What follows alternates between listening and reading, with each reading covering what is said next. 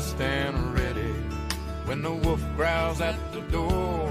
Hey, I'm solid, hey, I'm steady, hey, I'm true down to the core. And I will always do my duty, no matter what the price. I've counted up the cost, I know the sacrifice.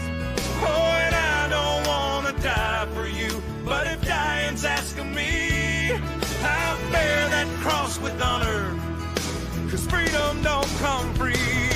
I'm an American soldier, an American. Beside my brothers and my sisters, I will proudly take a stand. When liberty's in jeopardy, I will always do what's right.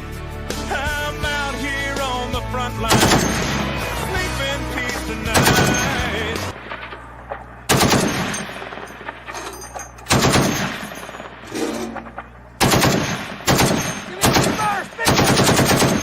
An American soldier. American girls and American guys, we'll always stand up and salute. We'll always recognize when we see your glory flying.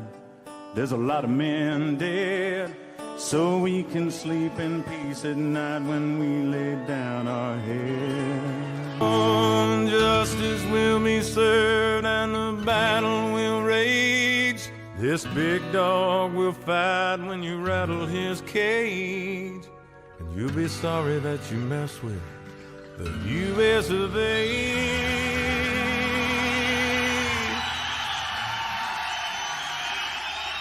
'Cause we'll put a boot in your ass, it's the American way. Hey, Uncle Sam, put your name at the top of his list. And the Statue of Liberty started shaking her fist. And the eagle will fly, and it's gonna be hell when you hear Mother Freedom start ringing her bell. And it'll feel like the whole wide world is raining down on you.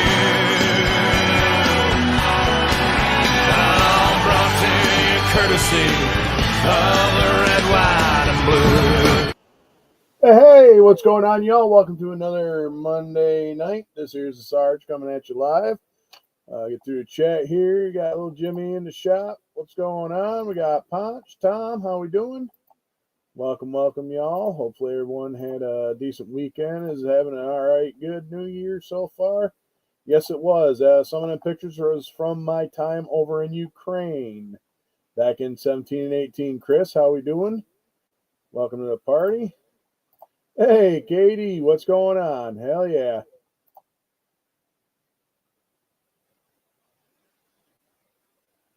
Well, hey, it's still early in the year. So, anyway, I want to thank everybody for coming out, hanging out here on a Monday. This is, I believe, the first live. All right. Actually, you know what? I could do it that way. I want to thank everybody, my old subscribers, new subscribers, friends, family, fellow veterans, first responders, everybody for doing what you guys do, keeping our ass safe every day. The hard-working men and women out there who keep this beautiful country running. So we're going to pour our shot and do that for those. And hopefully tonight's not going to be too bad of a night. Nice, nice. And if y'all ain't subscribed to each other, go ahead and subscribe to each other. You know, if you want to, you don't have to, but as like they said, subscribing is free. Like and like. So exactly. Well, this particular homemade apple pie moonshine that I got from a buddy of mine. So I just put it in my old. I just put it in an old Jack Daniel's bottle. And it's good. So anyway, so Donnie, what's going on, buddy? Welcome to the party. We're here because we're not all there. Hey, TW, what's going on? All right, so here's to all those who never made it home, the ones who are still out there kicking ass every single day, and the ones who are going to defend us in the future. Here's to you. Salute.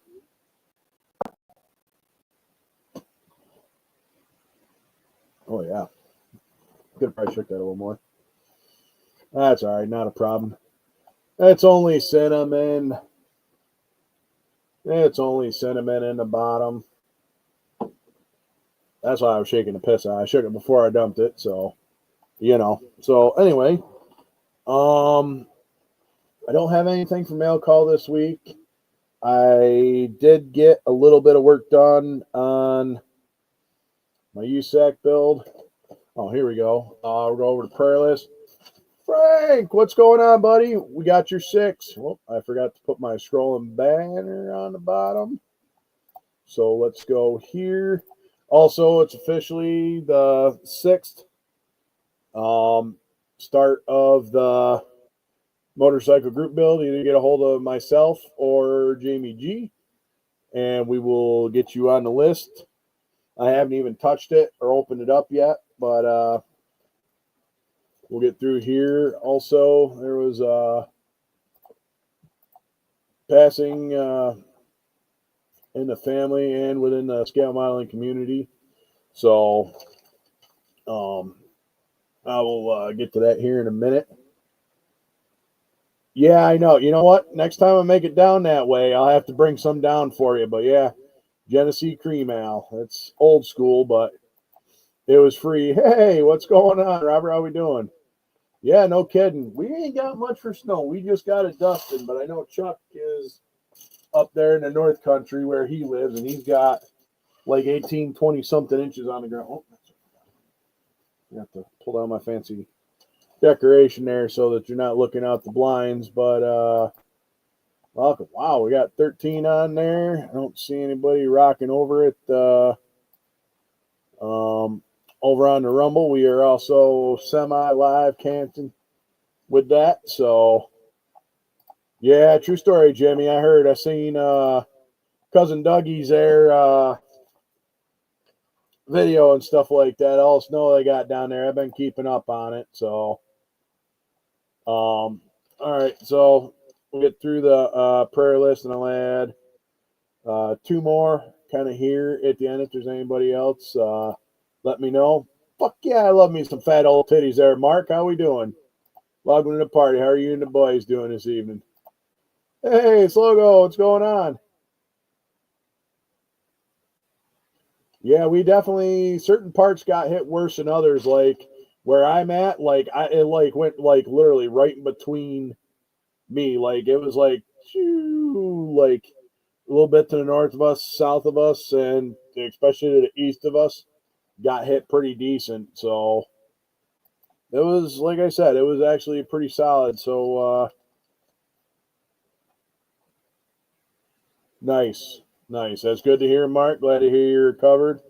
And keeping you in, thoughts, prayers, and shit like that down there. Yeah, it is true, Frank. That's it. Well, before we get into that, it's like, what do you call a fat chick with tattoos, right? You get shade in the summer, warmth in the winter, and a moving picture all year round.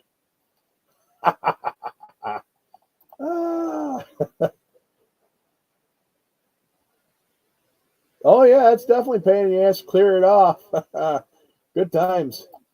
I mean, it's actually all down there, but yeah, it's definitely, we got cold temperatures. Right now it's 15 degrees above up here. That's right. But mine are the best, and I got propellers to go on mine. I got the proof in the picture, so I like to look good. Hell yeah, you can still buy it over the counter. Shit yeah. All right, so I'm gonna go through, read the list here. Any additions, subtractions? There's gonna be 2 that's gonna be added on here, and I'll go over a little bit of what. Yeah, I'll get there and stuff like that. True story. Just mount some speakers in there. There you go. You got a set of nice headphones. So anyway, we got Big Charlie, Brian over at Got Fuels, the Batsons, Mark and Amanda Batson, Miguel's mother-in-law. We got Gary Tannick over there. Let's see. We got Marcy's father, Sean Wilkins' wife and family. Hey, what's going on, Jay? What's going on, Leon? How we doing? Welcome to the party. We be here because we're not all there. Ooh, there you go. That's cold. That's them cold temperatures down there, especially in Georgia, Chris. They ain't shitting. That's so anyway, let's see. Carry on. We got Ernest's mother and Kat, as in like Kat, Ernest's wife. Lewis and Andrew and his family over at Project O. Mr. Tim Phillipson and his family. My broski Turs doing pretty good. I finally got in touch with him. And I'll touch a little bit more base on that as we get a little closer here. Let's see. We got CB and his family, Jonathan's 2 cousins. We also have Chuck as styrene bender, his father and his niece.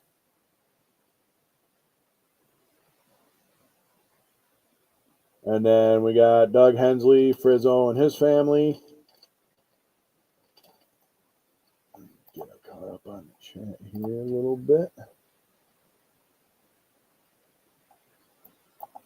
All right. And then these are some of the guys I ride with CVMA guys. We got Mrs. Ski, Rob, a.k.a. Lucky, Sidecar Bob, Sarge, a.k.a. Fred Carey, Ozzy, Bandit's wife, and then we've also got Mr. James Morris. I haven't heard from him in a while. I need to give him a call and see how he's doing. Steve Stenard, Steve over at Small Scale Adventure RC. He's doing all right. He's starting to pull up out of a slump and stuff like that, but he's holding his own. Mr. Edward Leonard and his family. Let's see. Then we got Mr. Tim Nolan with his daughter. And then Becky has skin cancer. That's believe Donnie Griffin's niece, daughter. I can't remember. I know Donnie Griffin is also on here. He's gotten good news last time he was in, so that's awesome. Terry at Model Body Car Shop. Craig, his mother at D Factory Rat. Then we got Rhonda Wiggins. Jay Hart over at Jay Hart Model Works. Oh, yeah. Don't do too bad there, Slogo. It does all right. Last week we covered Jimmy Carter, and then there was a Mr. Wayne, and then a Mr. Keon DeGratte. That was something that was going on. While I'm thinking about it, let me change pages here quick because I've got to add something. Also want to let everybody know that there was a passing within the scale modeling community, aka Tiz, 2AHD Cat. I will post his link here. Man, you're busy, Frank. I will post his link. Oh, I should have already had it pulled up. Duh. I'll post his link. Unfortunately, passed a couple days ago, so come on.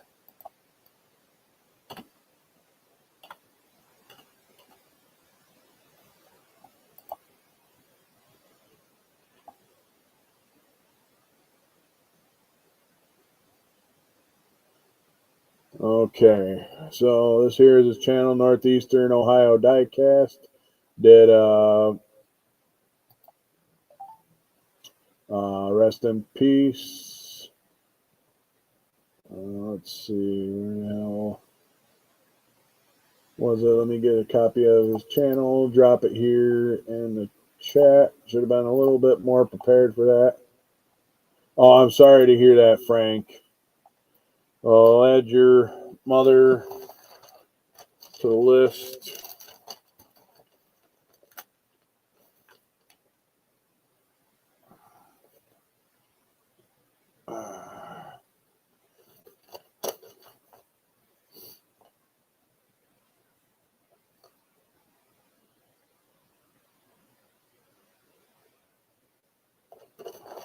All right, so let's add Frank's mother to the list. I will drop Kat's in there. I just dropped it in there for those y'all who know. Yeah, tis past. I just found out about it. Actually, Big Charlie texted me this morning about it. Yeah, that Camaro looks badass there, Jay. All right. Ooh, hell yeah.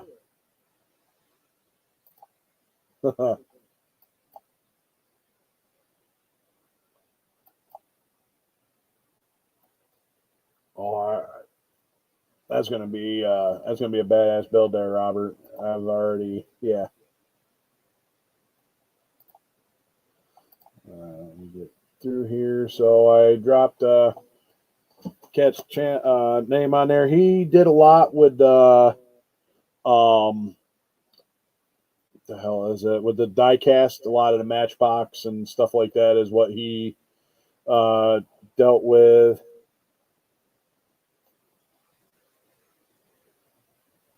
All right, and so we got that, and also Teresa's father had also passed on Thursday as well. So, hey, what's going on, Rick? How we doing?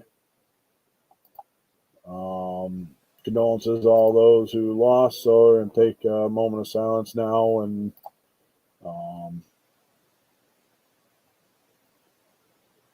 send some prayers out, or however you decide to do that. So we'll get to that. Take a moment of silence, say a prayer, and we'll get on with it.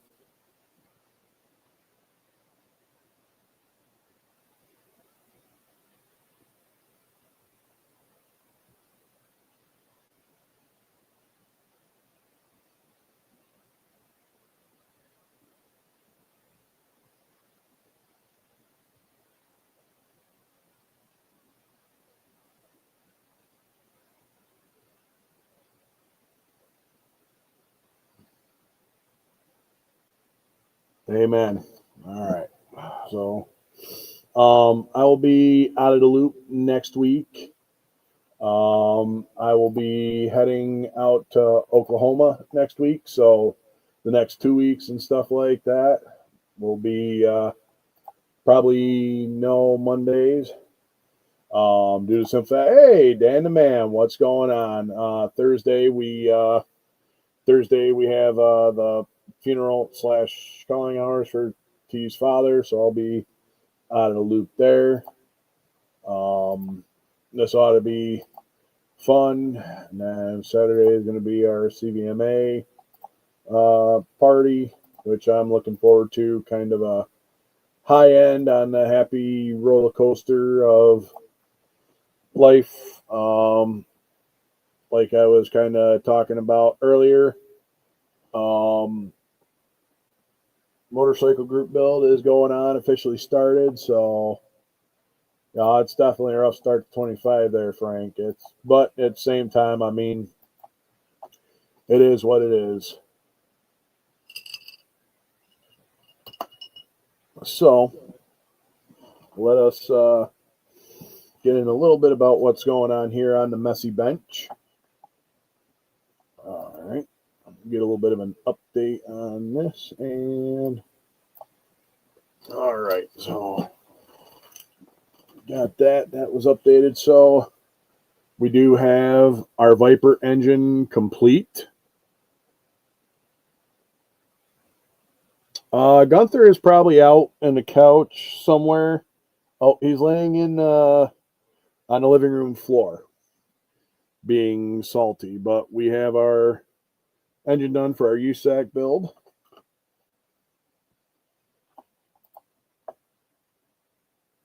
That's all right. It's all good. Take your time. No rush, Jay.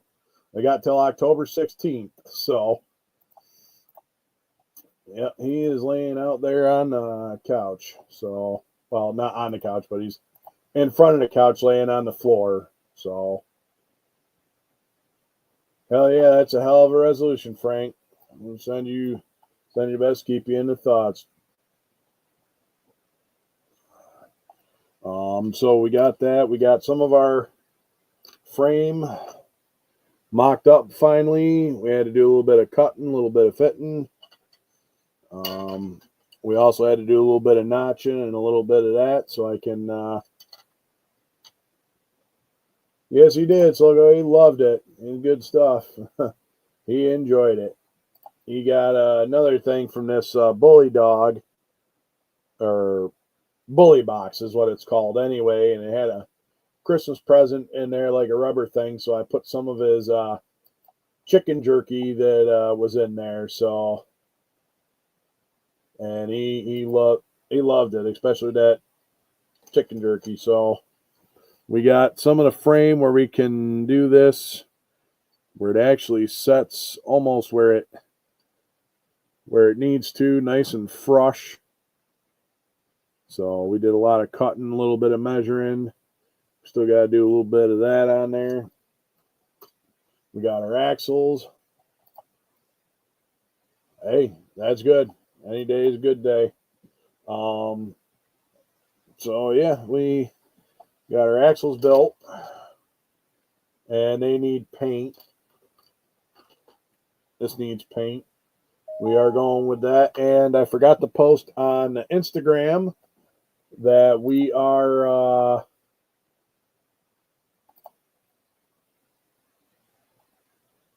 going to be painting it. Let's see, I dropped Cat's channel in there. So,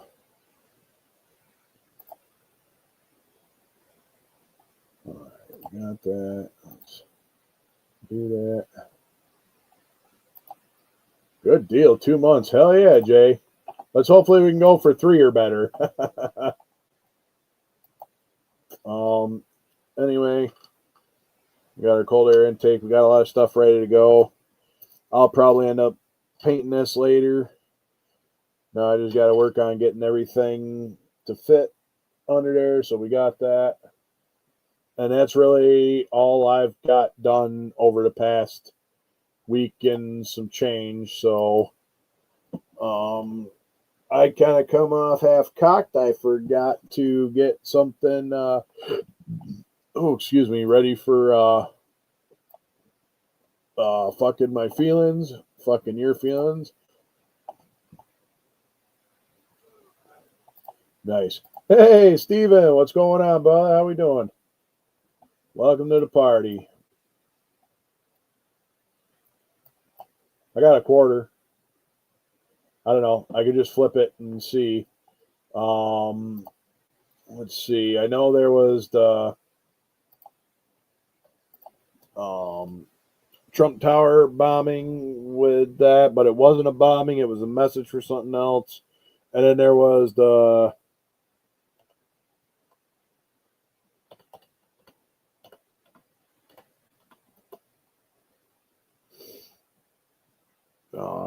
was it?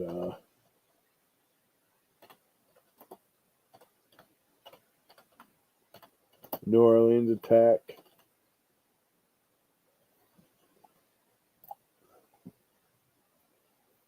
The Bourbon Street attack. I didn't have anything pulled off for that, so I was going to, and I ain't got around to it, so I can.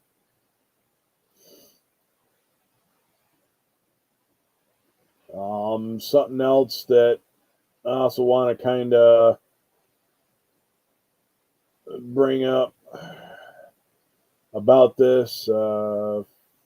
Which way do we want to go? Who do I want to? Bourbon Street attack. Who do I want to use? Let's see. I want to use ABC. Or do I want to use AP News? Let's see. Oh, the Guardian. I don't know if I really want to use the Guardian, but we've got yeah. That's you see. Oh, you see what's on the bottle? Yeah, this is good stuff, Frank. This is good stuff. That's true, Potch. It's only going to get worse before it gets better. Hey, Mr. Henry Sanchez, what is going on? Welcome to the party. Yeah, he'll definitely get inaugurated, but at what cost? There's already a lot of shit going on, but so I know there's also this other guy, Sean Ryan, who I know there was a little bit of that. Like I said, I might just end up. Hey, what's going on, Woody's Garage? How we doing? Welcome. Been a long time since I've seen you. How you been? Nice. That is a great start to a new year. Fuck yeah. That's not a fuck your feelings. That's a hooray for Canada. That's what I'm talking about. Fuck yeah. Oh, man. I come off like half-cocked. All right. Let me pull up something on that. Let's see. Let's also do the... let's see. We got that. Then we got...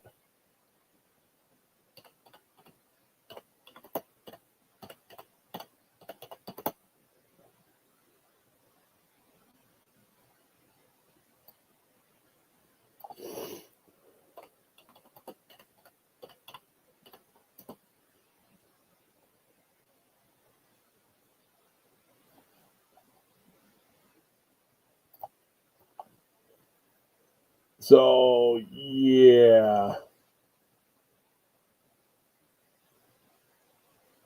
All right, let me see what we got. Let's see. Oh, shit. Well, maybe we might forego that.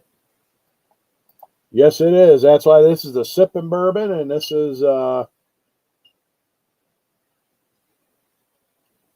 that's why it's a sipping bourbon. All right. Let us start here.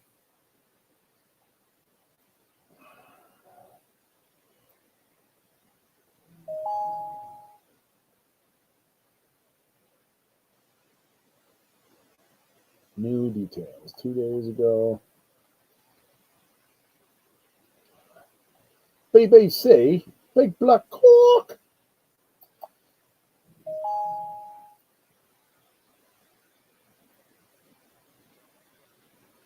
Oh, I guess let's...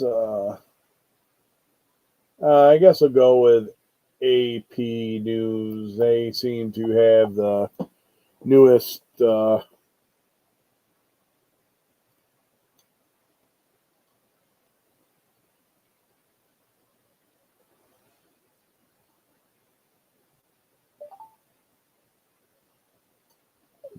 All right, let's see. We got that. Let's go over here. Let's change cameras and go this way. Oh, good versus evil, plain as day. Definitely right. Canada's always having a party. Amen. I'm hoping you guys definitely get out of there and keep on coming back. We're definitely rooting for you down here. So, all right, we are going to touch on the Fuck Your Feelings segment.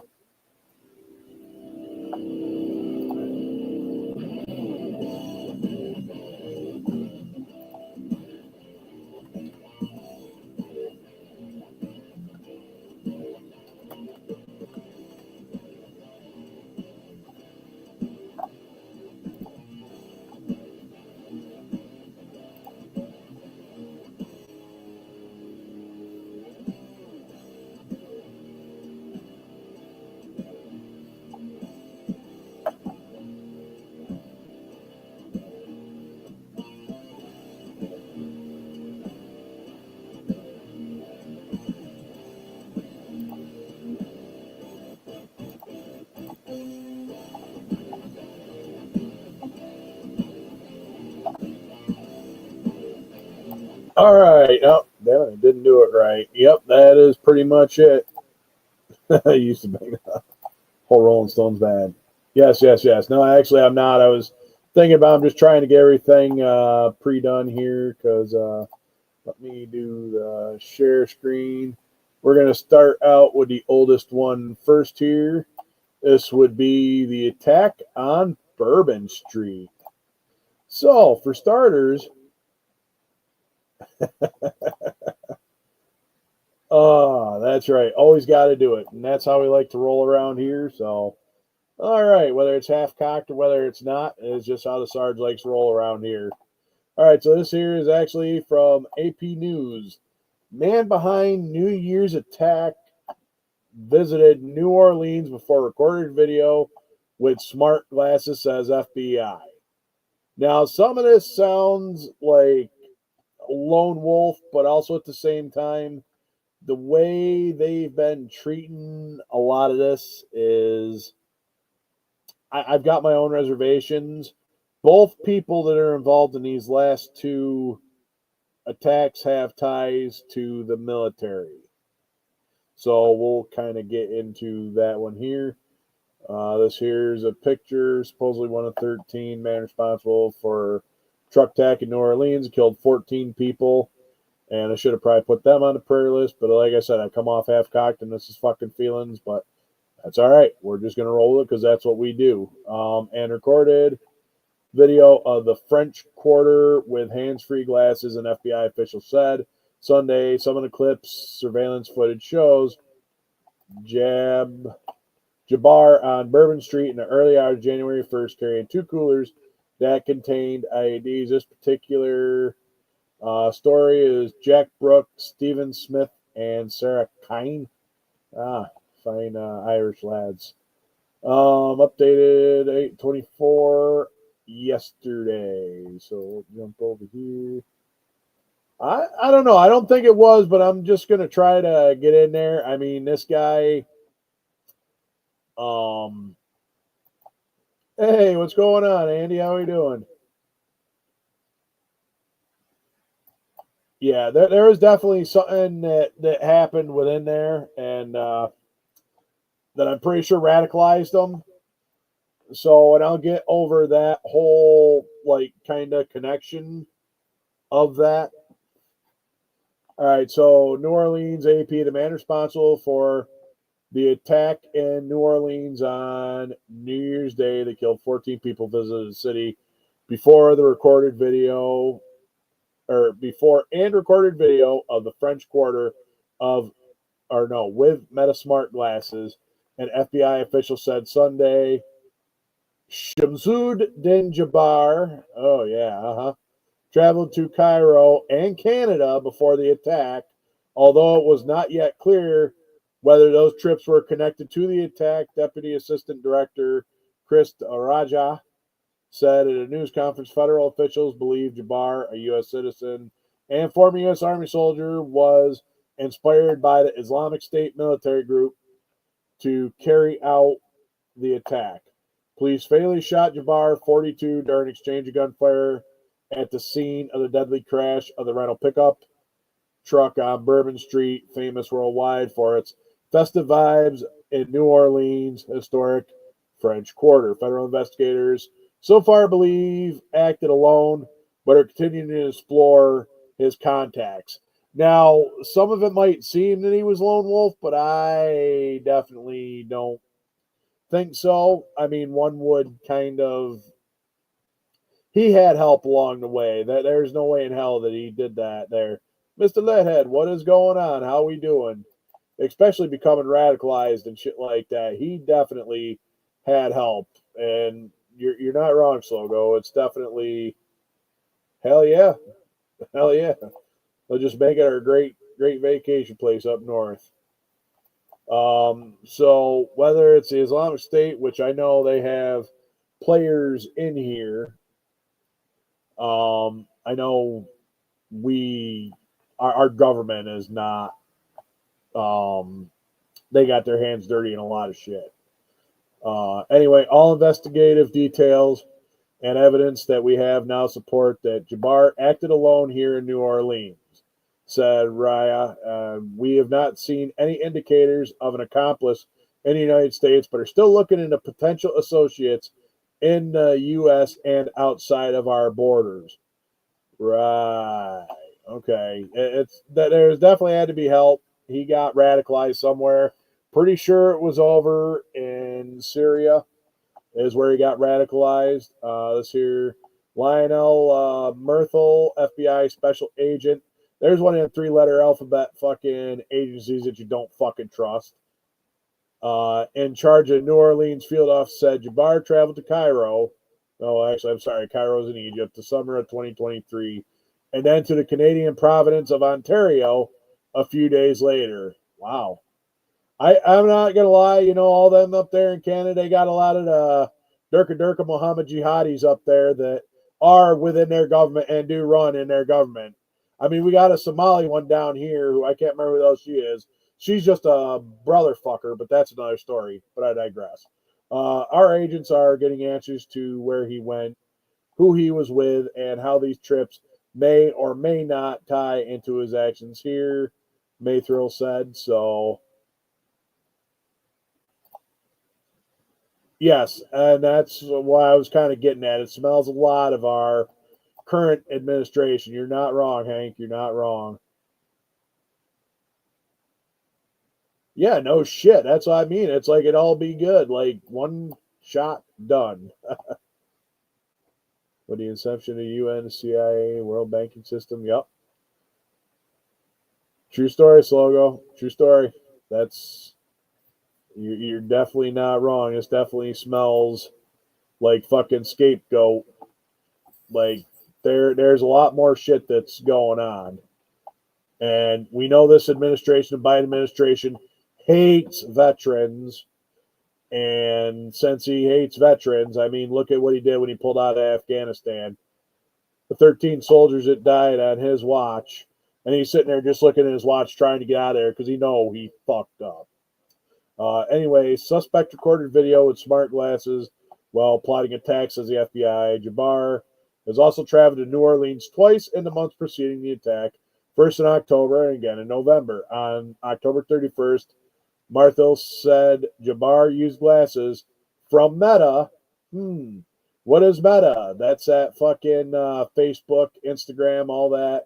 Parent company of Facebook, to record video as he rode through the French Quarter on a bicycle as he plotted his horrendous attack. He said Jabbar was also in New Orleans on November 10th. He also wore the glasses capable of live streaming during the attack, but Mayhill said Jabbar did not activate them. Yeah, something about that doesn't seem right, but at the same time, there's your spy gear. You're capable of live streaming using them fancy Meta glasses. Right. It smells to me like there's something shitty in the pile.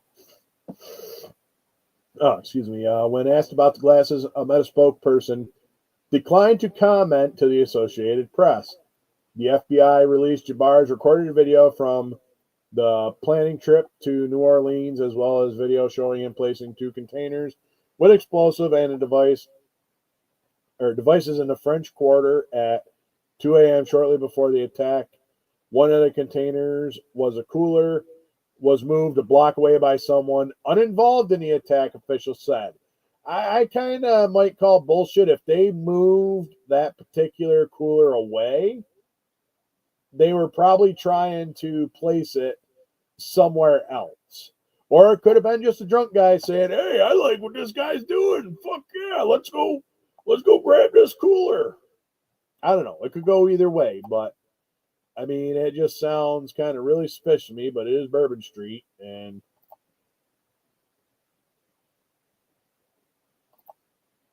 yep. That wouldn't surprise me. That's like most fails and stuff like that. So that's probably why they didn't actually go off, is because he actually hit the trigger, man. I could see that, Ponch. I could definitely see that. Joshua Jackson, New Orleans special agent in charge, said Jabbar privately purchased a semi-automatic rifle on November 19th, an individual in a legal transaction in Arlington, Texas, which ain't bad. I mean, hey, I'm all for the Second Amendment. So this was a chance encounter. Jackson said there is no way this individual knew that Jabbar was radicalized or had any sort of awareness that this attack was imminent.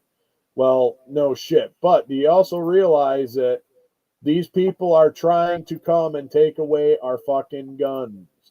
They're going to use this. Notice how they worded that. Oh, well, I didn't know he was going to do that. They're pushing some sort of sketchy fucking gun grab shit just by doing this. There's a lot of shit that they are trying to keep our mind off of. Oh, hell yeah. That's pretty awesome there, Jay. Fuck yeah. Get some 112 Camaros. Let's see. Security, a prime concern ahead of other major events. Police have used vehicles to barricade block traffic at Bourbon and Canal Streets since other law enforcement agencies helped city officers provide extra security. Reese Harper, a New Orleans police officer or police spokesman.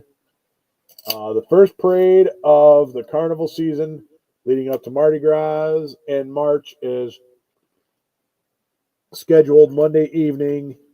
New Orleans will host the Super Bowl on February 9th. In a previous effort to protect French Quarter, the city installed steel columns known as bollards to restrict vehicle access to Bourbon Street.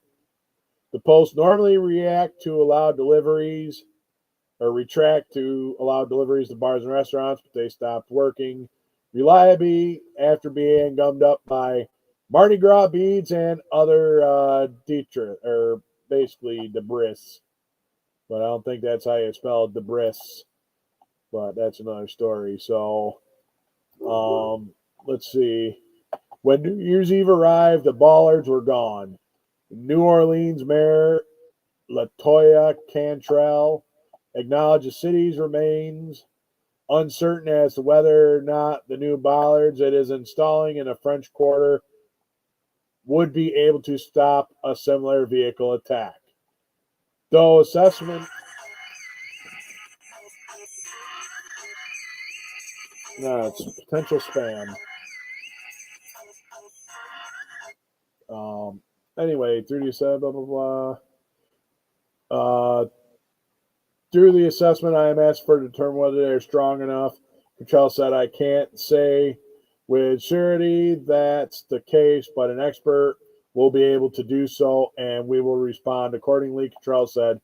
She requested a Homeland Security upgrade Mardi Gras to the highest special event assessment rating to receive more federal funding for security and risk assessment. I don't know. They're probably trying to get more government money, which their shit didn't work. Well, if they wouldn't clogged all their shit up with the fucking Mardi Gras beads, shit probably would have worked. Or the dry shit or the piss from just being a fucking hooligan down there, but that's neither here nor there. All right, President Joe Biden planned to travel to New Orleans with the First Lady, Jill Biden, Monday to grieve with the families and community members impacted by the tragic attack. Basically, he's going down there to see how and where he failed to get his alphabet agencies under control. After signing the Social Security's Fairness Act, Biden was asked Sunday by a journalist what his message would be to the families he will meet. He responded, "I've been there. There's nothing you can really say to somebody that just had such a tragic loss. My message is going to be personal if I get to get them alone." Okay. The two explosive devices that Jabbar had placed were recovered by federal officials. Undetonated ATF special agent in charge, Joshua Jackson, credited New Orleans police for responding quickly before the devices could be set off. He said both were equipped with receivers and transmitters. Was recovered in Jabbar's truck. So Jabbar, let me see what do we got. Jabbar exited the crashed truck wearing a ballistic vest, helmet, and fired at police, wounding at least 2 officers before he was fatally shot. Bomb-making materials were found at Jabbar's home. Jackson said Jabbar appeared to have used chemical compound, uses RDX, which he said is commonly available in the U.S. He said his field test found RDX at Jabbar's Houston home, and they are conducting further tests on similar materials found at the New Orleans rental home. Jabbar tried to burn down the rental home by setting a small fire in a hallway, but the flames went out before the firefighters arrived. So, dude sucks as an arsonist and a suicide bomber. But that's neither here nor there. Trying to blow that shit up. Plus, this is also in Texas. There was a Hassad guy. I can't remember, Hussein. Fucking dude who grenaded a bunch of his fellow soldiers, Islamic guy, fucking major, grenaded a bunch of fucking soldiers in a tent, committed fratricide, was out of Texas. I wonder if he's part of the same group, but that's neither here nor there. So, all right. Anyway, suspect claims support for Islamic State group. Jabbar pronounced support for Islamic militant group. An online video was posted hours before he struck. It was the deadliest IS-inspired assault on U.S. soil in years, laying bare what federal officials have warned in a resurgent international terrorism threat. Well, that's because our borders are open. They're asking everybody to fucking come in. I mean, it's just like, how many of these fucking guys we got in here? But I digress. Let me get out here. Homeland Security Secretary Alejandro Mayorkas, that dude's a fucking traitor, needs a rot in prison. Told ABC this week with George Stephanopoulos, that dude's a fucking cock. That the country faces not only the persistent threat of foreign terrorism, but a significant increase in what we term homegrown violence extreme in recent years. Yeah, about that. But I'll also kind of touch back on that here in a minute. Holy shit, I can't believe it. Well, that's all right. We'll just keep going. The attack has prompted security concerns elsewhere in the nation in California.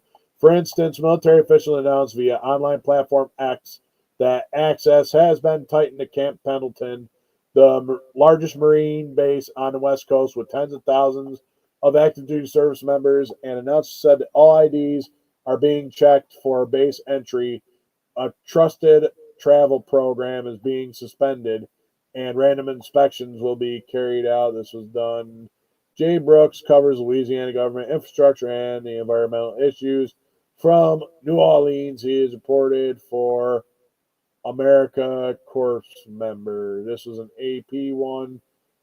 So this right here sounds definitely not what the hell do they call it?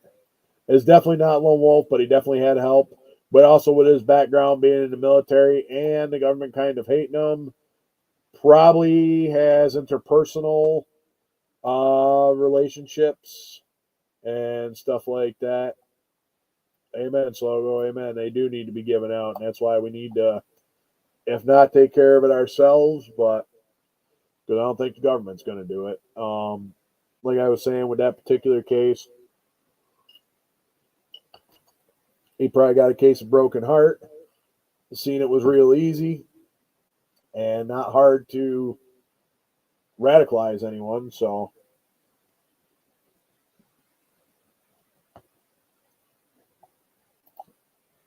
That's right. I agree. Start with Fauci, Gates, and everyone else. Like I said, fucking traitors. Now on to the next story. This one is from Fox News. Let me get the share screen up. So this one is from no. All right, so we're not going to go with the Fox News one because I'm not disabling my ad blocker, so you can suck a fat baby's cock. All right, let's pull this one up. All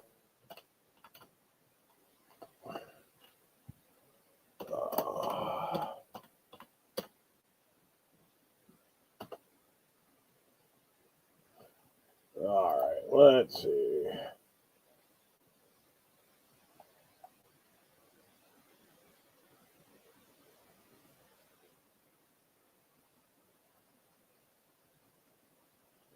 Oh, let's actually go with a fucking. Let's go with NPR. This is a nice left-wing liberal fucking paper. Let's do these guys. We'll do these guys.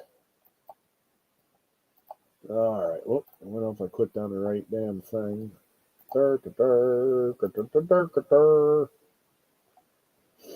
All right. Let's go to NPR, the most left-wing, I wouldn't say communist, but close enough.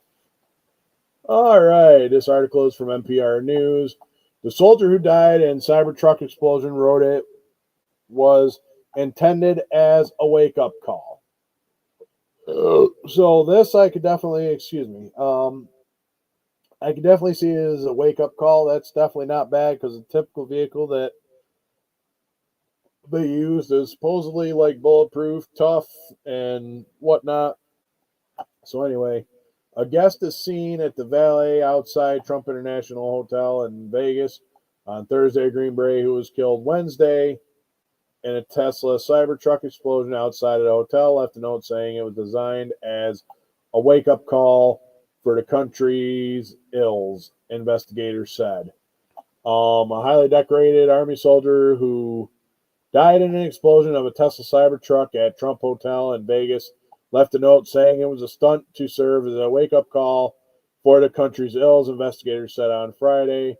Matthew Lizzleberger, a 37-year-old Green Beret from Colorado Springs, Colorado, also wrote in a note that he needed to cleanse my mind of the lives lost, of the people he knew, and the burden of the lives that he took. PTSD is a bitch. Sometimes there's shit that you do in combat and you deal with the long-lasting effects. It doesn't necessarily have to be combat, but a lot of it is combat-related. Little'sburger apparently harbored no ill will toward President-elect Donald Trump, Clark County Sheriff official said. Although this incident is more public and more sensational than usual, it ultimately appears to be a tragic case of suicide involving a heavily decorated combat veteran who was struggling with PTSD and other issues, FBI agent in charge Spencer Evans said at a news conference. Now, I'm also going to link to Terrence Popp of the Redunculus Army, who deals a lot with this. I'm going to leave a link in page. Go check his channel out. He's got a lot, and he covers a lot of red pill content, as well as him being in the Army 30 years and also being in Rangers group, or being a Ranger. He knows quite a bit when it comes to that. So I'll link his channel here in a minute. The explosion caused minor injuries to 7 people, but virtually no damage to the hotel. This was not a terror attack. It was a wake-up call, Little'sburger wrote. Now, I don't know this guy. I mean, I'm just kind of going off what it is.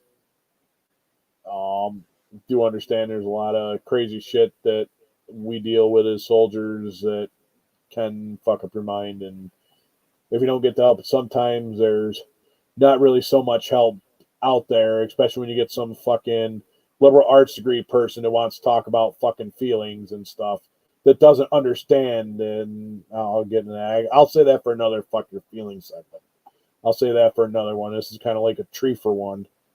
We're still actually not doing bad on time. We're still under an hour. So anyway, this was not a terrorist attack. It was a wake-up call. Americans only pay attention to spectacles and violence, which is true. I mean, we do. It's like what sells, as sad as that sounds. What a better way to get my point across than a stunt with fireworks and explosive, Levelbergers wrote in a letter found by authorities who released only excerpts from it. I wonder why they didn't actually release the whole thing, but notice how quick that fucking manifesto come out? Yeah, I got my own kind of ideas on that as well. This definitely sounds like he had help. Or there's something going on there. So, let's see. All right, so investigators identified a Tesla driver who was burned beyond recognition as Levelsberger by a tattoo and by comparing DNA from relatives. The cause of death was self-inflicted gunshot wound to the head, according to the coroner's official. Pentagon officials have declined to say whether Levelsberger may have been suffering from mental health issues, but say they have turned over his medical records to police. Now that whole thing, okay, supposedly it was a tattoo and comparing DNA for relatives. Now, if you are in the military or in the forces, they already have your DNA on file. They take that like right from day fucking one of you signing that, and it goes in the CODIS. They have your DNA on file. So I'm just gonna throw that out there. Pentagon officials, new details came in as investigators sought to determine Levelsberger's motive, including whether he sought to make a political point with the Tesla at the hotel bearing the president-elect's name. Tesla CEO Elon Musk has recently become a member of President-elect Trump's inner circle. Neither Trump nor Musk was in Vegas early Wednesday, the day of the explosion. Both had attended Trump's New Year's Eve party at his South Florida estate. Musk spent an estimated $250 million during the presidential campaign to support Trump, who named Musk the world's richest man, to co-lead a new effort to find ways to cut government's size and spending. So I'm going to tell you where to start. You can start up there at all the fucking congressmen and all them other fucking people and the fucking higher ups in that Capitol, White House, shit like that. Start cutting the fucking shit out of them. Start there. Start from the top and work your way down, not from this bottom up shit. And start cutting shit like fucking veteran benefits and other shit like that. I could say that for another fucking film. Jesus. All right, multifaceted tonight. Bear with me. I'm trying. Investigators suspect Levelsberger may have been planning a more damaging attack, but the steel-sided vehicles are much of the force from the crudely built explosive. Investigators said previously that Levelsberger shot himself in the head inside the Tesla Cybertruck, packed with fireworks just before it exploded outside Trump's International Hotel in Las Vegas on New Year's Day. It is not lost on us whether it's in front of the Trump building or that it's a Tesla vehicle, but we don't have information at that point. That definitely tells us or suggests it was because of particular ideology. Spencer Evans, a Las Vegas FBI special agent in charge, said Thursday at a news conference. Check over here, see what's going on. Hey, what's going on, Unfolding Joker? How we doing? Welcome to the party. We're here because we're not all there. Yeah, we're just covering a little bit of that Matt Levelsberger there, or got in a Tesla, shot himself. This definitely smells inside job, fucking CIA, but he could have, hell yeah, GSTY.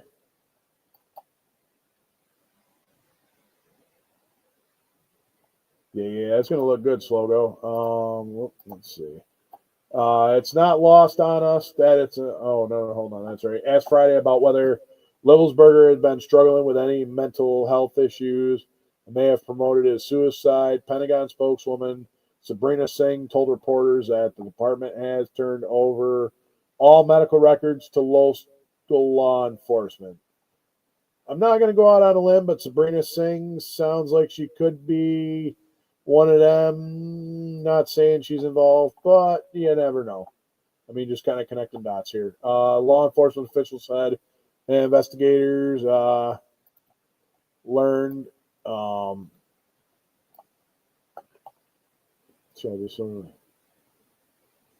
Learned through interviews that he may have gotten into a fight with his wife about relationship issues shortly before he rented a Tesla on Saturday and bought the guns. The official spoke on the conditions of anonymity. Anonymity, huh? Because they were not authorized to discuss the ongoing investigation. Sounds to me like somebody was leaking something to try and stir the shit pot a little bit. That's why they're speaking of anonymity. There's definitely a cover up, and it does involve the alphabet agencies, but at the same time, dealing with an ex-wife, or basically dealing with his wife about relationship issues. That's always something. Woman's not worth fucking painting your ceiling with your brains or ventilating your head. It's not worth it. No woman is fucking worth it. Unless you're a pedophile, and then, well, you can just get fed to a wood chipper. But I digress. Items found in the vehicle included weapons and fireworks. Authorities are still working to determine a motive amongst the charred items found inside the truck were a handgun at Livelsberger's feet, another firearm works, passport, military ID, credit cards, an iPhone, and a smartwatch, McKill says. Authorities said both guns were purchased legally. Well, yeah, they should have been purchased legally. So, like I said, why not? That's Livelsberger served in the Green Berets, highly trained special forces who worked to counter terrorism abroad and train partners.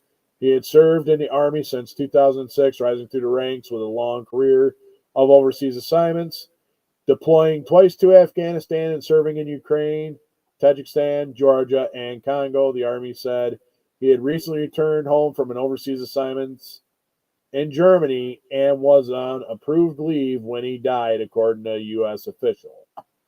He was awarded a total of 5 Bronze Stars, including one with a V device, for courage under fire, a combat infantry badge, and an Army Commendation Medal with valor.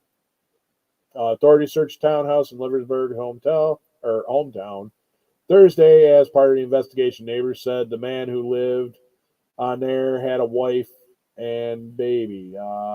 Cindy Hellwig, who lives diagonally across a narrow street separating homes, said she last saw the man she knew as Matthew about 2 weeks ago when he asked her if he could borrow a tool he needed to fix an SUV he was working on. He was a normal guy, said Hellwig, who said she last saw the wife and baby earlier this week. Let's go check in here. Hey, what's going on there, Kevin Smith? How we doing? Welcome to the party. All right, let me jump back over here to the story because it almost looks like we're close to the end here.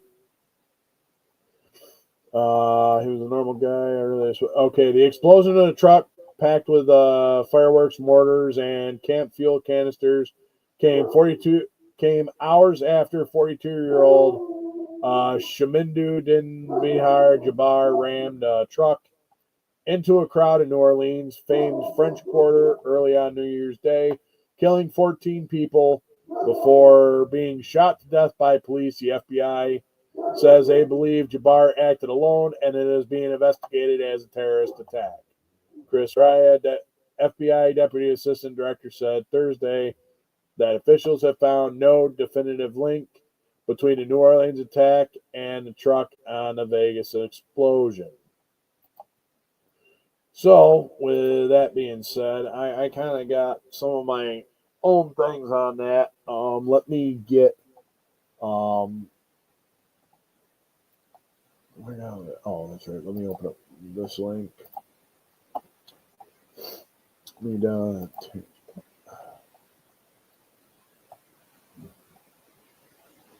Let's see.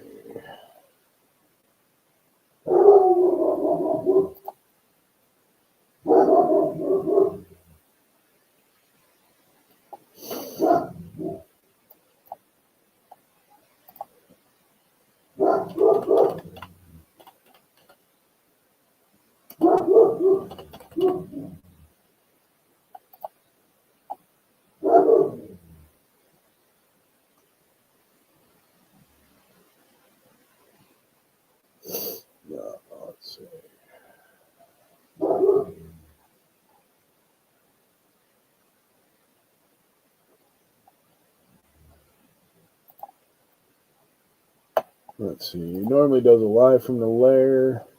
A couple other ones. I don't think they've actually covered this one yet. They may have touched on it, but they like to do a lot of research. Let me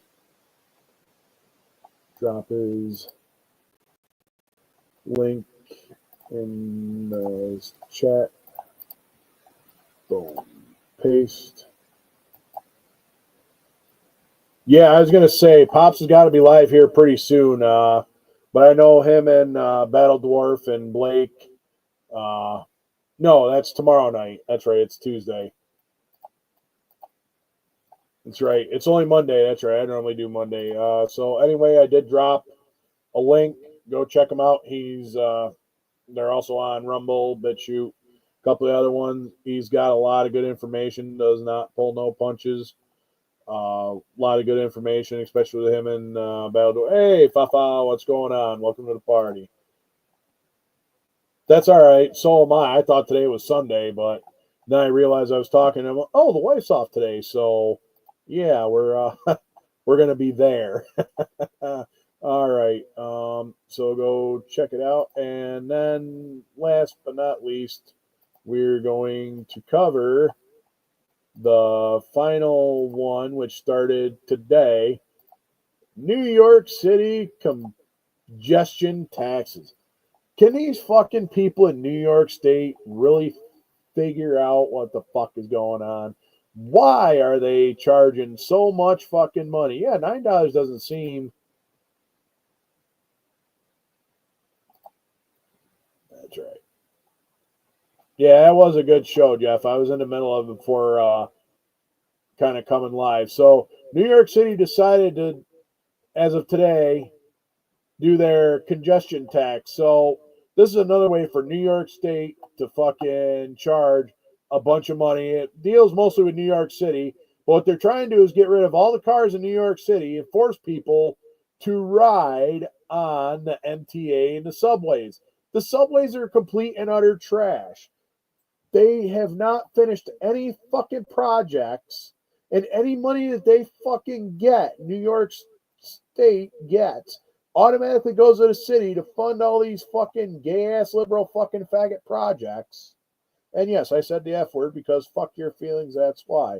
It's going to start off at $9. Before you know it, it's going to be up to $29.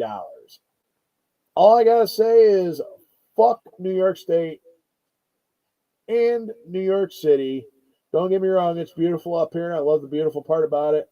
But fuck the politics. Fuck that cunt. Fuck that congestion tax. And fuck that malignant cunt. And there we go. So there's that. Basically bitching about you're not wrong. Oh, we try, Fafa. We try. Yep, New York City is definitely Babylon. So anyway, I will oh yeah, that was actually a total of 3 in there, Joker. So yeah. So what I'm gonna do is I'm gonna actually open it up. People want to come hang out. All right. Drop the link here. Yes, Salty Cracker is also a good one.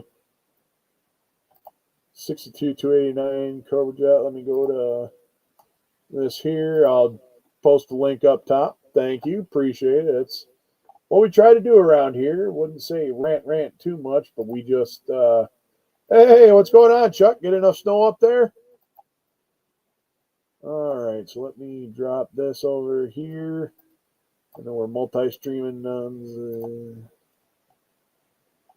All right, let me try this. All right, there we go. And then I should be able to pin this message.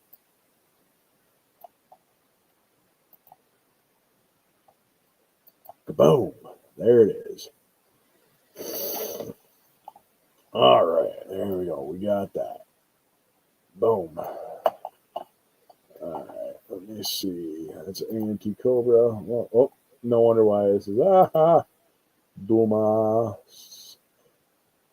It would help if I. All right, we did that. There it is. There it is. Okay, let me get the. Also dropped it on there, so. All right, I'm not doing that. But. All right. Welcome. Holy shit, we got 17 watching. What's going on, little Jim? How we doing? Oh, not bad. Working on an El Camino. I'm working on my USAC build. I'm trying to get the frame to fit right. There we go. Transition into that. Come out pretty good. Oh, yeah. Nice color. Yeah, I dropped the hood while it was wet, so I got it's stripping, and I got to put a new coat of paint on it, but that's okay. That's all right. That's cool. Shit, yeah. Put the coat of paint on there, and It only had one thin coat of paint, so it's probably done stripping now. I threw it in there yesterday. So nothing serious. The F-350 is still stripping. I think fuck that project, but whatever. It's gonna look good when it's done. yeah. Whoever's over there on the Rumble, if you want to jump in, all you gotta do is just click the link. But I at least got. Nice thing is, I'm gonna get the frame to actually lay halfway decent with this pan on the bottom here. I'll get this to lay on there right because I notched out, like I was showing earlier, a whole bunch so that I can get the contour right.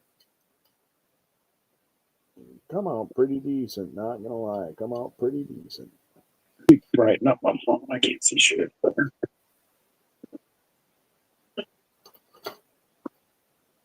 I gotta turn that off. My phone keeps like auto. It'll go from the brightness I have it back to super dark, and I can't see shit. I need to turn off that auto stuff.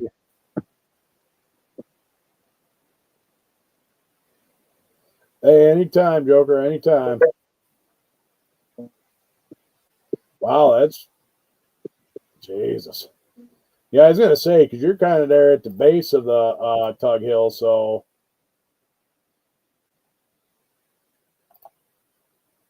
I got a lot of snow here. I was fun clearing my truck off. It was a thick sheet of ice and then snow all over it. I'm just glad I put a blanket over my windshield, so at least that was cleared.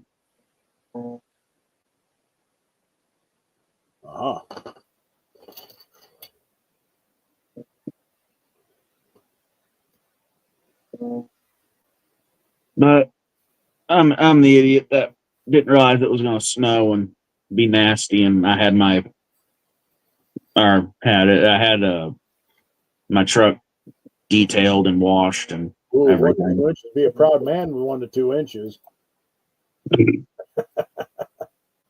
Yeah, I was gonna say Dan got a shit ton more.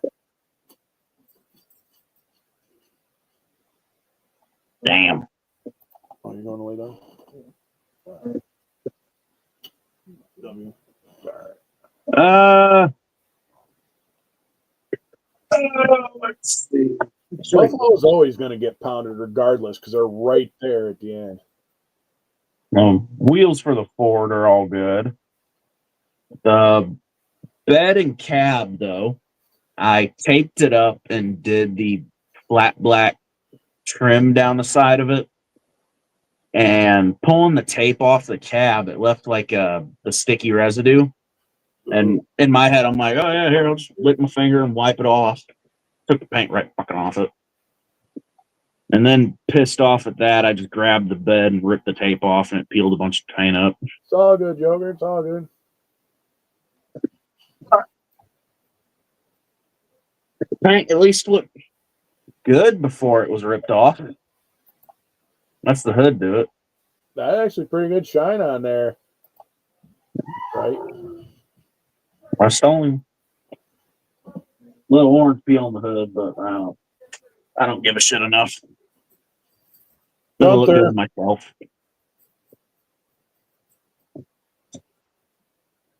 And then what I've got going now is the El Camino I just showed. And let me go grab the wheels for this El Camino.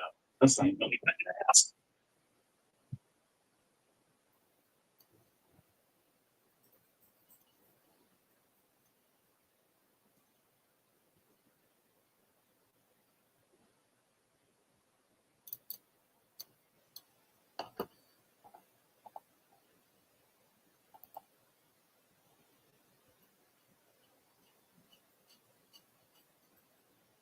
Oh, yeah, that one in Binghamton right there, Chuck. That's one in Binghamton. Or down there in the southern tier.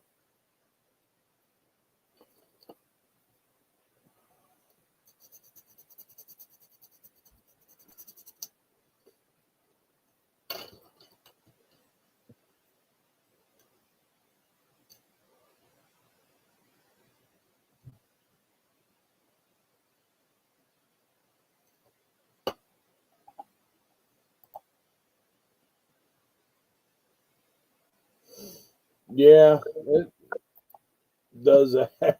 Especially the rattle can. Sometimes you get that. Hey, what's going on, Mark? How we doing? Hell yeah. Gotta make them Nerf guns look real. Get them all camouflaged. Hey, what's going on, Mark? How we doing? Oh, nice, Jimmy. That's what's going on the orange El Camino. Fuck yeah, I like that. Big full drive. And I've got paint all over me because, of course, the wheels weren't dry and I popped them into the tire. That's nice. Yeah, you get that on them big jobs. Yeah, man. Oh, and then the El Camino's got a 454 going in it. Out. He officially resigned. Thank God. Mm-hmm. Yep. Thank you. Yeah. And then I got a 454 going in the El Camino. So she'll haul ass. Well, yeah, definitely with a 454, and it'll definitely haul ass. Oh, well, sort of. The motor's out of that 70 heavy Chevy kit. Oh, okay. So it's a 70s gutless 454.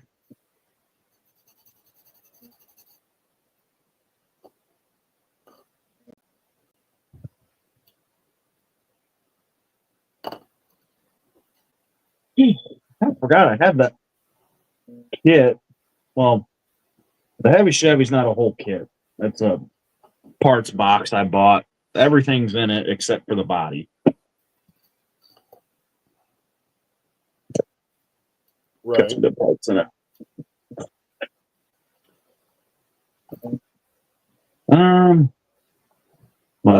Well, that means Trump would just be grabbing another pussy. That's all.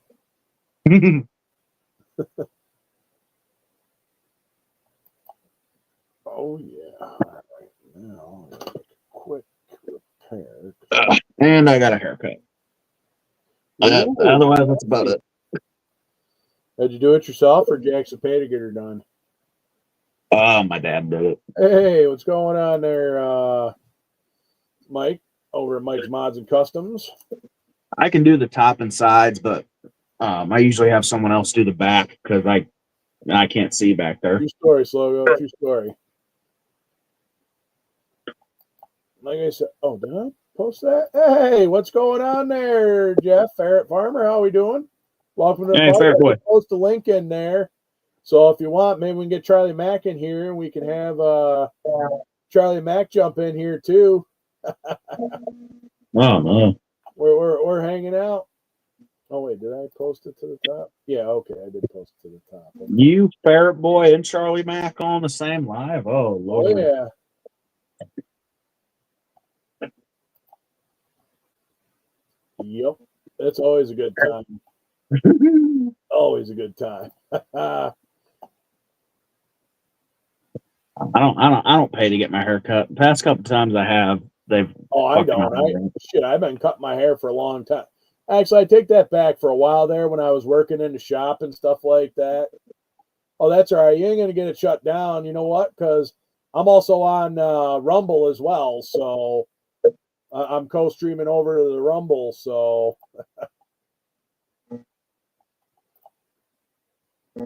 Oh, you know what? It is January 6th, so if they shut it down, we'll just storm YouTube headquarters. Right, exactly. Fuck Susan Wojcicki.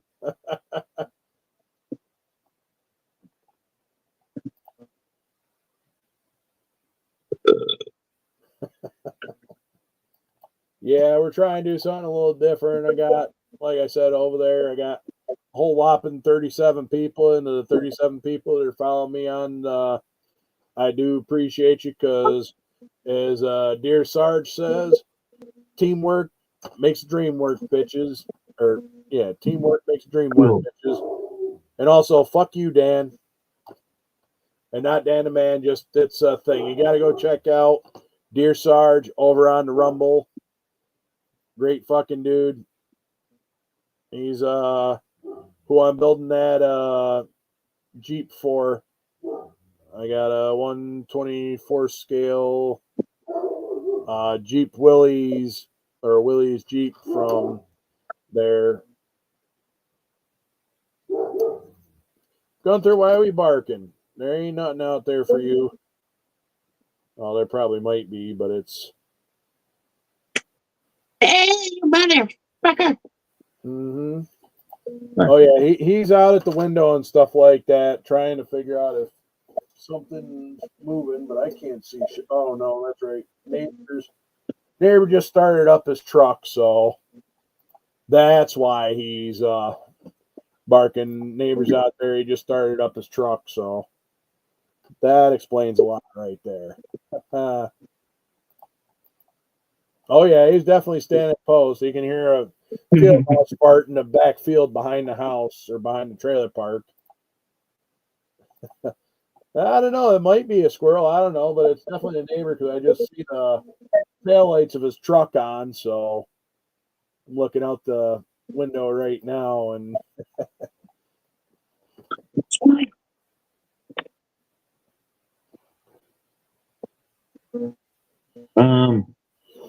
where was I at?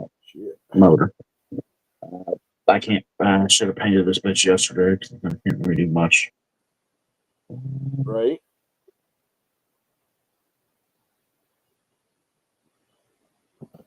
That I'm gonna end up starting another kit, but I really Hunter, hey, you want to come here and see if I can get you on camera? Or are you too busy watching Ray pull out of the driveway?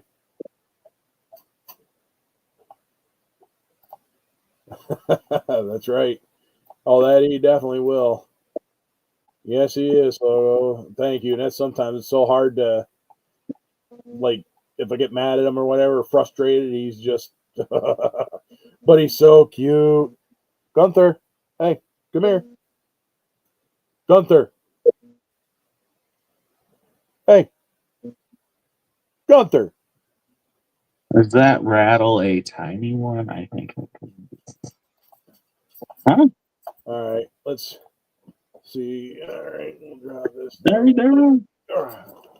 Gunther, come on. Come on. Come on, boy. Come on.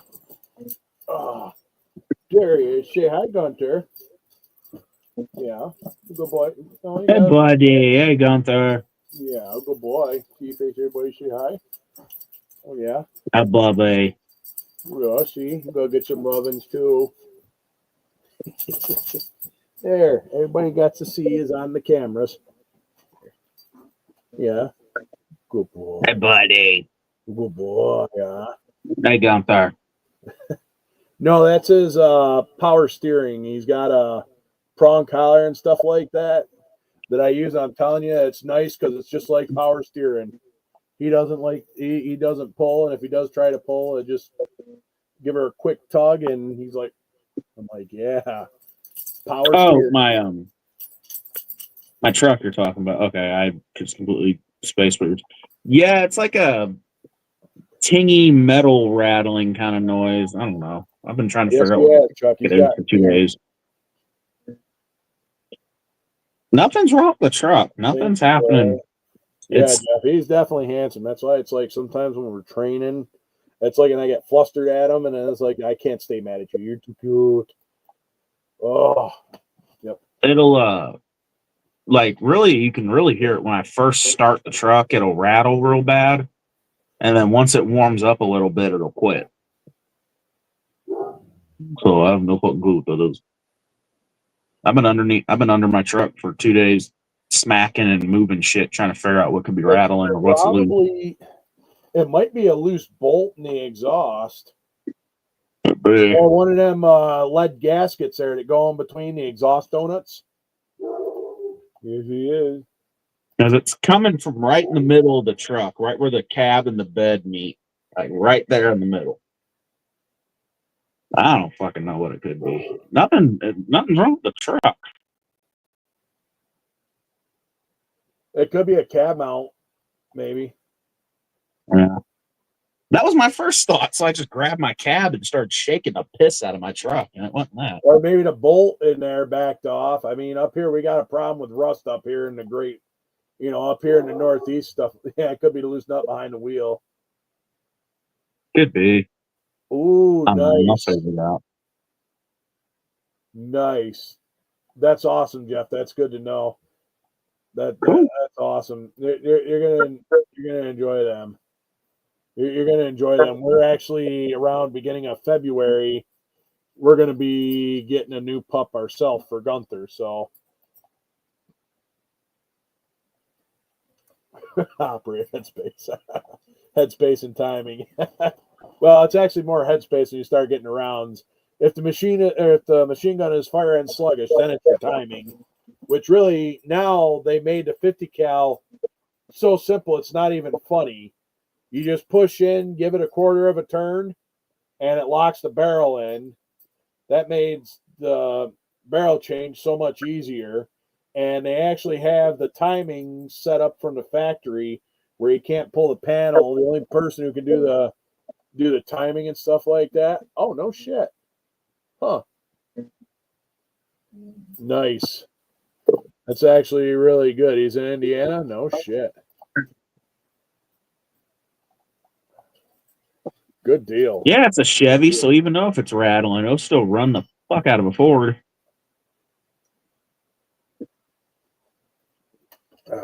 Yes. I was just glad because my first thought when I first started hearing it was it could be my rear end, which I was very scared something was wrong with my rear end.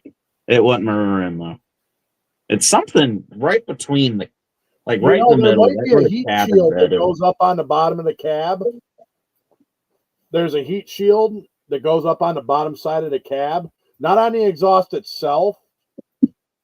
On the cab itself, it's I got one on my truck. It's aluminum and stuff like that.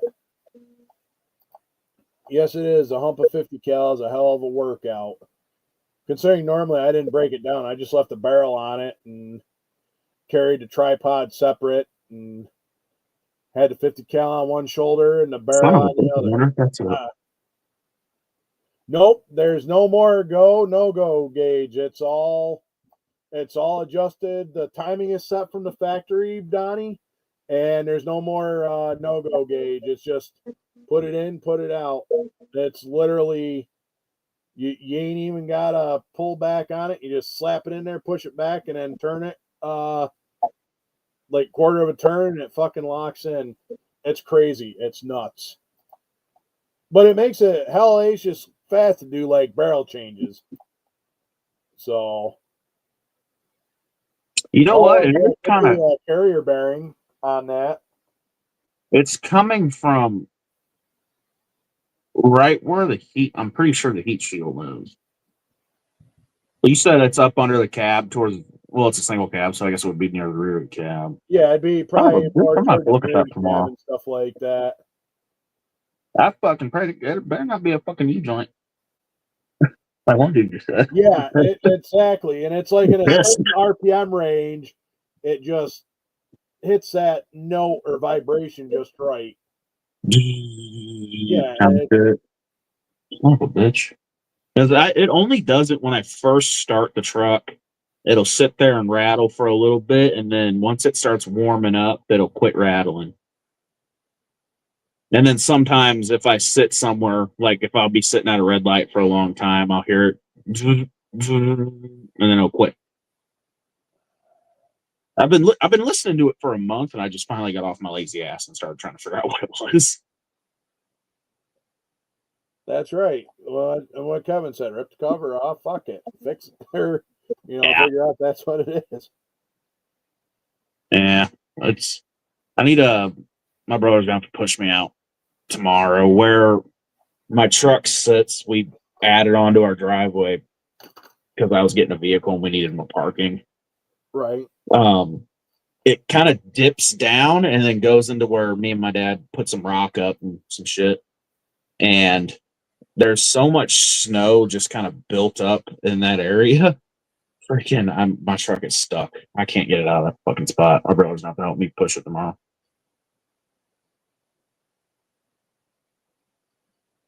Benefits of owning a 2-wheel drive in a fucking Midwest. Nothing wrong with that. Shit. Nah. Just throw some weight in the ass, throw some studded tires on it, call it a day. I've had 2-wheel drives. I didn't do. I haven't put any weight in the ass yet. I didn't know it was going to snow until That'll help. a few days ago. After I already had my truck washed and waxed and detailed. Lex on, Lex off. Yeah. Place down the road up here. You're with an oil change, you get a free wash, wax, just a free detail job with every oil change. Oh, that's pretty nice. Yeah, that's the only reason I go up there. I wouldn't want to wash my truck this time of year due to the simple fact. Yeah, exactly. Yep. It's probably exhaust related because it heats up, it spans and changes the noise. So yeah, I'll have to move it in the garage tomorrow so I can lay down and freaking I'll start check that shit. Or a heater core on a fucking 97 Pontiac Grand Prix. No, thank you. Don't even mention this fucker. I used to have one. Contortionist to get in there, I'll tell you that. My mom used to have one. Don't even mention that fucking thing. Wait, if you ever had to change a heater core on one, good times.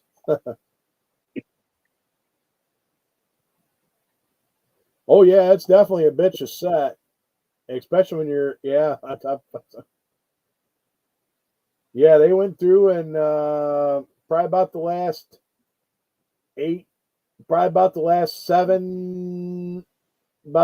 7 years, 7-8 years, they went through and upgraded to 50. They just retrofitted a bunch of them there, Donnie.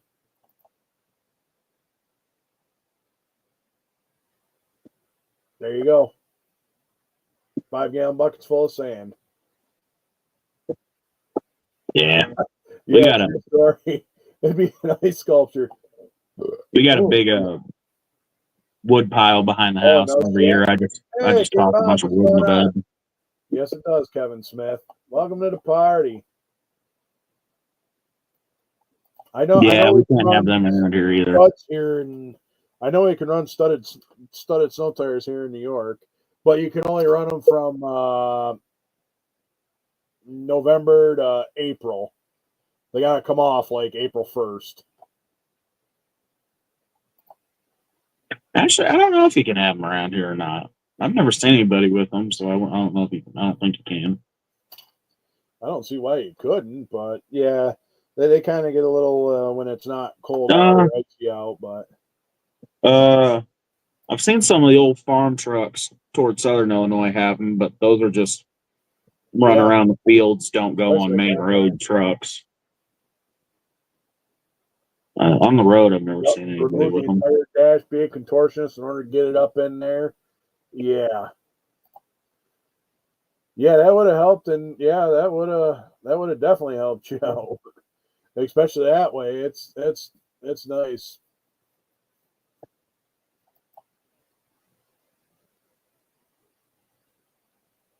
Yeah, that works good, but you know, is the only thing is, oh, if it freezes, it's not bad, but that's a lot of weight, especially if it freezes, and there you go. Yeah, like I said, we got a or it breaks open big on wood you. pile behind the house, just some old wood. Every year, I just toss a bunch of that and the shit in the back of my truck. But I just haven't. This year, I've neglected it. Maybe because I'm having too much fun sliding the ass end around everything.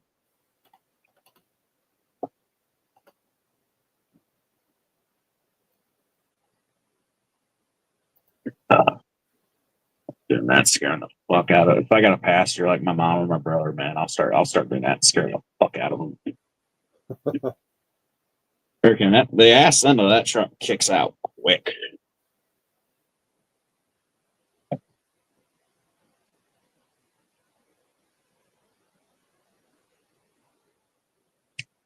Let me see if I can find a picture of the new one. Yeah, I like my little 3. One of the only rust-free 2000s body Silverados around here.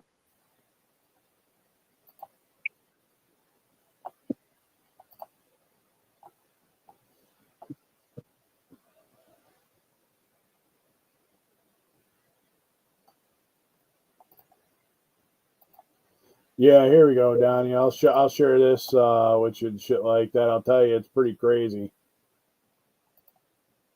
Create the Z.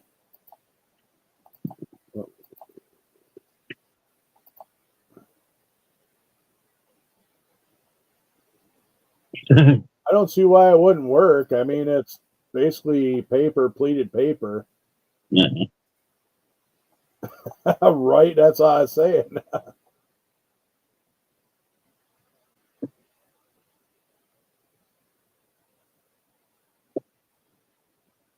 Okay, yeah, Perry Sound, North Bay. Yeah, north of where you are. Yeah, I was going to say, I'm pretty sure they're up there.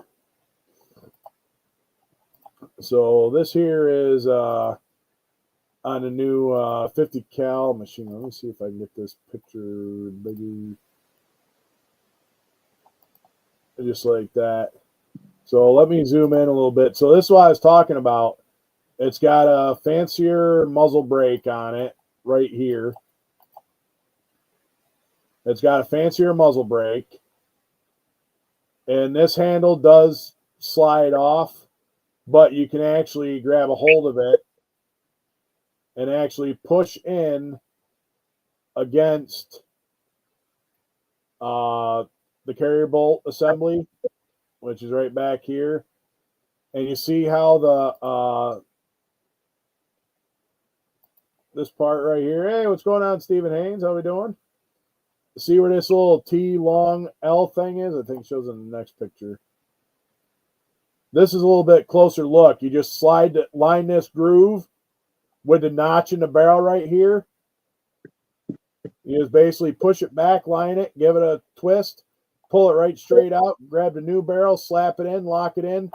Your headspace timing or your headspace is already done. It's already done. That's how quick the barrel change is. It's fucking nuts. Like, that's how easy it is to change a barrel out now.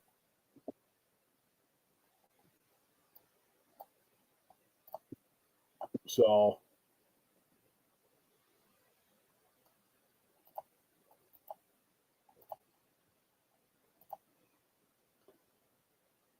yep, Korea. My grandfather was in Korea. He was part of the Skarwoth. special category Army with Air Force. That was in the 50s, though. That was in the 50s, though. 51, 52. I want to say bought a house in 54 when he came back.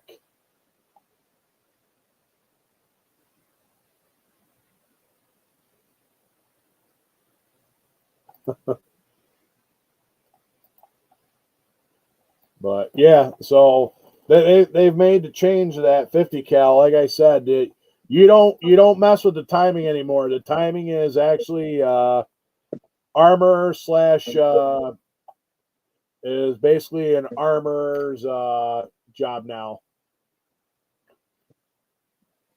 to adjust the timing. What the fuck is my phone charger? I don't know. It's fucking here somewhere. I heard it.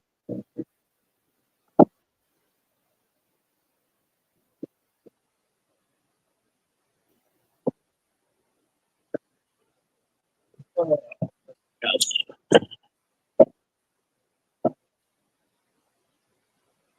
right, there we go. That makes it look all right. Now I gotta figure out.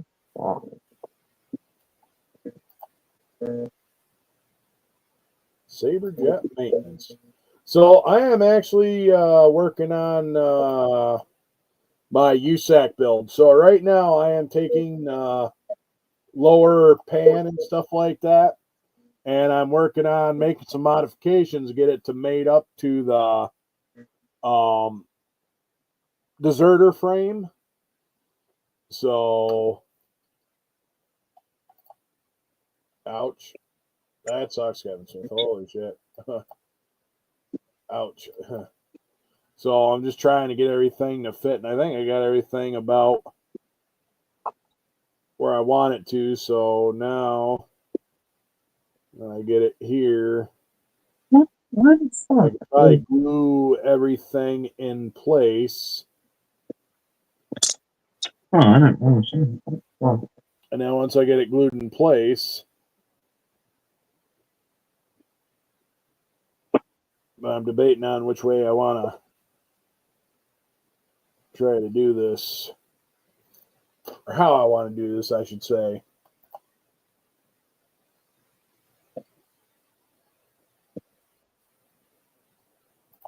Chuck, what's going on?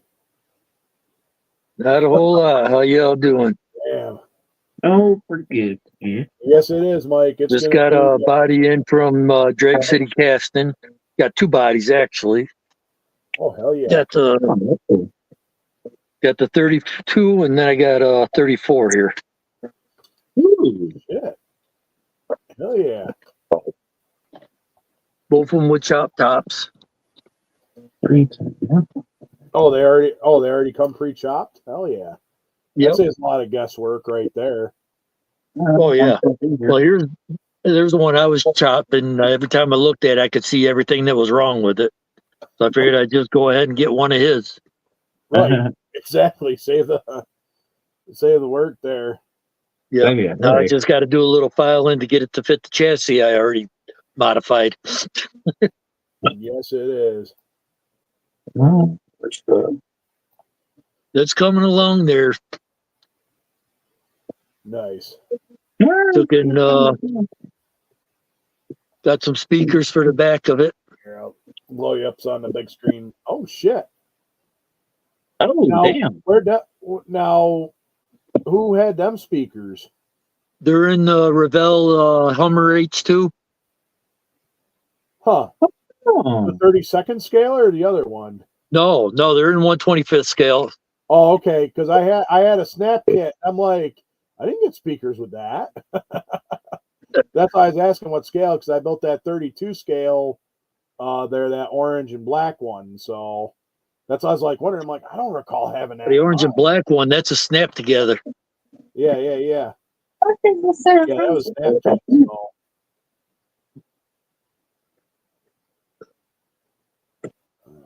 So. All right. Is it chrome? Think the- It's chrome. Yeah, it'd be think the chrome. body work is about done on the Camaro. Oh man, that looks good. Oh, Jeez, fuck you got that blended in there, nice. Yep. Woo! And I took in I cut the hood off of another hood and put it on this one. Nice. You cut the The, hood off the another cow hood? hood. I see a little spot I got to fix right there. Probably Oh, nobody yeah, else would you did. notice it if I didn't put it out, but I see it. Mhm. Yeah. Hey, is that going to be ready for spring thaw? It should be. Yeah, I'm going to shoot for it.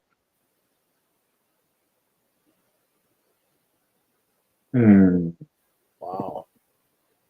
Why the fuck does this thing have a chrome All three center? all there at the same Ugly time? as shit. Jeez.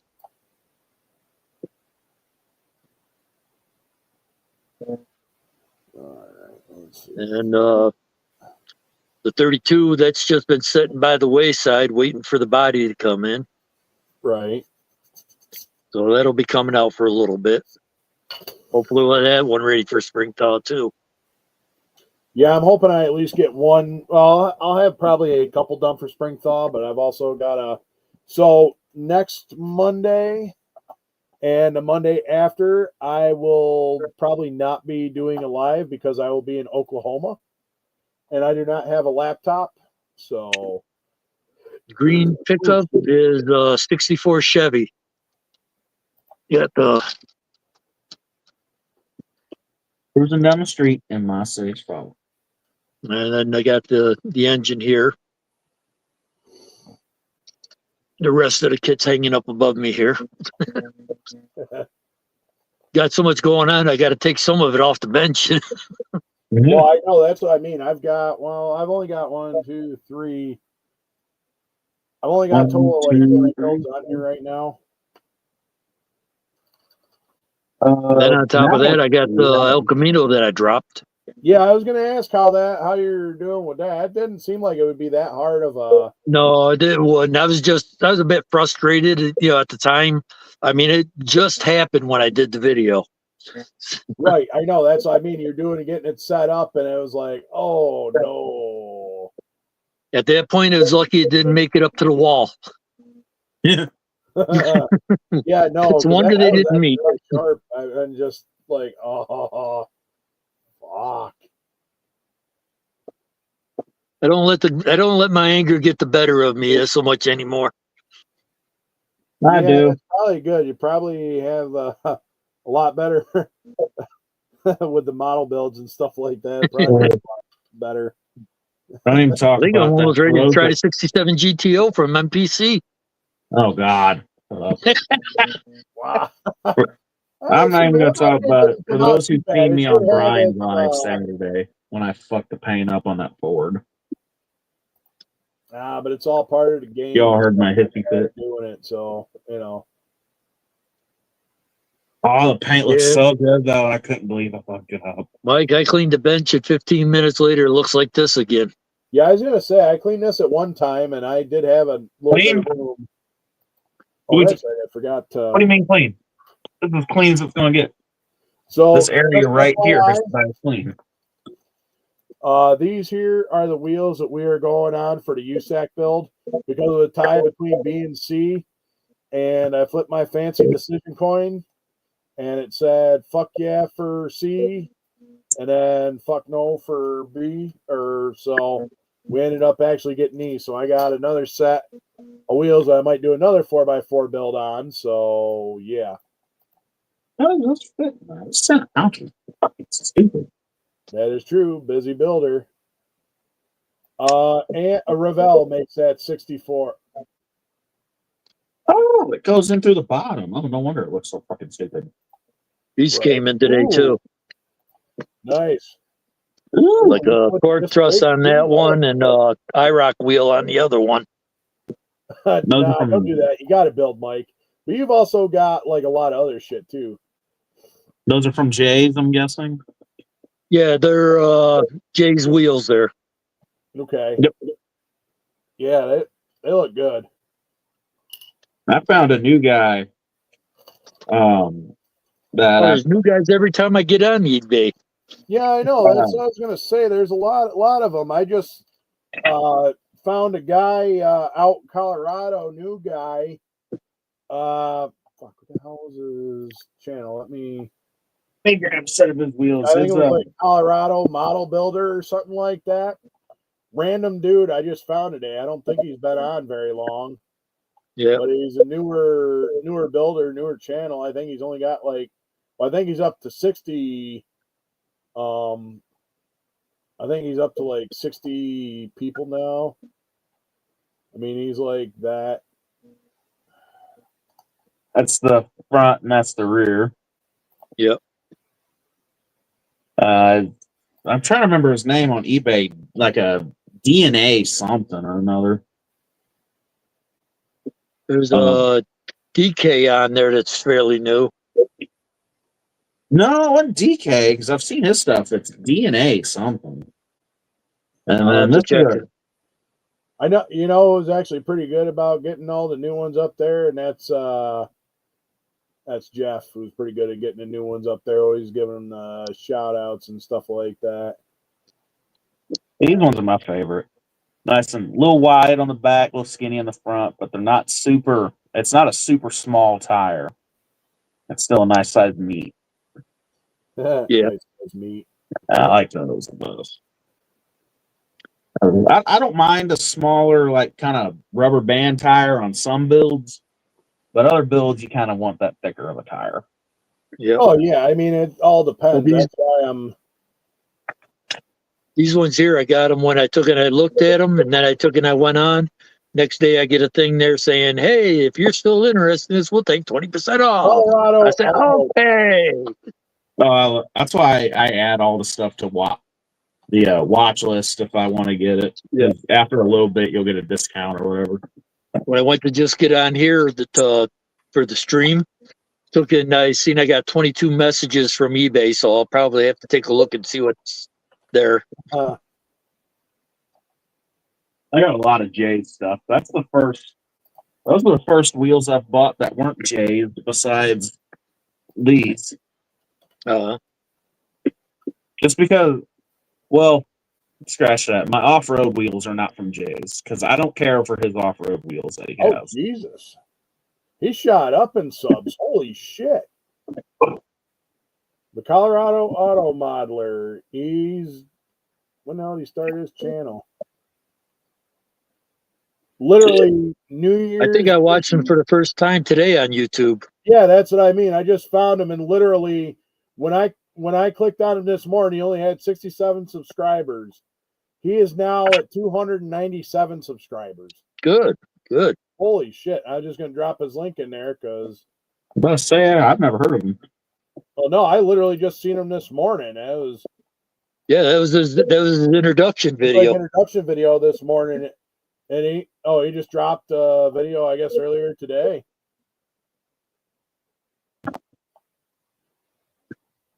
Have I not been paying attention to the chat? Hold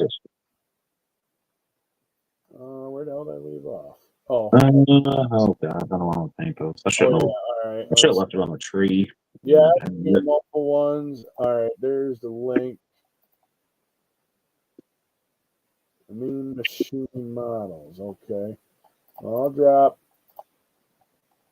the Colorado Auto Modeler there. Dumbass, I gotta go to.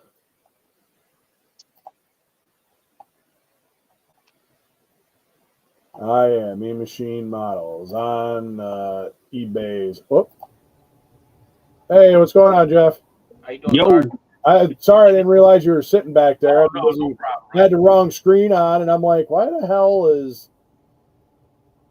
Yep, all right, I got it. I just posted the link for there. And this here is going. Jeff just posted the link.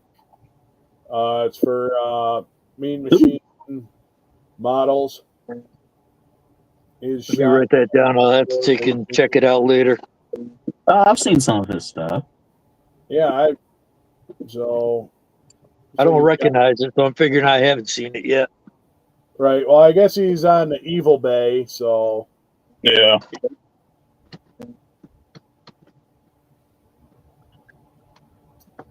Man, after I've got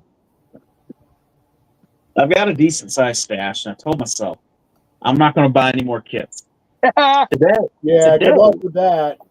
Today I got a discount offer Oh, for one of the Ford, for that Ford Harley Davidson truck with the trailer, for $40. I'm like, shit, dude, I want to buy it, but God, I don't need no more shit. But I really want one of those Harley Davidson F-150s. Actually, all you gotta do is just get an Harley Davidson or an F-150 kit and put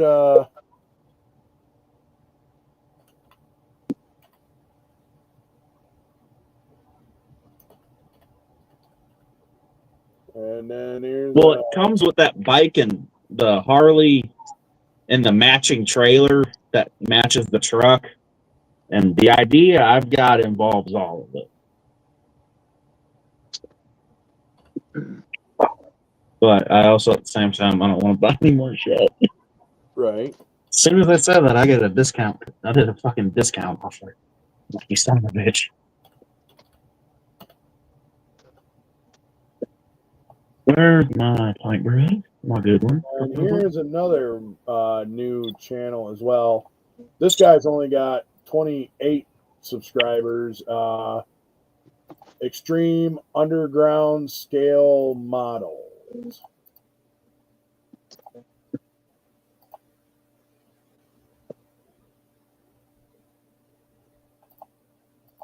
I know you need files. I'm teasing Jimmy right now. What'd you hold up? I couldn't see it. Hang on a second.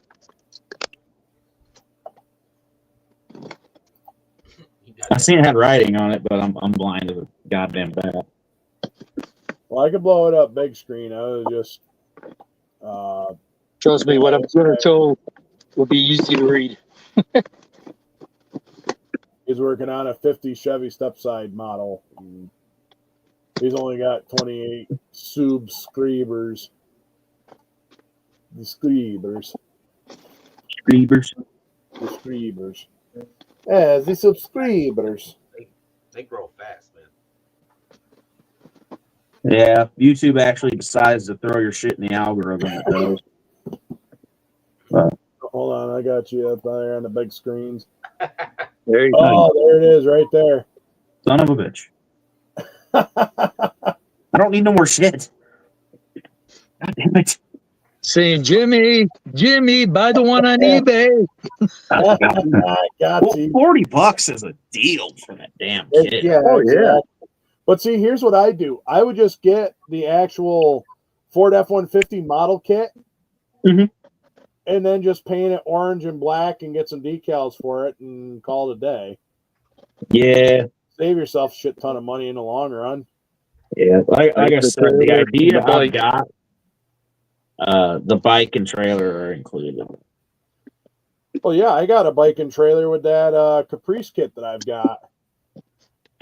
I agree with Rafa. You can never have too many kits. The Caprice, isn't that the Yamaha motorcycle on that? The Caprice, no, there's no. It's like a Kawasaki fucking motor. Kawasaki, Yamaha, or something along that line. Yeah, They put one it's in with that definitely a bike jet bar. bike. Weird. It's something I get some shit for putting behind a Harley Davidson truck. Model motorcycle made. Yeah, actually, you know who's got a small scale motorcycle model is Sean, aka Brother Squatch, there over at Scale Model Car Guy. Ooh. Is it Revell is re-releasing a kit with a motorcycle? Fucking kit is. It's like a blue Ford pickup. And it's got a good looking little bike that comes with it. I think the only reason I'm gonna buy it is for the bike. Well, that's the only reason why I buy it, because it's a 1/25th scale, 1/24th, 25th scale motorcycle. Now, most of your motorcycles are like 1/20, or I'm sorry, 1/8, 1/12, 1/9.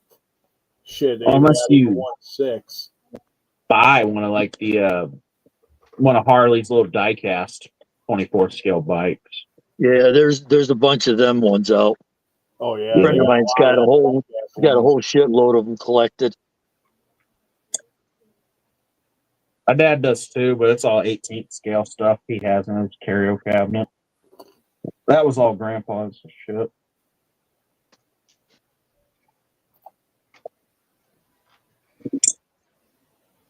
All right. Where the hell did I just put it? Oh, okay. That's actually a solid deal there, Slogo, for that one. For that 49 Merc kit. Well, yeah, I mean, bikes and stuff like that aren't necessarily that big in a 1-to-1 scale, so you figure you throw them, you know, in that particular scale.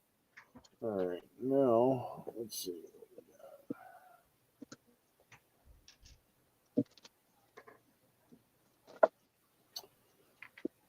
Let's see. The Quicksand and Off-Road Adventures got the little, looks like a Toyota truck or Datsun. And then the Quicksand is the Chevy van with the motorcycle. All backwards, but off-road motorcycles. This came with a Datsun kick, I think. Yeah, the Datsun. Yeah. What did Fafa just send me? It might kick me off here if I click this. Give me a second. That's right. Actually, 2 wet bikes. Oh, hell yeah.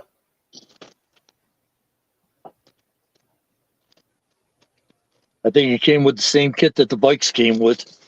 I think so, because, yeah, they had dirt bikes there separate. And there's that Quicksand kit, which is the off-road Chevy van with the motorcycles. Hey, buds, what is going on? How are we doing? That's cool, Fafa. I'm not a huge fan of that Datsun truck, but the trailer and the bikes are freaking cool. Well, yeah, exactly. Just for that.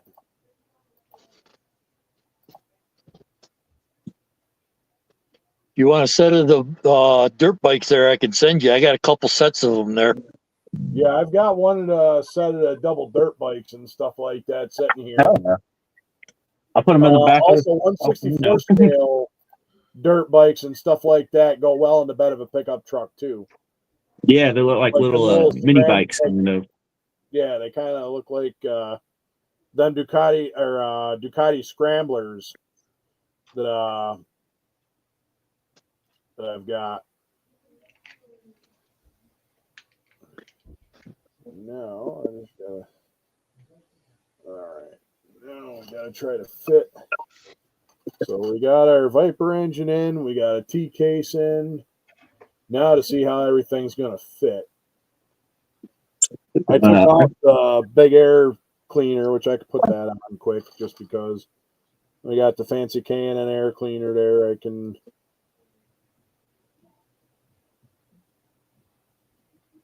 There we go. We had to make a little bit of modification. Oh, wait, hold on. I can just do this, dumbass. There we go. Nice. I had to make a little bit of modification to the front there because it's got an oil filter up there on the front. So I had to modify it. Now, I don't know. I might just run stack straight up out of the hood because of how the exhaust headers kind of come out to the side there. So this thing might actually get stacks coming up through the hood. The Viper motor? Yep, that's the Viper motor, V10 Viper motor. So that's sweet. That red, white, and blue paint scheme, that's kind of... Now, I'm doing something different with the body.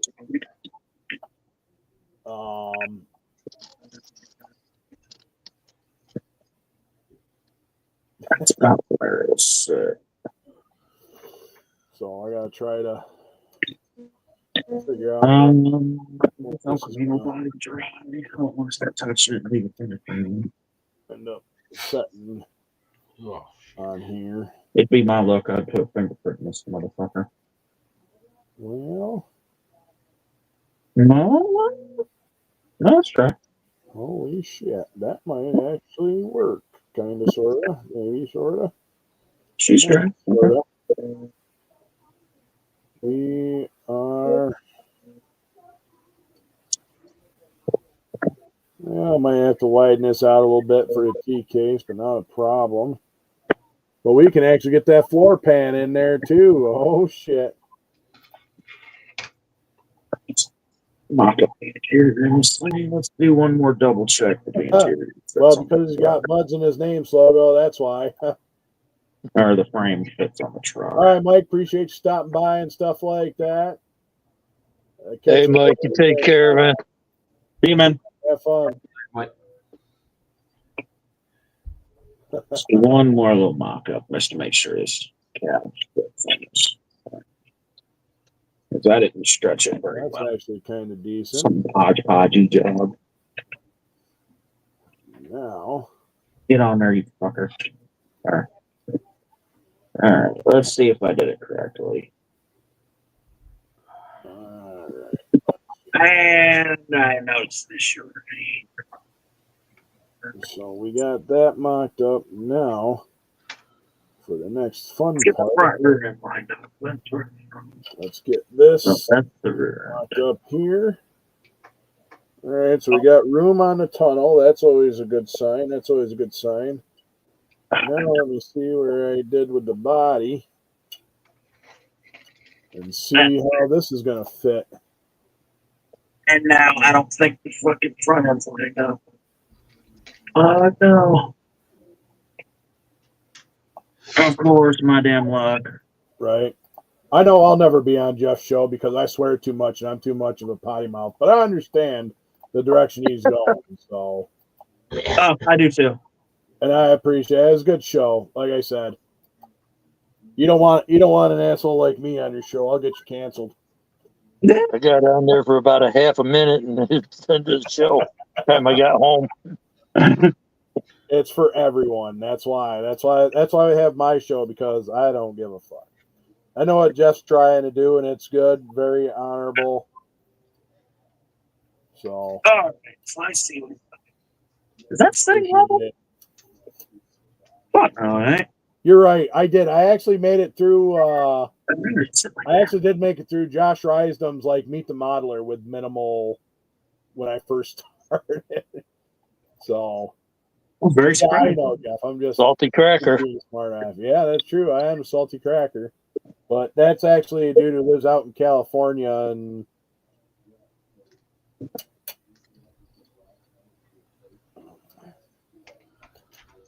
So now, I gotta try to get this. All right, is that motherfucker lined up? I don't know, hard telling, not knowing, but. All right, so that's lined up. Lined up like shit. Not lined up.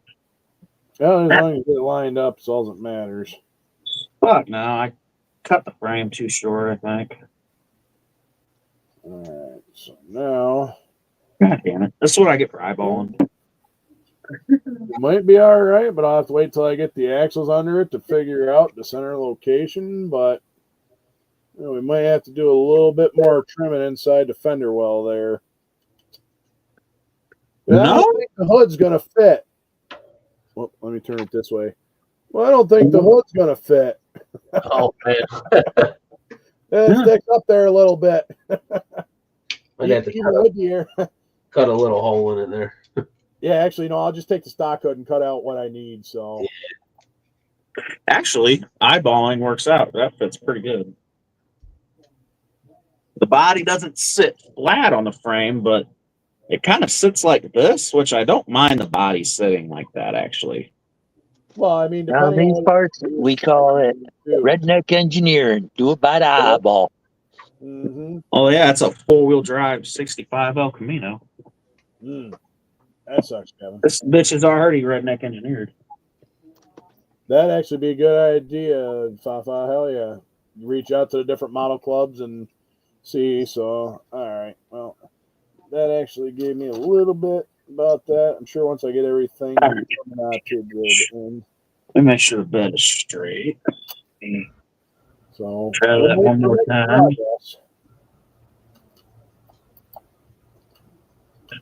All right. So, front wheel. Maybe we'll call that line. Love that dude. I check his shit out every day. Like when he posts Salty Cracker, fuck yeah. Call that lined up. Rear end. That bit is off by a mile. All right. I definitely cut this bitch wrong.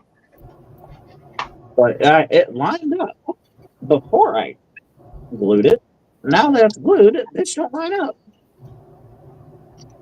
What the fuck you throw to into, bitch? Nah, I don't know. Hard telling, not knowing. But I tell you anything. And this is why Jeff couldn't have me on the show. Right?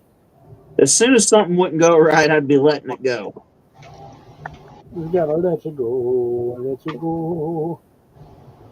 Alright, now I gotta figure out my receiver hitch. Actually, that's straight. Wait a minute. No, maybe I did measure right. Hang on. Let me just grab another wheel. That's right. Measure once, cut 4 times. That's how or don't measure, cut once, and then bitch when it's not right. No, you gotta measure once, cut 4 times, and it'll be right. Actually, eyeballing works. That's actually kind of on. That's actually kind of dead on. Looks good for my house. Well, I had the cab sitting crooked on the frame, which may have been the reason. Or the El Camino. I keep saying cab. It's just a body. All right, let me get that short back up. Yes, tops can be emailed to the show. All right. Right there. What happened? Emailed to who? I'm actually pretty fucking straight. Nice.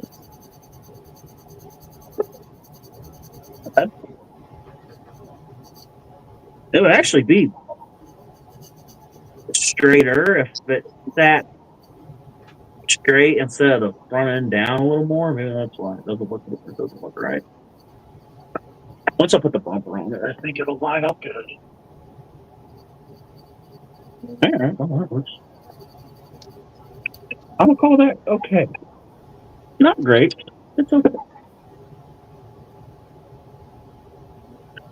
There's all 2 little things on the hood that needed to be fixed. Let it know. We're gonna call that. Good enough. Yeah, no, that'll look good on my shelf. I don't give a shit.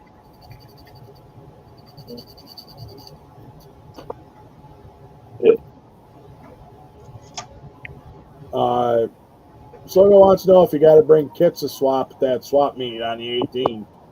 No, you can just go in there, look around, and buy stuff. Or if you want to bring stuff to swap, you have to get a hold of the guy that puts it on beforehand. Right. I wouldn't doubt if you walked in with a really good kit, trying to trade for another really good kit, it'd be okay though. Some of those vendors, they kind of frown on that because that's the way they pay for the space. You know, it's at the American Legion. They got to rent that out.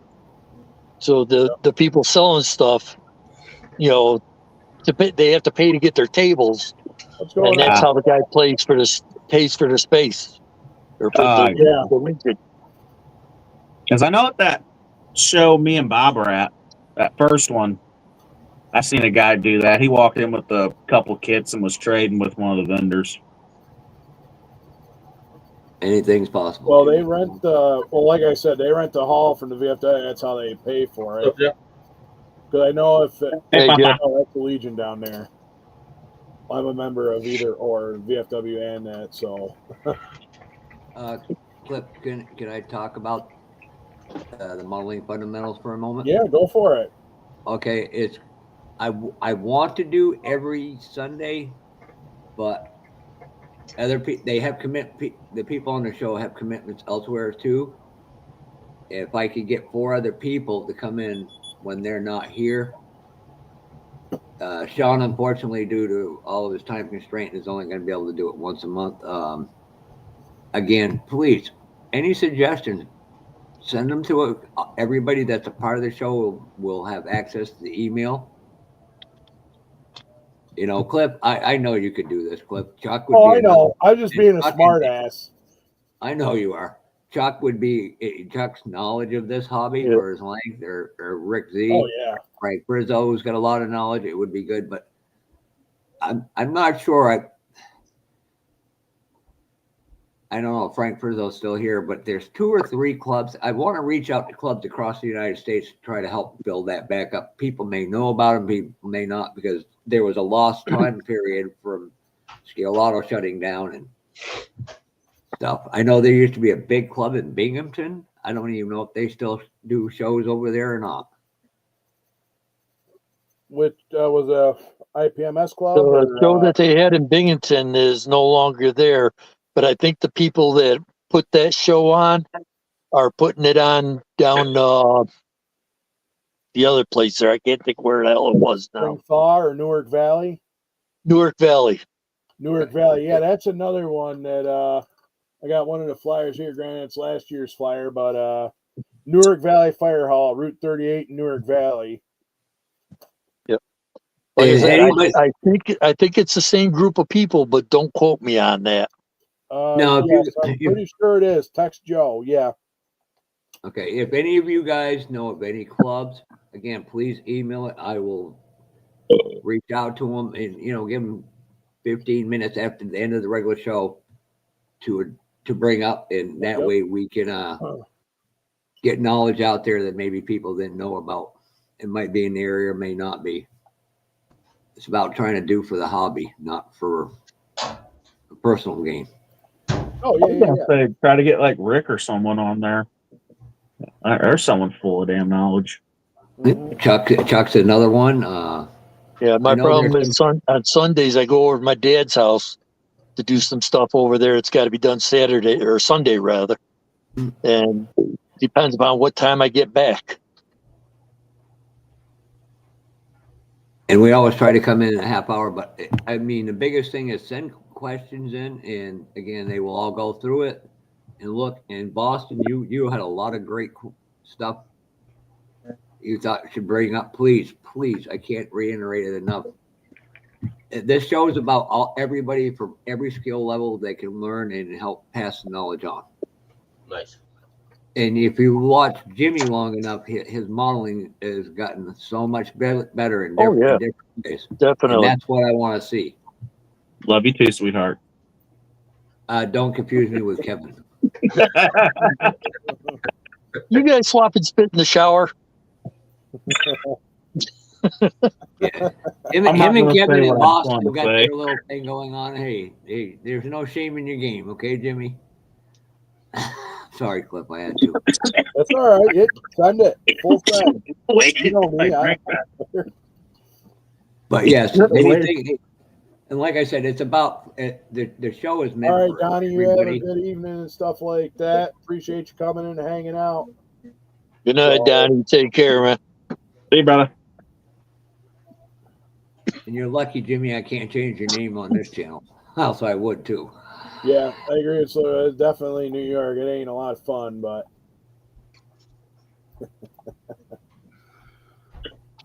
So, like I said, and thank you for letting me do this, Cliff. I appreciate it. Yeah, no problem. Like I said, you know me. I'm all about it. So, like I said, the next 2 weeks and stuff like that. Next Monday, I'll be in Oklahoma. So there will not be a live next Monday because I'm leaving Sunday night and driving through, and I'm going to try to do it all in one shot.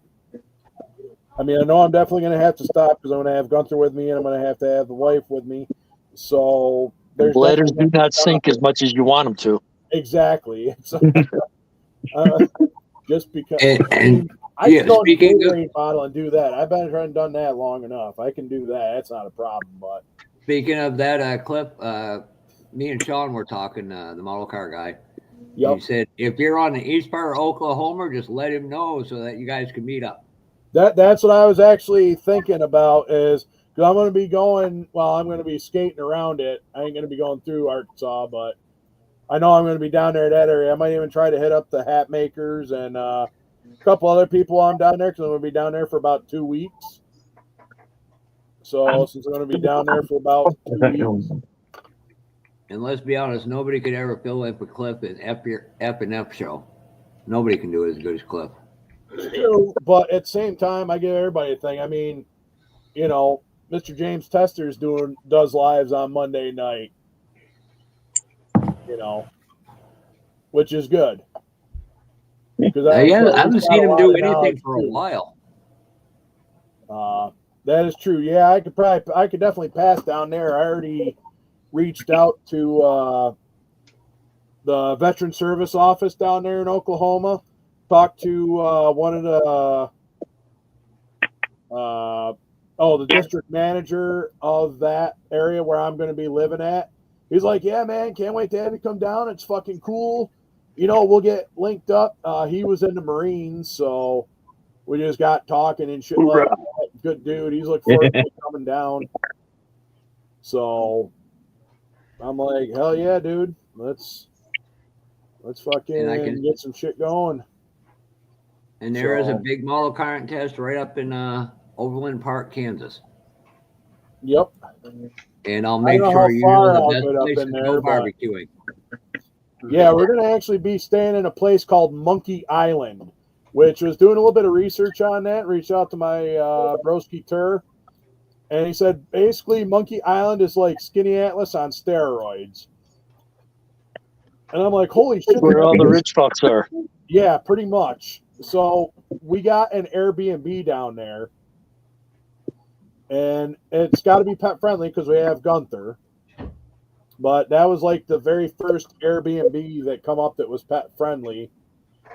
That is true. That's why the wind sweeping down the plane, because that you're not wrong. That's why it said they made a song about it, because my buddy Tara's telling me about it, and he's like, yeah, the wind blows. It's like a weird kind of, like the wind is always blowing. It just depends on the intensity. It's always blowing. It's nuts. But who did you blow?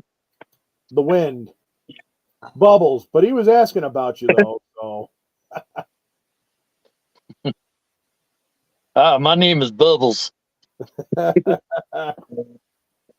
Jimmy does look like a cat person, doesn't he? No, I cannot stand them little assholes. Jimmy, did you ever watch Trailer Park Boys? Yes, I love that show. Okay, there you go. I like the one where he goes to meet Cheech. They have the smoke off or the toke off. Toke off. I gotta pull this thing off, damn it. All right, so This guy's got to have a warm-up hit. Oh no, Boston. I want to make it clear. There was a handpicked. There was a diverse group of type builders, different things, and it wasn't put on anybody on a naughty list. It was to keep it family friendly, like G-rated, instead of X-rated, like when we come over here to mine. No, it's to make the continuity of it easier to follow. In Jess, where she does figures and dioramas and stuff, everybody's a little different. So it's to try to give as much broad perspective to the modeling, not just one person's take on it. So nobody is on anybody's. Well, there's a couple people on my ship list, but that's another time and a place, and this is not the time and place for it. You motherfucker. See, Jimmy could actually be on the show because he wouldn't be building a model. I got a piece of something in my eye. What about the eye pro? Oh, so apparently Kevin missed the money shot and got you in the eye. Yep. Money shot. Yeah. Only a certain group of people are going to get that joke. To the thigh, unless you got an EpiPen, and that's another story. But that means you're allergic.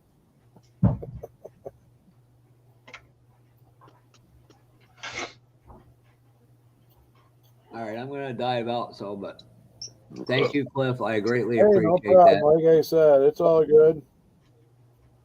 I try to be a fairly decent pillar of the community.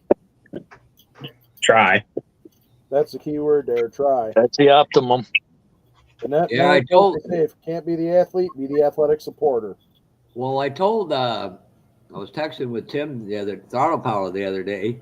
He said, "Yeah, I'm trying to talk Cliff and Chuck into coming down to one of the shows in Louisville." And he goes, "Oh boy, that'd be fun." Yes, it would be. I was like, if you did this in February, you could probably just stop at the show on your way through and scared the heck out of Tim. It was a ride. Right. We were supposed to meet up while I was down. Actually, no, I think we did meet up. We met up quick while I was down there in Kentucky for my CVMA national meeting that they had there in Louisville.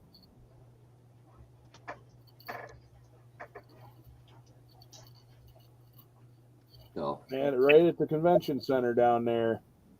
And then we had a party at Bluegrass Harley. I think I should get you and Chuck up here to Benton Sugar Shack for Boogies and Blues Festival. Sugar Shack. Is that a maple syrup place? Yes, it is, and their food is excellent. I thought it was AR. Oh, this Every is weird. Chuck and Cliff are the only ones that are really going to understand. Hey, I what's got going people on, Taylor? How we doing? People don't want model kits from me anymore. Hey, can you give me maple syrup? Damn. We got some decent maple syrup down here too. Oh yeah. You go right down to Marathon in the spring there, they got the Maple Syrup Festival. Yeah, they got. I was going to say they got the Maple Syrup Festival down there in Marathon. Yup. It's so funny. Penn Yan, they used to have the Buckwheat Festival where they made Guinness Book of Records largest fucking pancake. And you got the Apple Festival in the fall. Yep, Apple Festival in the fall and shit. Is it? I heard New York City was going to have a really good a new festival just for themselves. The Inbred Festival. That wouldn't surprise me either. I knew I was going to get a chuckle out of you and Chuck on that one. All right. That's a New York City, not upstate. There's a difference. Yeah. It's a whole different world. I used to get that in the Army all the time. Oh, you're from New York City? No, I don't go nowhere near the city. Yup. All right, thank you, Cliff, for letting me do that. No problem, Jeff. All right, now I'll go stop messing your live up. Go hide back. And by the way, Cliff, my live shit, I can do that enough on my own. I don't need any help on that. Cliff, I might buy you a motorcycle, but you got to make it into a lifted motorcycle. You done it with the cars. You need a bike to go with it. I could probably do that. I've got a couple motorcycle kits here. So, Slogo wants to know where you got the Camaro wide body add-ons there. That's it. Yeah, that's. I forget who it was, but it was off of eBay. It's a black box kit. Oh, black box. Okay. Speaking of which, there was a guy in Canada, James Darby, bought a kit from, and the hood was wrong, and it was not that great. He said, I spent $100. And I said, Jesus. And that's why I don't buy shit off Evil Bay. It's hit and a miss. But I've also still got my own reservations about that from when I tried getting in on Evil Bay, and I got fucked over by a lot of people by selling used car parts. Tell them they were used car parts. And granted, so a set of valve covers cost me $10. I shine them up, especially the name brand ones like Morso. Here's a great place I just linked Cliff to you, Cliff. They're really Steve Kohler at Star Models is excellent. I don't know about. I've never bought any resin parts, but I know a couple people said they're grainy lines, but they're really good overall quality. It's actually good to know as far as. Chuck, what did they charge for that wide body kit? I think it was about $30. Oh, okay. Oh yeah, Tim Brown said they got 10 inches the other day and 2 inches overnight. Damn. It's about what we got here. It also comes with the tires and the spoiler for the back. It's got a front air dam and the skirts that go along the side. KED 3D. Oh, okay. He's got some decent resin. It's got this for the back, but I ain't going to use that because I don't like the way it looks. Yeah. I have the file for it. I haven't printed it yet. Like I said, the only thing I didn't like about it is the sides of it here didn't come to the top of the fender, so I took and I blended them in. Yeah. And it looks a hell of a lot better like that than it did before. Hell yeah. Get chiseled it out. I'm going to head over to the paint booth. I'll be back in a few. All right. No problem. We should be here for a little while anyway. All right, bye, sweetheart. Well, I'm going to mute the mic, but I'll be over there. So yeah. If you're here, I'll get back on. If not, I'll see the blank screen. Well, that's good to know information. Yeah. Son of a bitch. I think it's a 69 Camaro there, Slogo. I'm pretty sure it is. Yeah.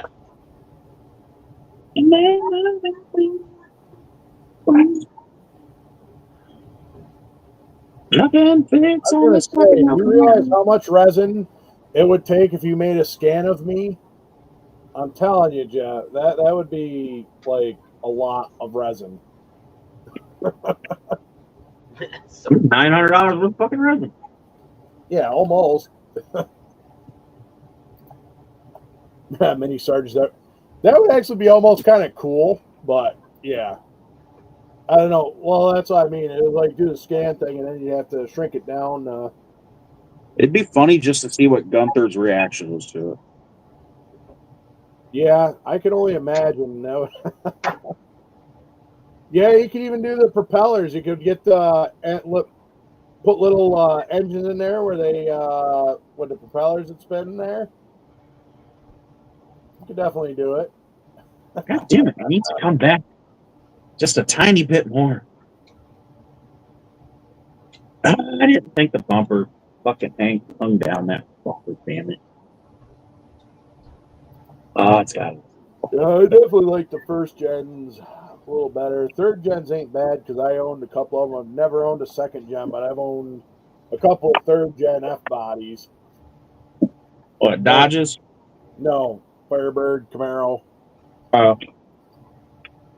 And then I helped a buddy of mine convert Pontiac Trans Am, took a bunch of Camaro parts and swapped them over into the Pontiac Firebird. We called it the Transmaro. Yeah. I could definitely do that. Well, that would go like this if I was building stuff. That's actually kind of a plus, especially if he's got like kits that don't exist anywhere else. That's kind of like cornering the market a little bit where you can get that cool stuff. And as a curbside, this ain't bad. I mean, it's like Snap Kit. Yeah, no kidding. Life, yeah, idea, lifelike scale representation of us. Damn. Ooh, excuse me. I can see that, bud. That'd be crazy.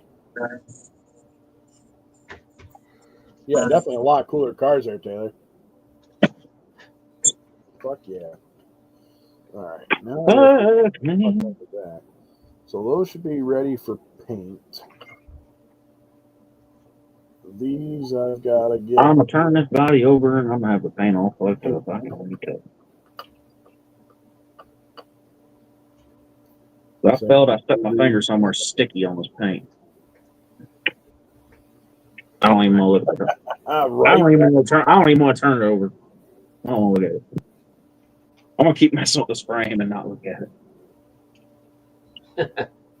Yeah, no, it's basically the same. It's part of that unit body design. It's all the same. But yeah, we took the gauge cluster because we didn't like the Pontiac gauge cluster, so we took the Camaro gauge cluster and dash.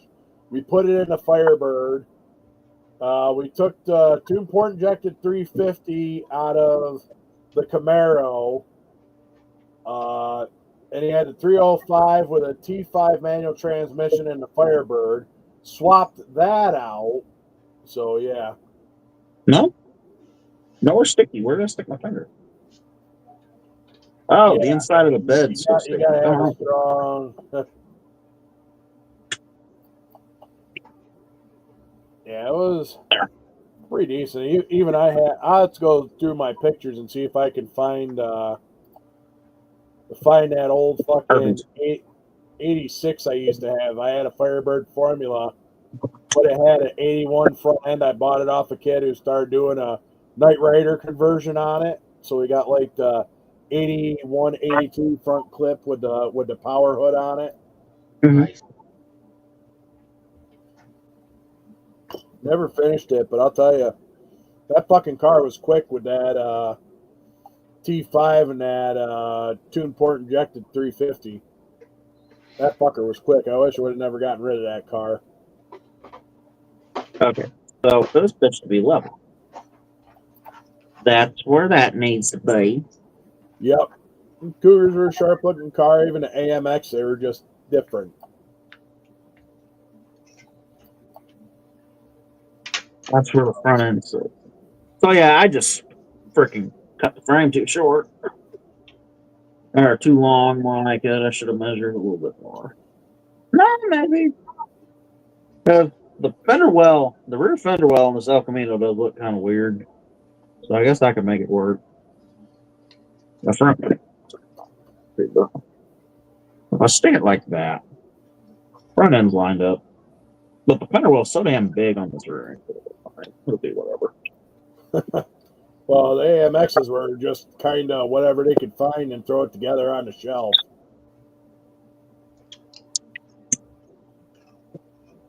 They were just hodgepodges, honestly.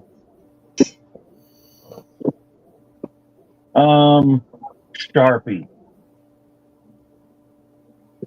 Right here. Is this a working Sharpie? It is.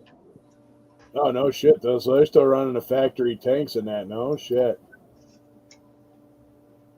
Bird beak. Fuck yeah, like an eagle. The Sharpie fucking sucks.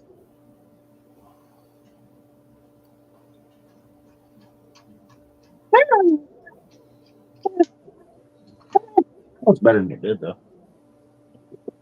We'll call it okay. And then I'd like to make that black, but that's a really small area. I'm gonna try to fail. My shit head Sharpie. Where's that good Sharpie? I think we're just gonna glue this in and stuff like that and call it a day. We're gonna do the. Well, no. Why is my phone sending me temperature warnings? Motherfucker, it's cold out. I already knew that. So I had to change the transmission. This is the transmission that came with that Viper kit. Yep. I had to put the four-wheel drive transmission in it because it was a lot shorter. It stuck back too far without doing a lot of modification. Sometimes it's easier that way. Oh, yeah. Hey, if it works, it works, man. Fuck it. Oh, yeah. Mm-hmm. All right, so we got the frame done. We got the engine done. I got to paint the wheels, tires, axles, which I can do that tomorrow, maybe, kind of, sort of. Either way, it's going to be cold. Baby, it's cold outside. Mr. Divergent, Mr. Neurodivergent, how are we doing? Welcome to the party. Appreciate you coming to hang out. How are you now over there on the Rumbles?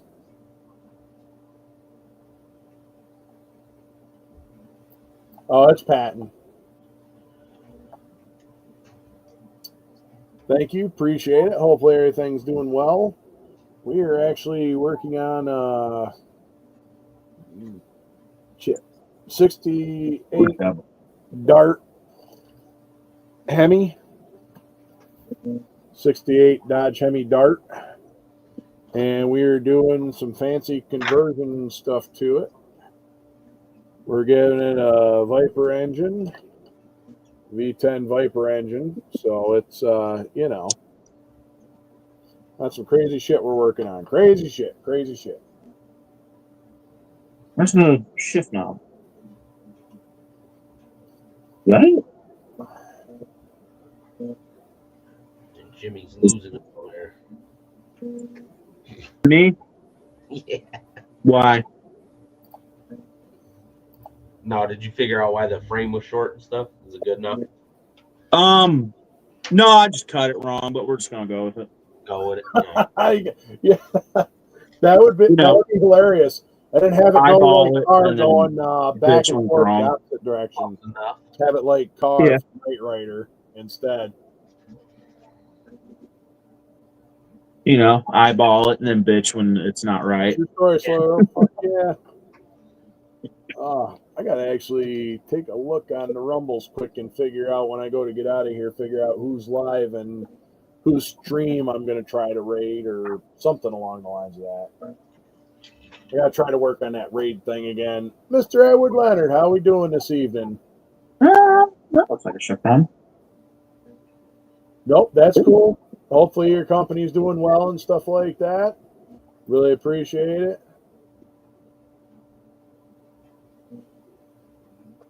That's a fun job, driving a fuel truck. Oh, yeah. Especially in the middle of a war. Mm-hmm.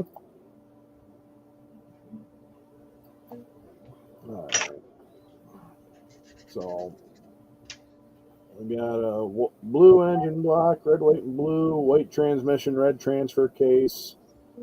I think we might do the Yup, true story, but this one's getting a little bit of fancier mods to it. It's getting 4x4 axles and some mud tires slapped on her. So, yeah. True story. Back when we had real cars.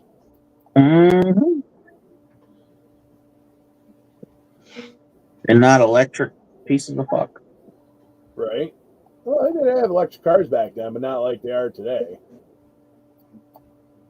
Huh. Yellow submarine.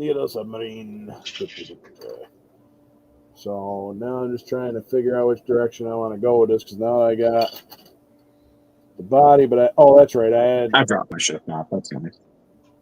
I gotta do a little bit more trimming here in the fender. I gotta cut more of this out because, well, unfortunately, it's Of course, I dropped my not freaking gonna fit the way I want it to, but I should be able to get away with cutting it out. Worst case scenario, I'll find a different spot and mount the battery in a remote location.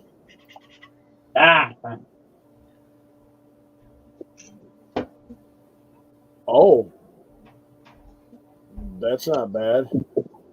Only one accident? Shit, that's still well, we've been keeping you and the family in prayer, Edward, so we know you got some shit going on, so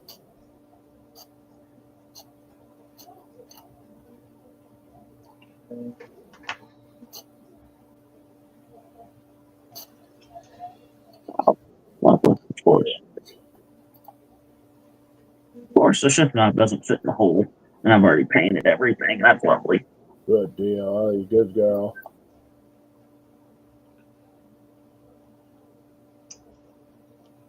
Huh. Oh, that's kind of shitty. I think we need to get you one of them signal boosters there, Taylor. That's what we need. We need to get you a signal booster. Okay, we'll call that good for now. Let's see, I got painted black. Do I want to use the Alcheminer seat or do I want to use a fancier seat? I would go with the fancier seat with the direction you're trying to go, but that's me though. I'm not going to tell you how to build it. You build it yourself, or build it how you want is what I mean. I'm thinking of what other seats I might have like a front stop. Oh, that's good, Kevin. At least you got Oh man, Grab a 67 Camaro. It's got 3 different parts from 3 different kits. That's what I'm building right now. What, a 67? Yeah. Which one is it? I don't have. It's another one of them kits I got at the first show I went to. Oh, that sucks. Oh yeah, you got a Rebel. Oh, that's nice. 67. Oh, that's Well, I got. It's got all the parts for this kit, all the parts to the Foose Firebird, and then some extra stuff. But there's no bodies with it. It's just nothing but parts. Which it's got good parts with all of it. That's good, Taylor. At least you. Yeah, gotta. And the whole thing was $5. So. Oh yeah, you can't beat that. What was it? The dude gave me a deal. It wasn't $5. It was this kit this box full of parts. It was 3 boxes full of parts and a Ferrari kit that he had labeled as a parts kit. Right. But the only reason it was a parts kit was the back windshield was cracked. And that's the only thing wrong with it. He did the Ferrari and these 3 boxes full of parts for, I think it was like $30. Yeah. That was the end of the day. Solid deal. You can see this box is full of parts. Just a different shit. Yeah, that's true. Well, you can always get one of your grandkids to do the Geek Squad there, Kevin.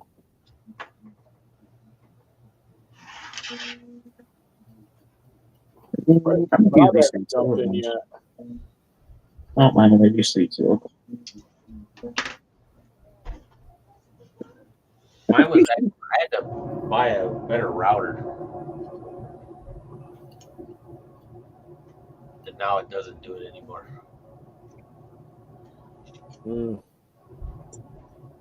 There was another set of seats in here. Where are we at? Right here. These would be the Camaro seats. Those are the Firebird seats. Here's a random bench seat that doesn't go to either of these kits.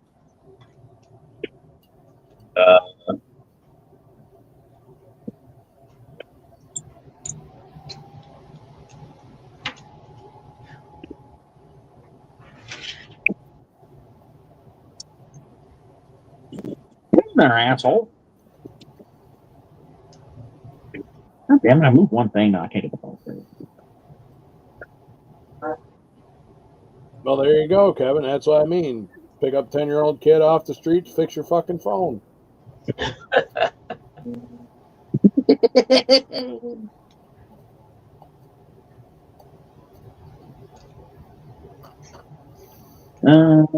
the I kind of like these seats. What better than these dumbass seats I got for the community? These seats are stupid.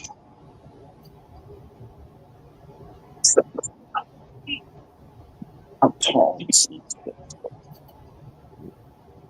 And I got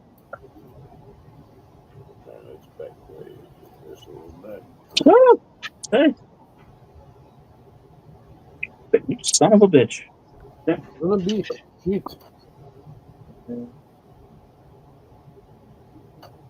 understanding more why I couldn't be on Montage.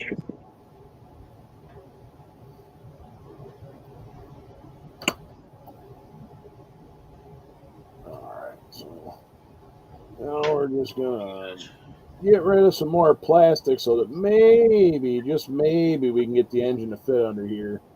And I think I might do my own hood. I might do my own hood design because I realized how much of that engine sticks out from the hood. Just run her topless. I could do that too, but I could probably do that too. Almost everything is better. Let's see. That was called. I got that. Let's see. Nah, these seats aren't fit. They're a little small, which is surprising. Right, Edward. I hear you there. That could be the problem. We'll just use the aluminum seats. Yeah. Let's get this down this way. Let me see if I can cut this. Oh, maybe half-ass straight.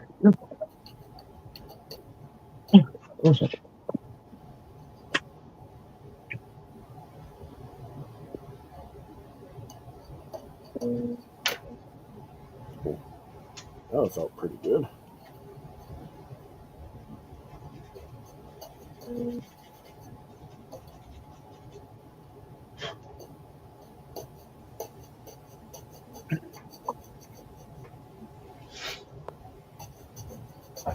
Yeah.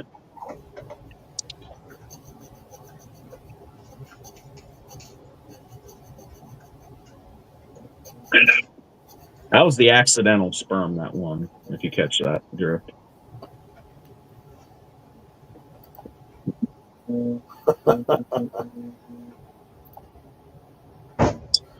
Right, exactly.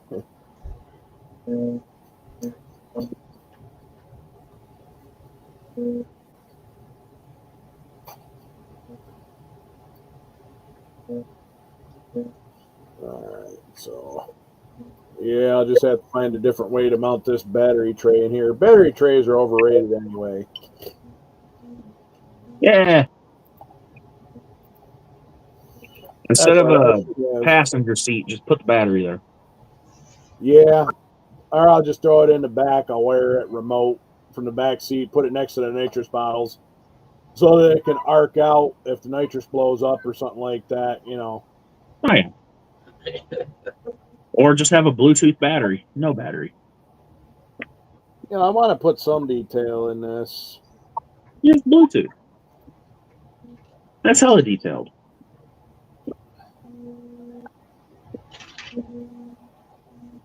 Oh, that's true. I'll go back. Right, exactly. Exactly, Kevin.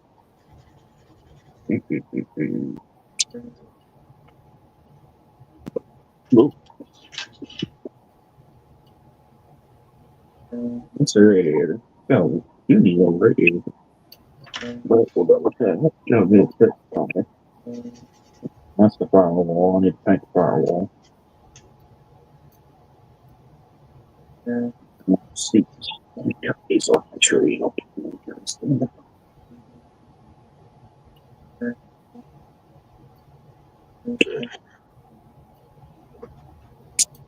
Teamwork makes the dream work, bitches. Unless your team's a bunch of idiots, then just do it yourself. That's right. We all come in white. True story.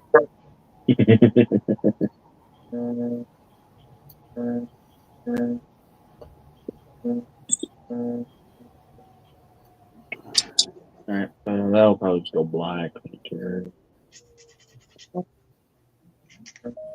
What's the dashboard?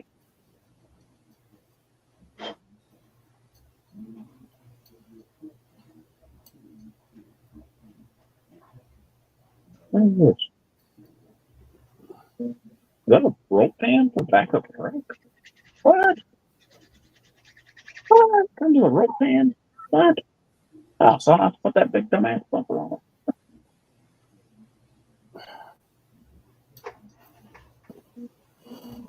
Actually, I might save that roll pan for Right? put it on. 90s possible. And go down. Where's my dashboard? It's probably up here. Dashboards are overrated. Just get some clod cluster or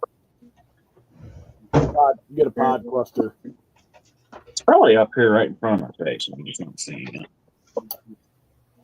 There we go. All right. Battery tray removed. No, maybe it's not. What the hell is the dashboard? Oh, we got so much more room for activities up front here. Am I stupid? Am I looking at it? It's not No, I can't see that much of your desk, so. Am I stupid? No, here it is. Yeah, I'm just stupid. Ooh. All right, so let's clean this up a little bit. Hell yeah. All right. You know, she's not the prettiest pig at the prom, but we made a little bit more room there in the hood. So now we can, that's right. That's why I call it a pearl necklace. Hey, what's going on there, T2? How you doing? What's up, brother? Nice job on the bike. Which reminds me, I got to actually start the playlist for the 2025 group build for the motorcycle group build. I got to get that playlist going here.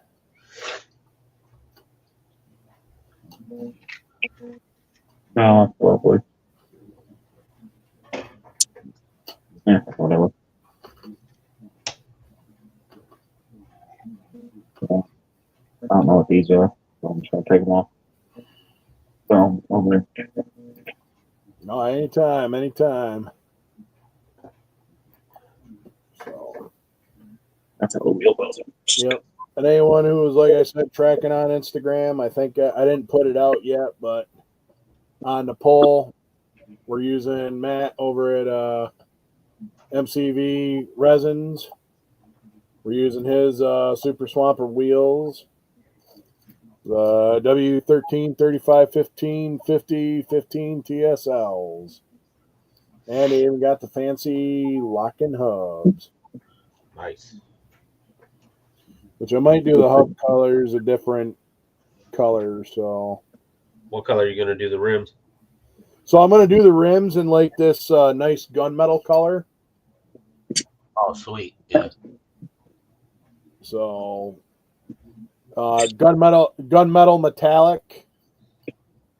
It'd be nice to flip flop and everything I touch. So the gunmetal gray metallic is actually the color of these rims right here that I had that I was showing that I had sprayed. So I'm just gonna kind of keep them the same and kind of go with that style because this was the original. Oh, yeah. Yeah, I like gunmetal. It looks good. Yeah, that's what I'm saying with that color. It looks pretty good. So that's the color I'm going to go with the Super Swampers. But the lockouts, I may actually paint them silver just to give it something break up a little bit. And then I'll probably paint the inner dial that they got because this has actually got the lockouts. Oh, okay. So it's got the actual design in there. And I'll probably dab a little bit of red paint. A red in there, yeah. Just to kind of give it like that worn look. Just yeah. So I'm gonna cut myself doing that. That's where I go. What's going on, Crossover? How we doing? Welcome to the party.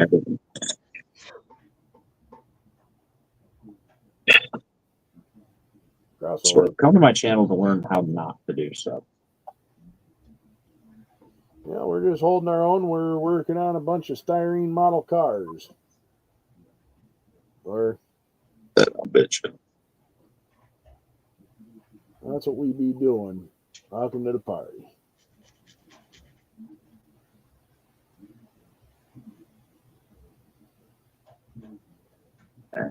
I interior black wheel of like Here's some really awesome TSL Super Swampers, so they're going there. Jeff just dropped the link for you there, Jimmy. Let me look. Ooh, Eldorado Rancher. Oh, it almost looks like Boss Hogg's car, except not convertible. Mint, but no decals. Yeah, decals. Oh, shit, that's not bad. Oh, you bastard. Come on now. Open. Let me see if it kicks me. Does it kick me off here? Ooh, $70. Good fucking lord. But it's a Johann. It's a Johann kits, yeah. It's like I'm a toaster strudel, yeah. Good lord. Good looking car. I love me some old pimpy Cadillacs, but damn. Oh, that's right. I forgot to share it on the screen. That's what I was going to do. I was going to share it on the screen. Shoot. And I close it out instead of sharing it. Let me check out, see what we got. I've been looking at some of the old promo caddies Johan did, and they're a little cheaper. I seen one. I should have bought it. It was a technically project started kind of shit. He took that Revell 80s something lowrider Cadillac and kind of combined it with the one of the old Johan 76 caddies. He cut the hood out, cut the trunk out. He started and did very well on a lot of it. It just wasn't an unfinished project.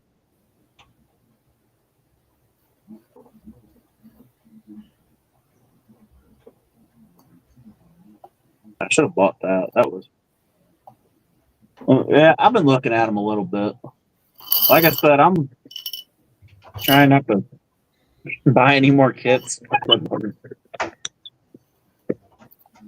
Well, I'm going to do what I can, hopefully not get any more, because I got to start packing up what I got, or not necessarily downsizing, but I might have to downsize a little bit, especially with me moving.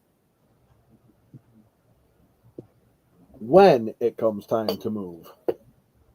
Oh, yeah, it's for what I've seen them for, Jeff, that is a good price, but that's still a little more than I'd like to spend. Don't ask me. I'm sitting here talking to myself all this time. You know, I didn't realize you were there. Hey, dear Sarge in the house, welcome to the party again. It Come on, Mr. I think on there Saturday night. I had a good time. Dear Sarge.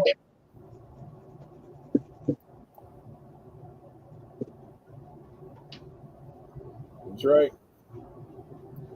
I don't have any Johans. I only have one Johan kit, and it's at Superbird. That's the only Johan kit that I have in my stash. Yeah. So, like I said, we're doing pretty good tonight. Now I got to figure out which way I want to go. Do I want to paint the axles separate, or do I want to do the multicolor? Because I might actually paint the shocks a different color, which I might go with either red or yellow on the shocks. Oh, excuse me, either like Bilstein, or I might just go with the yellowish, like do the Bilstein shocks. You could go the bottom half like a silver and the top half orange, make them like Fox shocks. Yeah, I could probably do that too, but I don't think they had Fox shocks back in the day.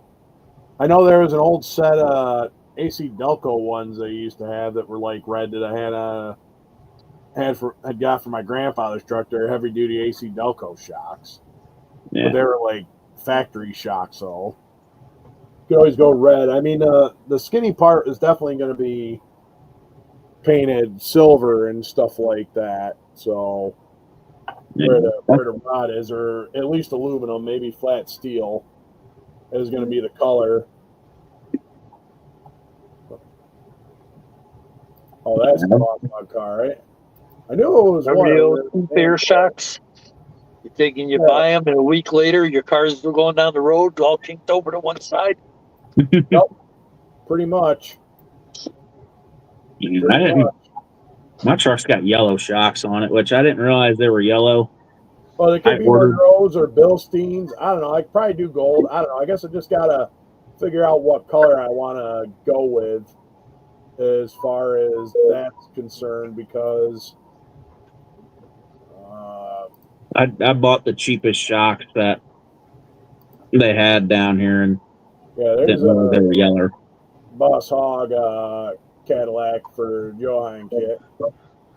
Oh yeah, Even though it says Boss Man, we all know it's Boss Hog, but you know, Jefferson Davis Hog.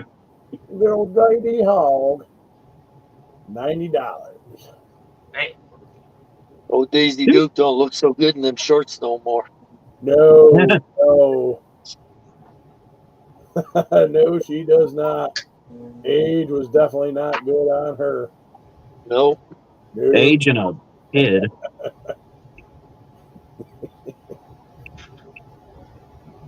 Because, yeah, I'm thinking about, like I said, I want to kind of do the frame. I don't know. I might do the frame in a semi-gloss black. But then, I don't know. I still got to figure out what color I'm doing the actual car itself. Whatever color I do go with is going to be a candy color. So I may actually do it like a candy blue.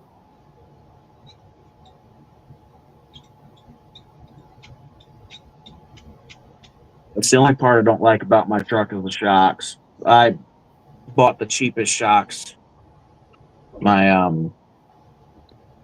O'Reilly's down here had, and I didn't realize they were yellow. So looking at the back of my truck, all you see is the giant set of yellow shocks underneath it. And it bugs Jimmy me. been hanging around Jeff too long there. He got yellow shocks. Yeller. Yeah, or I yeah. got no shocks. Yeah. Yeah, I don't know. Yeah. Thought about spray painting them black. Yeah, because I mean, with the frame and stuff like that, because I'm gonna probably do the axles a different color, or I could just assemble it and then paint it that way. I think I figured out I had enough room to. Well, I could always just mask this off if I needed to. All right, you just say to hell with it. I'll crack open the window right now and shoot a little bit of spray on it. It is only the frame, so I mean, it's. Only problem is it's only about 10 degrees out there. I know, that's what I mean. I can crack open the window and spray it, but maybe I could do it tomorrow. You know how you know when it's real cold out? Is when your Marlboro cigarette tastes like a menthol. Yeah, Yeah, that's definitely cold. yeah, that's how you know it's cold. Good Lord.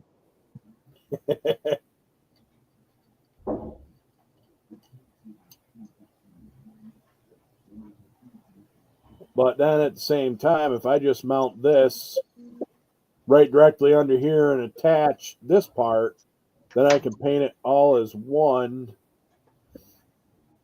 I'll have to see how much room I've got for the transfer case to get in there. Oh. I could do that, but I'm supposed to do that. We're gonna. Let me see how this firewall is. I might have to shave down the bottom of the firewall. You know, I think we're just. But you got to make sure your house out there in Oklahoma's got a cellar. Yes, it will. It'll have an underground bunker. I was going to say, you got tornadoes and you're going to need a place to take and build down there. Well, that's why I'm going to have an underground bunker. I need a nice ball motor. There you go, Chuck. Yeah, spray them if you got them. Yeah, I don't know. I might have to, or Ed, I meant, it's, yeah, I don't know. I might have to, like I said, not necessarily do it tonight. Maybe I'll get it tomorrow. If it warms up a little bit, I'll slap a little bit of paint on here. I'm just trying to figure out how I want to do this because I can probably glue this part to the frame. The high today was supposed to be 23, but I don't think it made it over 14 all day long. No, I didn't make it out of the teens. Yeah, I know when I brought Gunther out this morning, it was cool out this morning when I brought him out. Yeah, you stand out there too long, your Audi will become an innie. Mm-hmm. Yeah. Yes, it will. Especially standing out there too long. That's So That doesn't touch it. What? What is hitting on the frame on the body that's making it go out there? My dog's real short. He gets in that snow, starts making some weird noises, man. Start trying to run back in. That's why that's the only problem, like when you go snowmobiling and shit like that. Trying to get 3 inches of dick outside of 6 inches of fucking clothing. You end up pissing all over yourself. By the time you get the long johns, the jeans, and then you got the coveralls, and then you got the snowmobile suit. Yep, exactly. I mean, you got to take a shit, but how do you get all that off by the time before you go? Right, exactly. And it's like you probably end up just shitting before you even get everything off. Oh shit! Yeah, that's. I mean, if you're cold enough, you just piss yourself and make it warm. Yeah, no, then until it freezes. Only for about 2 seconds, and then it gets real cold. Then it'll get real cold. There's this thing when you're riding snowmobile called the wind chill. Yeah. Oh yeah, we were on the 4-wheeler today, and it was fucking cold. Oh yeah. Yeah. That's when I said screw it. Oh, it actually dropped down. It's 14 degrees right now at my house. It's what? 14 degrees right now. It hasn't moved any. Yep. Well, no, it did drop a degree in about the last 45 minutes here. It dropped a degree, so. Yeah, around here it was 14 degrees. What time was it? About 3 o'clock in the afternoon. Ooh. So we're probably a little colder by now. Mm-hmm. It has been in the 20s all day, but it's been windy also right here. Fortunately, we haven't had much wind today. Oh man, it's been windy today. Freezing up on. Which is actually a blessing for us because then that cold air starts blowing across the lake. Yep, I was gonna say because you're out there on Oneida Lake, or yeah, just off of Lake Ontario. Or yeah, Lake Ontario. That's right. I was going the opposite direction. I was going to Oneida Lake, but yeah, it's. Oneida Lake ain't too far away, but we're above that. Right. Right. I got spray paint for that. That's how I'll do a firewall. Actually, you know what? I got a garage in a box. Fa. If you need a garage, Jeff needs a garage. I got a garage in a box. Yeah, it might be not canvas, but like the vinyl, whatever there, but I'll probably end up taking that to Oklahoma with me just because I need a place to store all my shits when I get down there. You going there for work, Sarge, or you just? Nope, I am relocating. I'm getting the fuck out of New York while the getting's good. I done with politics, done with the communist cunt they got running this state into the ground. I mean, they got running the ground before her, but yeah, I heard it's pretty bad. She got her tits in a ringer. Yeah. Yep. So. Yeah, they started that fucking. I mean, it ain't gonna bother us up here, but it's still just the fact that they're gonna be taking all this extra money out of our fucking taxes up here and sending it down there for their little bullshit fucking congestion tax. They want everybody to ride a fucking retarded subway. That's crazy. The MTA is one of the biggest fucking grifts out there. They dump money into worthless bullshit, and I got one of them remote starts there, Edward. And I'll tell you, it's nice. The wife's even got one too. So, like on your vehicle remote start? Yeah. They just push the button twice, the vehicle starts up. Lucky ass. My truck's too old for that. I had one on my 2000. Well, not quite old enough. You can put. Well, I can't put one on my 03. I can't even install one on my 03. I don't have power locks. I got manual locks. You don't need to have the power locks on that. You can just put in a regular car starter. Fuck, their place up here doing them for like $200-300 for a car starter. Yeah, they'll give you a little key fob for it. Yeah, all you do is you get a little key fob for it. It ain't got to have power locks. I thought you had to have it so you could lock it, then start it like the new vehicle. No. They'll put them in. They'll put them in anything. No. Yeah, they'll put them in anything. Yeah. Oh, well, damn! I'm gonna have to look into one from my old truck. Yeah. So, but the only problem is the cold one going I to start had that thing. on my 2000 was weird. So while I was over in Germany, my father went on a trip anyway, long and short of it, because I left my one truck over at his house, so I had my other truck over in Germany. Long and the short of it, it actually developed a phantom start issue. Somehow the truck tried to start itself because it was really cold out that week, and I noticed that the battery was there, and it tried to start itself and ended up burning up the starter, a ground wire, and something else. Oh, it just like kept sitting there cranking? It just sat there trying to crank. Oh, wow. I'm like, what the shit is that? Now, they did have that happen in some of the Humvees. Now, some of the protective control box that were left over from 91 and Desert Storm, or 90-91, they had the Humvees there, and they had these where if they got down below a certain voltage, it would automatically try to start the truck. So, oh, okay. I was working when I was stationed out at Fort Lewis. I was working in the motor pool. This was early 2001, and night, Robert. Appreciate you stopping by. Oh yeah, it's -10 in the metric. Take it easy, Robert. Be good, man. Have a good one, man. Anyway, this was like early 2000, like April, May 2000. I was in the motor pool working on a 4-liter ambulance, and I'm pretty sure I was the only one in the motor pool. Well, I heard it sounded like a vehicle was trying to start. It was about 5 trucks down from me, and it was another ambulance, 4-liter ambulance. Thinking like, what the hell is someone And I'm trying like, to what the hell is going on? It's like, I'm the only one in the motor pool. The medics were off doing training, doing something, so... You're thinking, who's dumb enough to try to steal one of these? steal that, Like, yeah. who's dumb enough, like, sitting here and how they do it?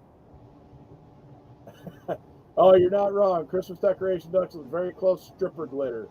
You are not wrong, because I got to take down my tree tomorrow, because it's starting to lose its pine needles, and I got to do it. But anyway, so it's like I'm sitting there, and I'm like, well, who the hell is in here? Because the truck wasn't starting. Well, I got off the truck that I was working on, got down and walked down. I didn't see anybody there by the truck. And I'm like looking around. I'm like thinking, is like this fucking thing haunted or what? Right. Like, I'm like freaking out, like, because why is this Humvee trying to start? No one's even in the motor pool. It's just me in this section of the medic vehicles where they were stored. I'm like, what the hell's going on? And I realized that it was trying to start. And anyway, what it was is, come to find out, they had these old PCB boxes and the Humvees left over from Desert Storm. And yeah, it was nuts. So it was like I sat there and I hit the switch, and it still didn't. It cycled, but once I turned the switch to on, it actually started. And then I tried to shut it off. It stopped for like 30 seconds in the off position, and then the truck tried to start again. That's great. And I'm like, fuck that. So I walked over to the toolbox, grabbed a 1/2-inch wrench, and pulled the negative battery terminal off, and it didn't try to start. So I was like, okay, that was weird. Yeah. 2 months later, there was a PS magazine, which is basically, I have to go look through some of my stuff. I got a couple of them. They're basically comics that they made for the soldiers to read that had pertinent information about military systems in them. They're great. They're PS magazines. They used to have Candace and Connie. and fucking Sergeant Half-Mast, and they had a bunch of other people, and they used to sit there and have Candace and Connie there dressed all slutty in like bikinis and whatnot. And yeah, it was a good series, not gonna lie. Great bathroom material too. But as it got like newer and stuff like that, you know, of course they got more conservative with like turtlenecks and like pants and trying to get all that fucking PC bullshit. But that's neither here nor there. But yeah, they come out as an article that they went through and changed them, and there was leftover stock from Desert Storm that had a 0.0 or 1.0 PCB box with a date range of 88. Yep. Oh yeah, you know what I'm talking about there, dear Sarge. Exactly. Master Sergeant Half-Mast and the hottest. Yep. You know exactly what I'm talking about, especially them older ones. And they were like an animated series. Like it was pretty good. It was good reading too. But it was important information in that reading. But yeah, so we ended up actually coming out and had to replace a bunch of PCB boxes that were left over from Desert Storm because they had a Phantom Start issue.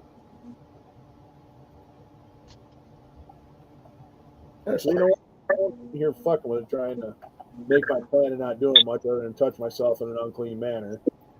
I'm gonna look up. Oh, you're the bad boy, Sarge. Naughty, naughty. Well, then, naughty boy. PS Magazine. That's right. Very, very naughty. Oh, you fucking slut. I got shit all over his body. Are you fucking serious? Oh, come on. There we go. Okay, it came off. PS Magazine. Oh, cannot be. What do you mean I can't reach this website? Oh, army.mil. Fuck, it's a .mil. Fuck, I gotta figure out. All right, here we go. Let's see.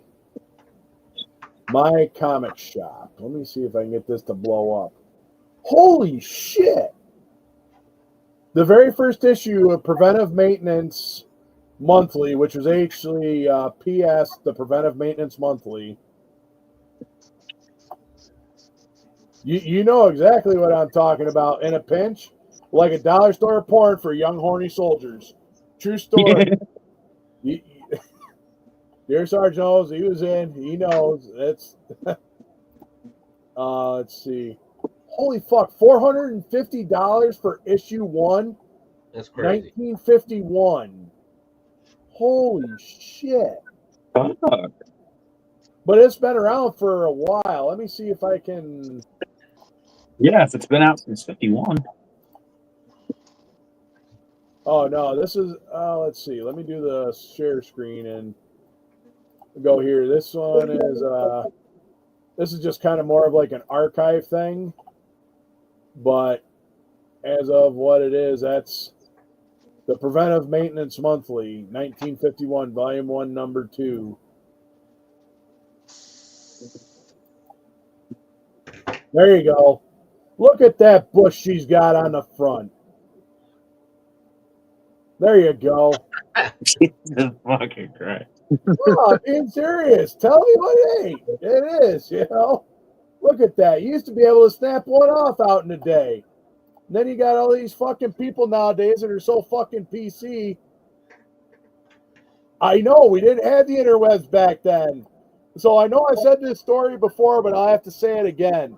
I had to explain to one of my younger soldiers who didn't know what the hell a Playboy magazine was back in the day. Like, it was fucking awesome, not gonna lie. It was like, holy shit. And it was. You can see it right there through the front of her bathing suit. Let me see if they got more of them on the cover. Oh, there they are. You got Tits McGee, Houlihan, Hot Lips there. You know, everybody creating an accident. They got a Jeep there. She's washing her panties. She's got her titties hanging out. They're on her knees in the middle of the water. Fuck yeah. This is what it is, the old pinup girl. Oh, yeah. There he is. You got the good old fucking racer guy there. He's standing up in a Jeep trying to possess this old woman. Shit, yeah, she's sitting there in her fucking B uniform. Is a whack. You know, hell yeah. Oh, excuse me. Oh shit, more big tits. She's yelling at him. Oh yeah, look at the cleavage. She's explaining on the axle there. Oh yeah. Yeah. See, this is how the shit was. 52. There you go. That looks like fucking the blonde broad there from Archie's Jughead there. What's her name there? That's what it is. Look at them tits hanging out of that uniform. Are you military? Yeah, typical fucking artillery guys shooting at random shit. Fuck yeah, see, this is the Golden Monkey Award. Down truck. I mean, these are just the covers. I'm just because I can't get inside them to like scroll through them. But oh, there you go. This was a Christmas issue. Look at that. Look at them tits hanging out of there. That's what I'm talking about. Got the little thing for the men and for the equipment. Oh yeah, she's got a naughty list there. Santa Claus, ho ho ho. I mean, this is the shit that used to was great. This is how you get soldiers' attention. How we learn. It just right there. Preventive maintenance monthly. I mean, it's it tells you observe action or looseness. Note any excessive pull or shimmy when the chronic failure results from subjection to extreme conditions. Report of such chronic failures should be made on DA Form 468. And they're talking about the broad there in the background and stuff like that. But he's also pointing the gears on the clapboard. So, it's...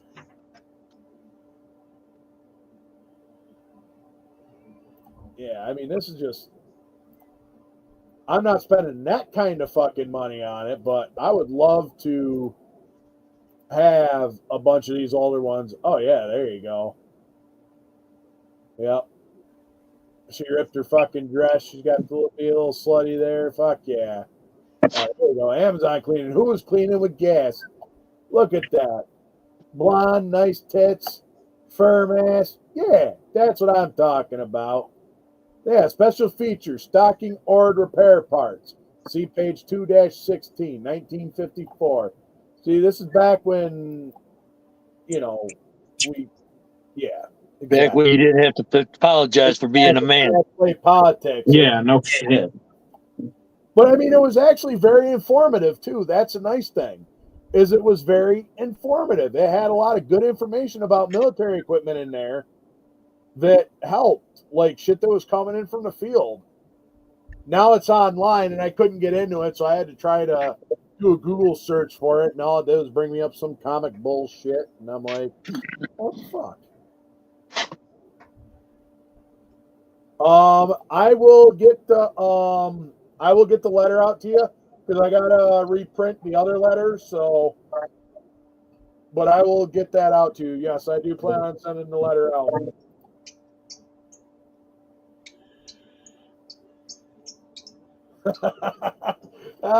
Yeah, exactly.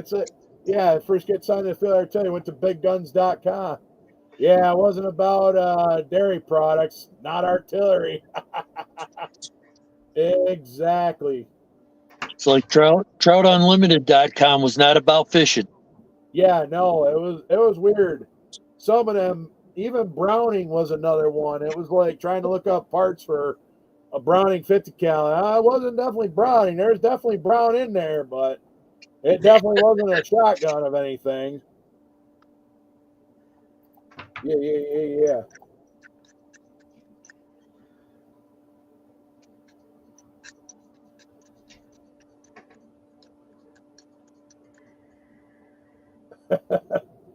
Yeah, exactly. That's kind of how it was.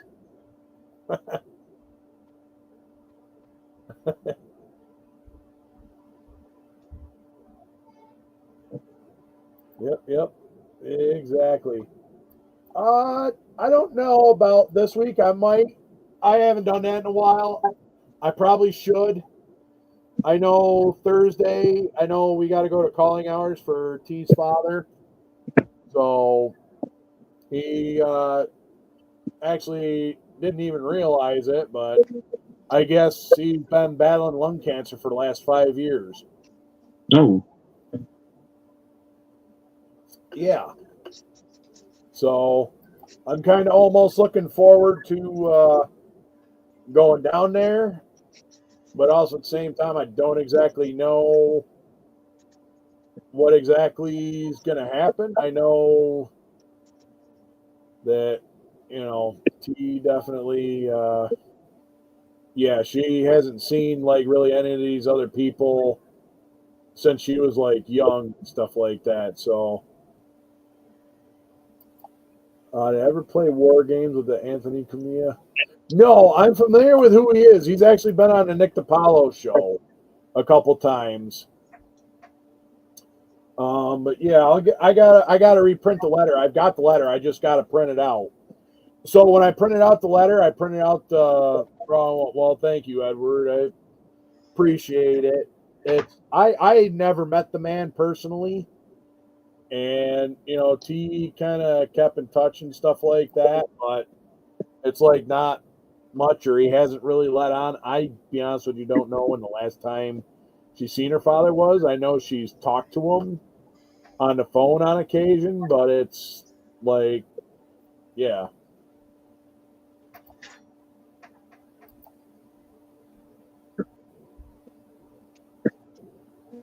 Yeah, Anthony Cumia. Yeah, I'm familiar with who he is. Like I said, he's I've seen him on Nick DiPaolo's channel a couple times. Pretty good dude.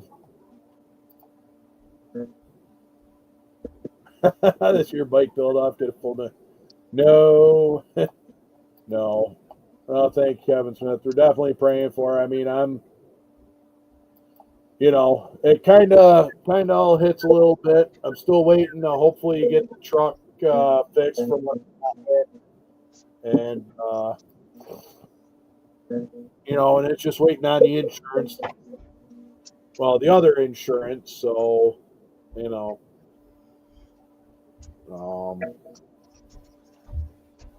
so yeah, I gotta figure out. All right.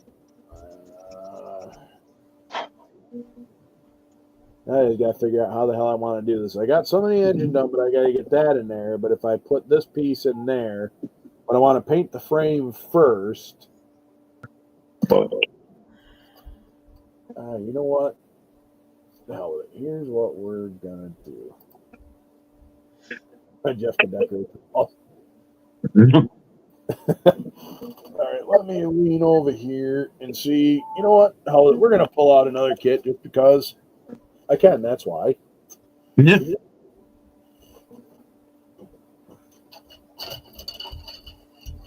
Because I probably won't paint anything until tomorrow.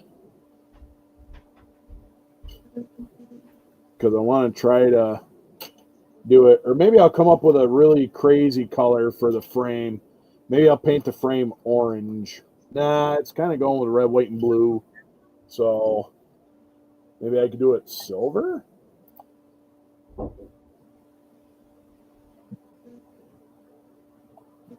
Guys have a difficult time. Most time they're assholes because of the other halves to put. Right. You're definitely not wrong there, Edward. Dang it. You could probably do that too. You could do the frame like a primer black. Yeah, that's how I being cold. You can still all right, we'll catch you later. Nah, man. Have a good night. Night, Terry. With it being cold, you can still spray it. Oh no, I could definitely still spray it. I'm just gonna wait till tomorrow when it gets a little warmer out. Not much warmer, but it'll be a little warmer. I'll spray it during the day, so it's like with your theme, do the primer black, but then do the back yoke cover like red or something. Yeah, if your paint freezes on contact, just wait till it warms up, and then it'll take its feather out. Yeah. Yeah, I could actually do that too. Fuck yeah, why not? I could probably do that too. But I'll probably, like I said, I'll probably deal with that in the morning. Let's whip out another kit. I don't know. I'll probably go till, I don't know. Let me whip this out right here. That's right. Blazing Saddles. Oh, excuse me, I put this out. Ah! Damn, I didn't know I was on Ram Ranch. There we go. Walter Wolf special version. We're gonna open this kit up finally. I'm going to show you some, but you might want to get out your wide angle lens to see it. Yep.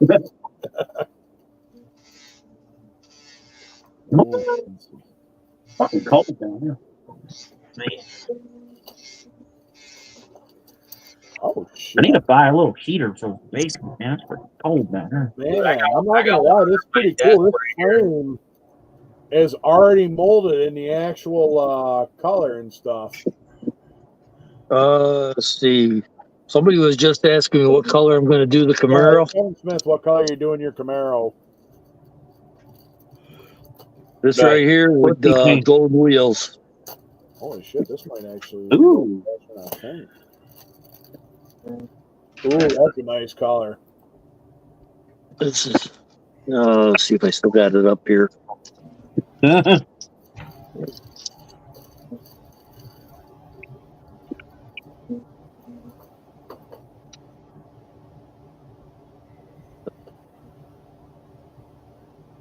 Actually, even the chrome don't look bad on this. What kit is it? It's to me a Walter Wolf Suzuki RG250. Wow. It's a two-stroker. Two-stroke 250. Me two-stroke. I've never done a Tamiya or Fujimi kit. I've got two Fujimis over here that I bought. And then picked this out for Christmas. And my dad kept calling me fucking stupid for wanting this ugly thing, but I love it. That is actually cool. I wouldn't mind actually getting another one of them. That's a badass car. I love it. No, it is. It's pretty cool. I got a 240Z Fairlady. I got to build for a friend of mine. I also got to finish up that Eleanor build and stuff like that I got to fucking get done. And then these are the only two. I got the paint finally. I just got to get around to getting the body graphic or body kit on it. And these are the only two Fujimis I have. The GTS, which is the lower model GTR. What? And then this I kind of want to start because I finally got the wheels I wanted for it. Damn Beamer. Right. And oh, this is already molded in color. I think I paid a little much for both of these kits, but okay. That is cool as shit. This is already molded in color. Wow. That's Yeah. cool. Wow. It's actually in a Walter Wolf blue. It's an actual special version of blue because it's actually blue on the box, not black, or you could do it in silver.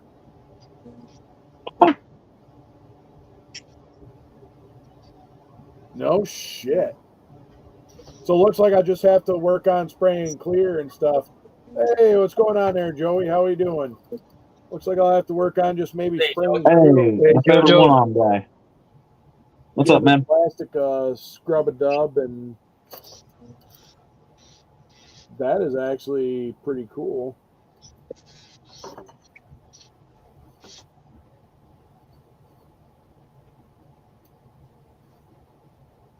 Wait a minute.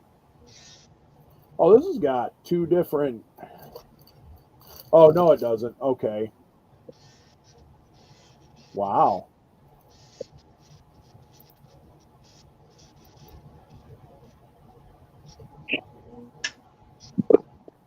Okay. Well, this might actually be halfway decent. I figured there would have been a lot more pieces of this. Yeah, we're not doing too bad. Here's all the glass for it. I know light plates get thrown on this. Doing good, Joey. Just waiting around, sitting for the 20th. Oh yeah, you can definitely tell it's two-stroke. Oh yeah, stroke in the two in the stroke. Ain't no behaving if you're having fun. That's right. You can tell by the shape of the exhaust. It's got that distinct two-stroke exhaust. Oh yeah. Yeah. This is actually pretty cool. One of the greatest sounds of a Oh. Yamaha YZ250 two-stroke. Hey, what's going on there, Mr. Arco? How we doing? Hello, hello. What is up? How the hell you been? It's been a while. Hopefully you and Heidi had a good New Year's and a great Christmas. Oh, man. Actually, this is going to be, not going to lie, this is going to be a nice kit when I get it done. Working on a Suzuki GR250 two-stroker. Walter Suzuki. Yep, Suzuki. You ever hear that guy, Motorcycle Man? Mm, Yeah. all the You can tell bikes Yamaha when it's sound coming like down the road. Yamaha. Yep. Yeah. Hondo. Good. Glad to hear it. Glad to hear everyone's doing good out there. Can't wait. Oh, yeah. All right. Well, looks like I'm going to have to get some instructions out. Maybe I'll start working on that. Oh, no. I don't know if I can read Japanese. 1986. Tamaya. Oh, hello. Tamaro. Wonton with rice. Oh, you go super fried rice? Super fried rice. Ooh, fancy decal sheet, too. That old Chinese hooker standing down there in the corner. $5, all you can eat. What a bargain. What a bargain.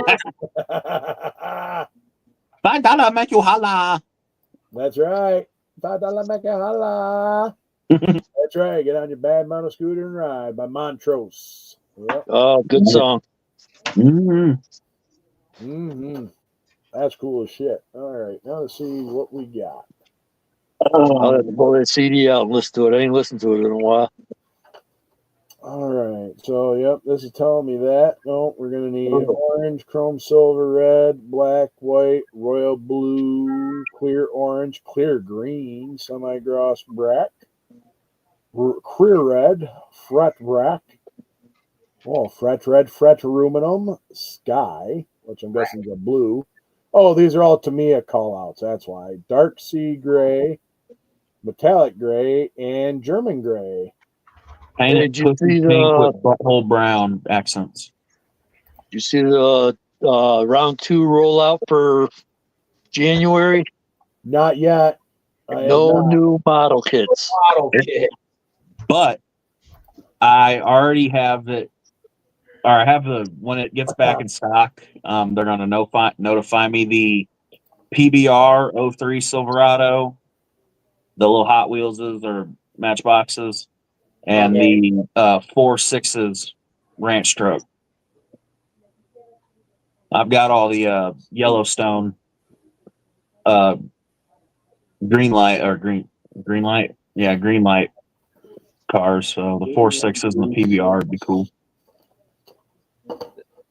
That, and with me owning a Cat Eye, I've bought all the Cat Eye, like the SS truck and the where the red dress little single cab ones they put out. Yep, match the heels, the pumps, the big old fuck me pumps. But he did say in the video they're trying to get the models out to more places. Yeah, Michael's carrying them and Joanne Fabrics and so on. Our Michael's had Walmart. They're going to start supplying Walmart and stuff. Some Walmart sell them. Ours don't sell them, but they'll have like a box. Like, that's right. Yeah, mine will once in a while. Usually right at Christmas time. Yeah. Think panties. Yeah. That's how I got all those OBSs I just finished building. That's how I got all of them for cheap. Was I got them at Walmart. for Yeah. $20 a piece 31. I don't know. when they're usually like 30 something. Gotta have the garter strap there holding up your thigh highs there.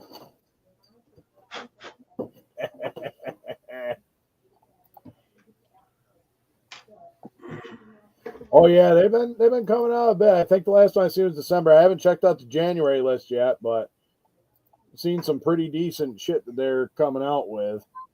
Auto World and Johnny Lightning got some pretty good 64th scales coming out. Like I said, that PBR truck and the 4.6's ranch truck. Right.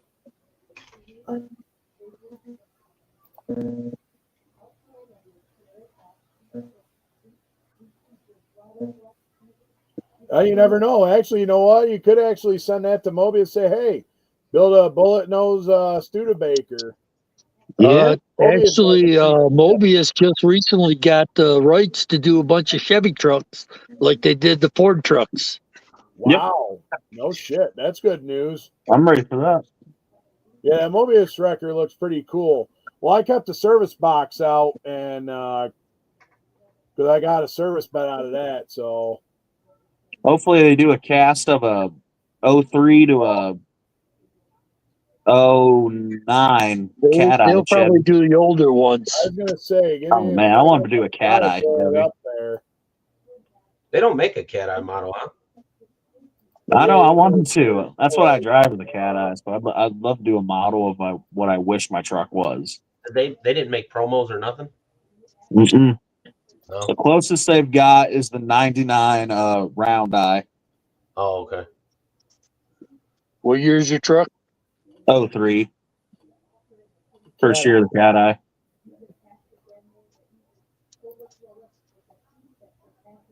I always had to put brake lines on those, man. Huh?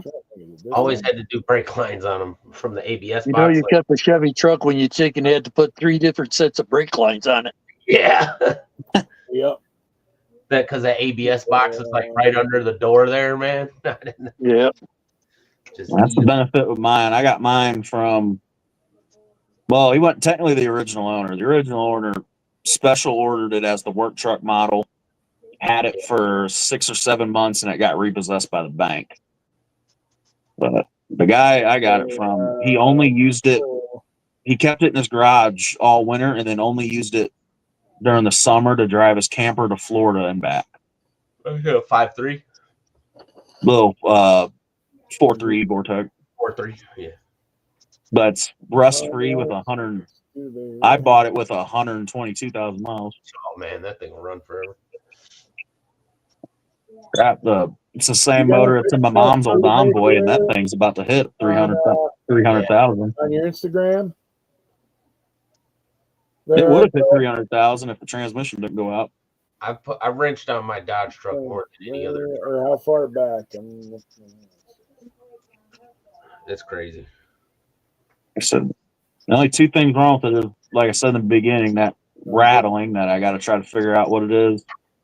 And all the what is it? The not smog. Air pump? No, the what the fuck are the sensors? The emissions. All the emissions sensors. Yeah, as I've done the sensors and the check engine light keeps popping back on. It's something with the emissions crap with it. Yeah, like I'll replace one thing and then it'll rescan as a different thing, and it's all emission stuff that it keeps popping up as. Nice, good deal. So I appreciate. All right, let me get caught up on the chat. I was over on Arco's trying to find pictures of his Studebaker. He's doing 1-to-1.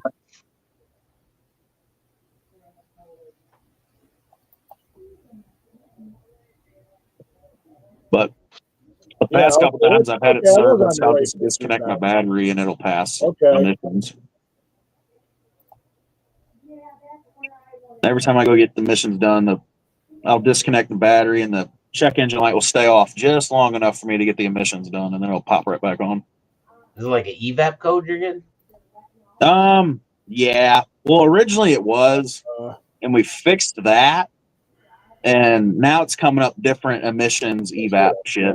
Let me see if It keeps popping up different stuff, and it's all emissions, which it's not affecting the truck at all, so I could really give a shit. Like I said, I'd disconnect the battery before I get the emissions done every year. It'll stay off long enough for it to pass. I popped on and says it's got an evap leak. And I don't know. I just got it. evap leaks are overrated. Yeah, That's what it kept coming up on mine at first, and we replaced the sensor, and then it popped up that it was another evap thing, which is a sensor that's more towards the motor. Yeah, That's actually like on top of the motor. There's one on the intake, and then there's one up behind up by the gas tank. Yep, mine's behind the cab, in between the bed and the cab, which we replaced. Yeah, and then we replaced the one on the intake, but it's still popping up that it's that one on the intake. Yeah, you know what? You know why? Did you buy a cheap one like offline? I bought the cheapest one O'Reilly's had. Yeah, what you got to do is you got to buy an AC Delco. Okay, most recent video. Delco one, okay. Got it. Okay, I'll just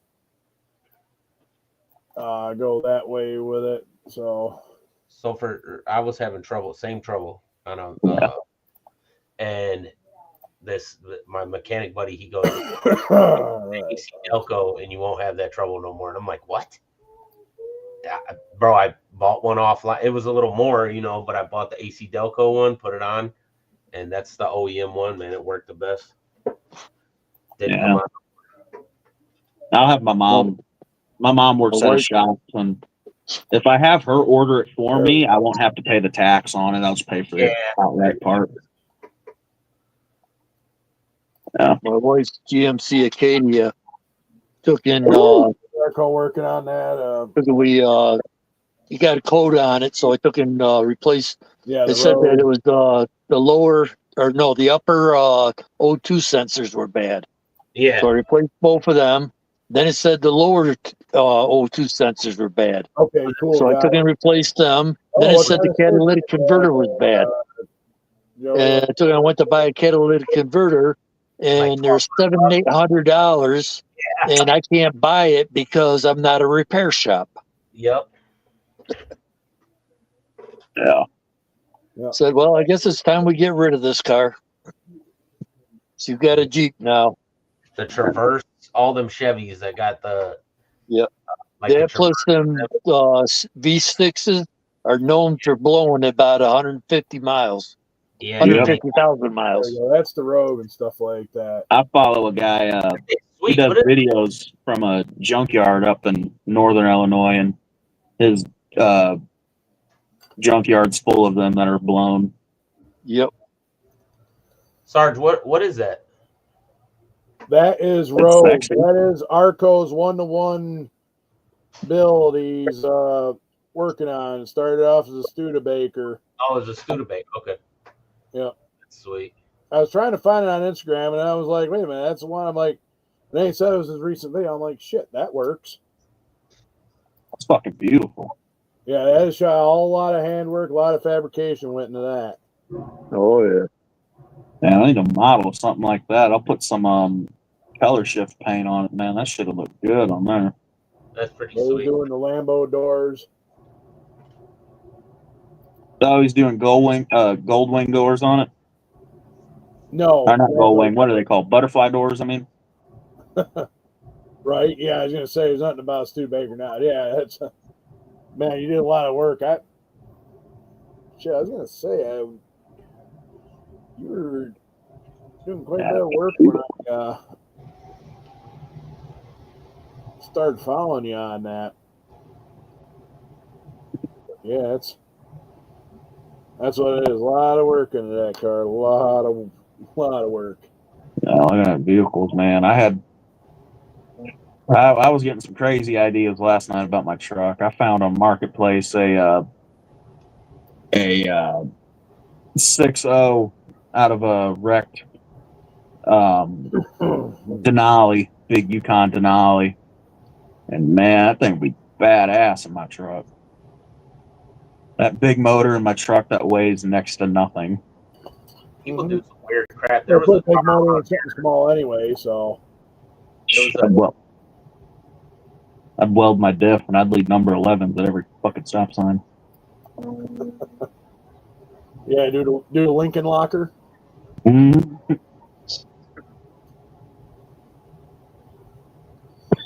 All right. That truck would be perfect to do some kind of LS swap with it.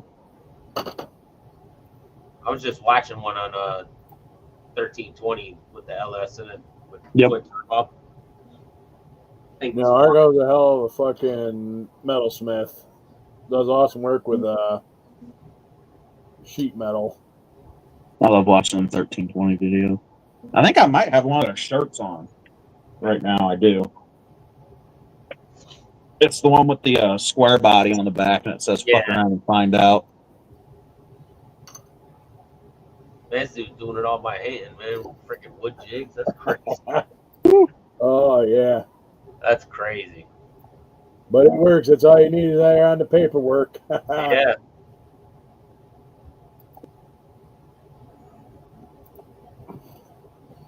Yeah. All right, so let's see. We got it this way. We got that. I got a sub. Is this a Hey, YouTube? y'all gotta all have as much as he works on metal. It's always good to have. Is this a YouTube channel? Yeah, that's his YouTube channel. What's the name of the channel? Yeah, I want to sub Outlaw to. Edge. What was it? Oh, this is him in the chat. I'll just drop his channel there in the let's copy paste it. About to say, man, yeah, I wanna follow that build a little bit. That's badass. Should be that one. Drop it in the chats there, and anytime, that's what I like to do. Oh yeah. Should be it. Should be able to just click the link and get it on. Doesn't let me. There we go. There's I'm just gonna copy the link, and then after this, I'll paste it on the YouTube thing and pull it up. Outlaw Ed, man. Hell of a fucking dude. Great metal worker. Yeah, that's pretty sweet. Yeah. Come on. Follow along with that.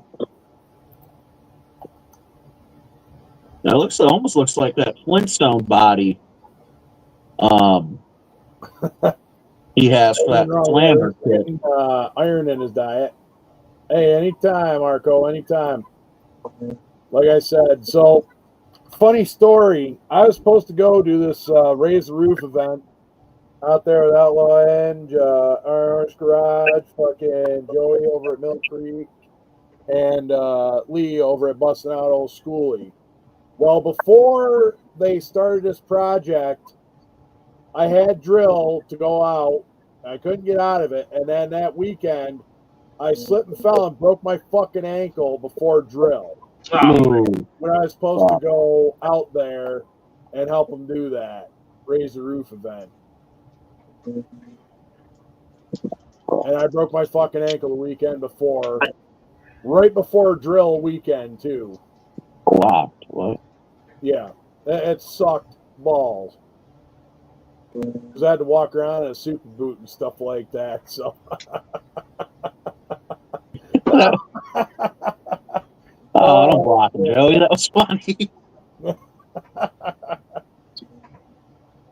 But you know we love you. You're our favorite one-arm dude.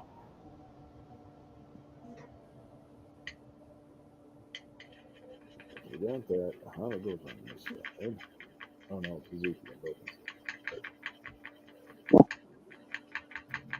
What the hell is that from? I got blood on my hand. What the fuck did I do to myself? You probably cut yourself. You weren't on what? I haven't done anything. Said he was going to. I haven't done it. Oh, I see it. Going to, so. Yeah. Oh, I see what I did. I cut my finger a couple days ago, and I think I picked the scab on accident. Oh my God. I peeled the was scab looking on forward to accident. that event too. Super glue is I shit. was looking forward to that event. That was actually pretty cool because that would have actually done quite a bit for like the scale modeling part of my channel. But it would have been out there to, do something pretty cool, especially with a lot of cool fucking one-to-one builders. And that's what I did. Well, like I said, I was in the Army for fucking 22 years, and that's what I did before there. So you're right on that one. But at that time, I had my own credit card for bail money. Just as long as we kept it under 10 grand, we were good. Oh, He's in the chat. Oh, is that who the outlaw Yeah, is? That's him? yeah. that's our Oh. guy out there building on there. Yes. Oh, That, the bail money I had that my completely went over my head. I didn't know that, dude. That thing's freaking cool. All right, Chuck. Oh, you got kicked? Shit, I didn't even realize that. I was like, thought something changed. All right, Chuck, appreciate you. Thank you for jumping in, hanging out, and stuff like that. I'm probably gonna call it here at 11 o'clock Eastern time. So take care, need anything and stuff like that. So right, ain't nothing wrong with that. Haters gonna hate regardless. But anyway, so yeah, that's yeah, that was a good time. Really wish I would have been able to do that. But like I said, I couldn't do shit on a broken ankle anyway. So not that I hobbled around. anything like that. I just still, it was my last fucking National Guard drill too, which kind of pissed me off. You could have gotten you one of them fat people scooters and just been an asshole on that thing. Yeah, but on my luck, I would have been getting in the way and shit like that. You would have ran someone over for the fuck of That's what Arco said. We would have hung out, but we would have needed bail money. But at that time, like I said, I had my own credit card with a $10,000 limit. So, and that's all that credit card was used for in case I got into trouble. That was my bail money credit card. It sat in the center console of my truck.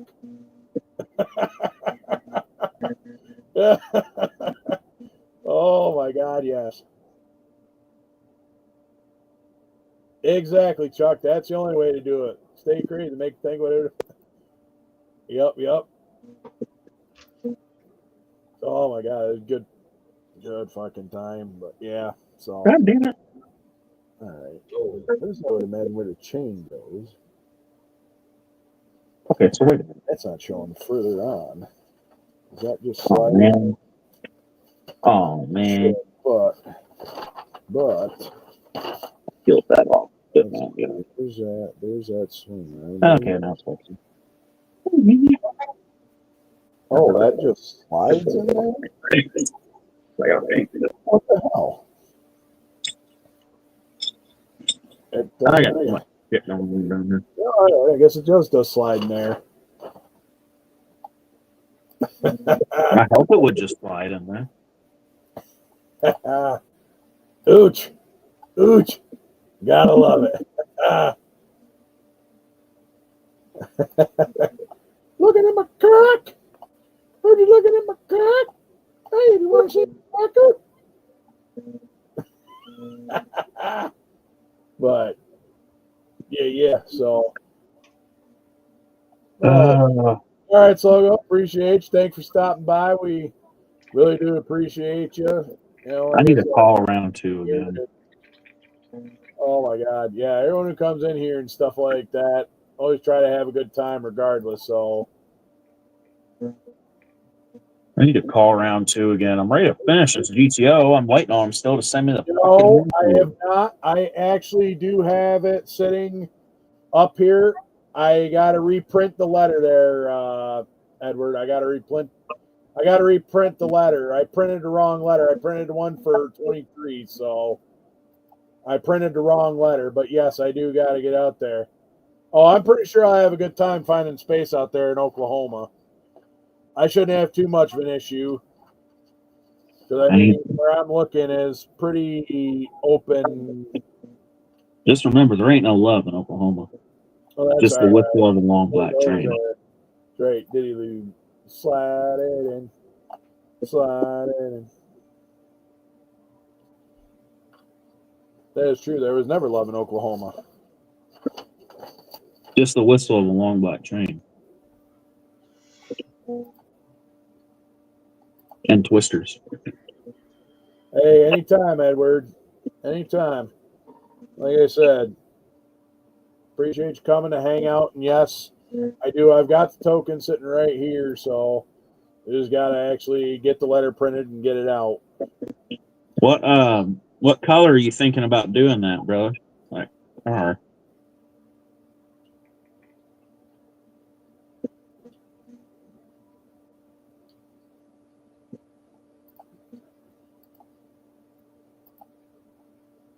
Titty lube.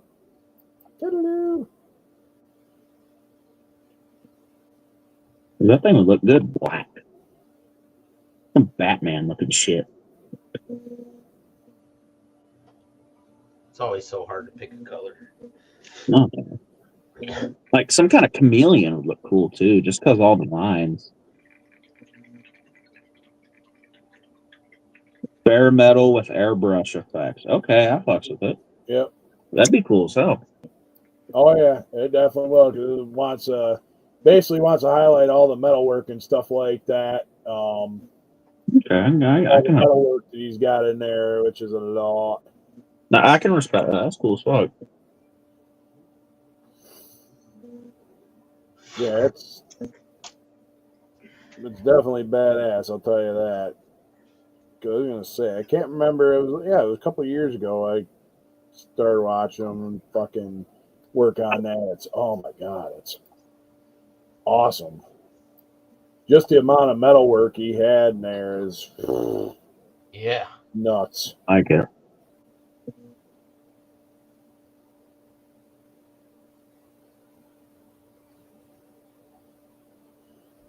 There we go. We got that.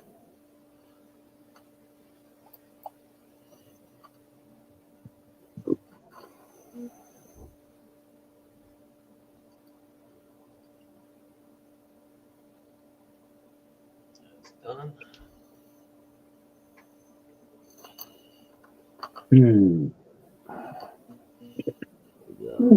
This with a little bit of that.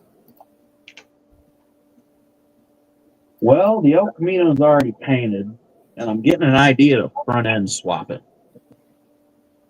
Yep, Vigilante's the other one. Maybe that was the first one I had seen. I can't remember if it was Road or Vigilante was the first one that I had when I first started following you. Was a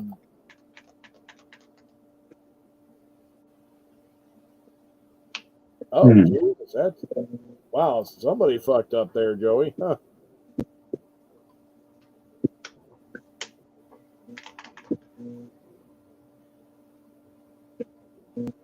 Damn. What? A 4-wheel. What the fuck? A piece of gauze? That's crazy, man. No, not 4-wheel drive. It was just a. Okay. He has a 4x4 piece of That's gauze. what I was saying. Yeah. Lawsuit. Yeah.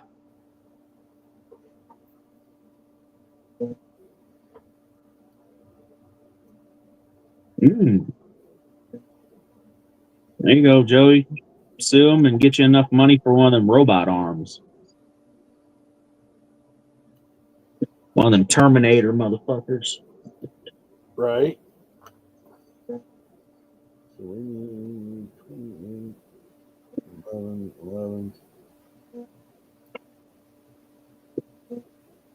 34 and 35. Yeah. Damn, Kevin. That's fucked up. No, that's good. You should. No, I don't think that. Oh, okay. So he did have an electric arm and hated it. Okay. Ah, 34, 35.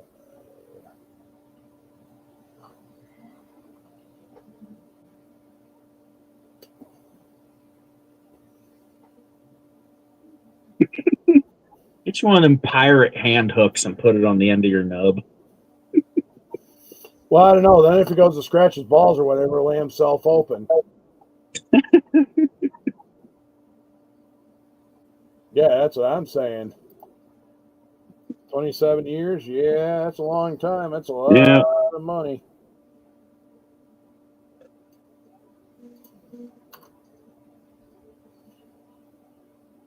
Was you having any trouble out of your leg and stuff, or it was just chilling in there, no problem?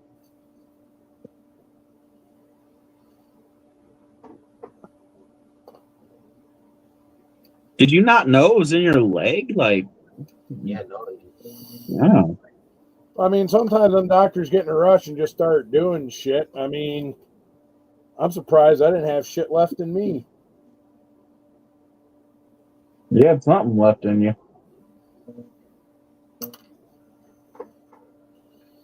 Well, yeah, I mean, I had drive and a couple other things, but that's about it. Well, they can get that in the lawsuit as well, the brain damage. So,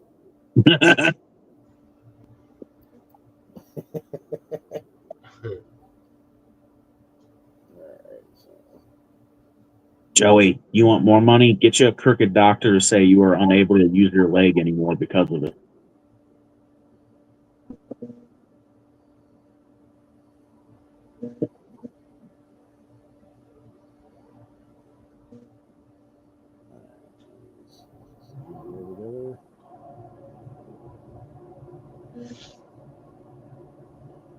oh, okay. No.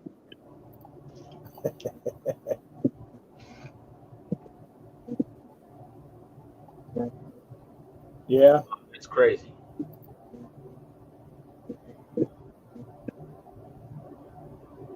Wow. Yeah. Sharp butter knife and a folding card table. I've at least got a fancy aluminum table. I call it my autopsy table. One of my parting gifts from the Army. Oh, you want a fancy table? I got a plywood one.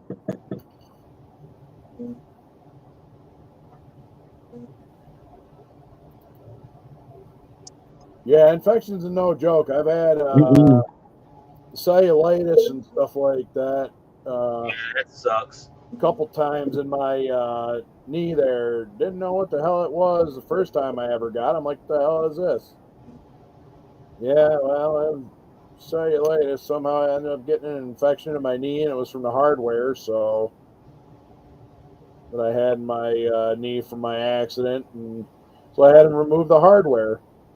And then when they were removing the hardware out, they decided to break one of the extractors off, trying to pull the screw out. Oh, Yeah, so they just left it in there. They just ground it flush, and they just leave it?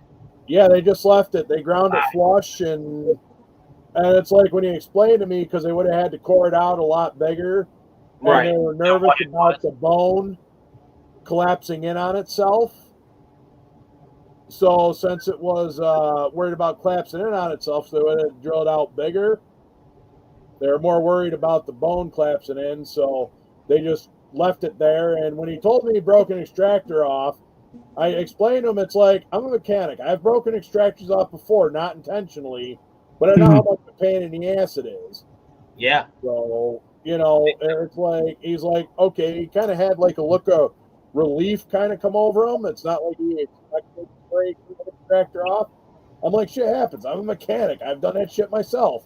Just on a lot larger fucking bolts, but Yeah. but then like something that's in my knee, but yeah. Damn. Yeah.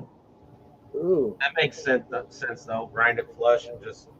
Yep. And they said if you do notice any issues, don't hesitate to call us. Let us know. We'll go in there and, fix it or whatever, grind it down again. They were more worried about, because of the size it would have had to channel it out to get the screw and the extractor out. It was just they were worried about making the bone too thin and just me not slowing down and doing shit I'm not supposed to. Yeah. Like step wrong and then the bone just shatters and end up really getting some shit because there's a big hole in it. So they just left it there for sake of caution. So whenever I get a knee replacement, the nice thing is it's in a part of the knee which you're going to chop off for a knee replacement. So I've at least got that going for me. So.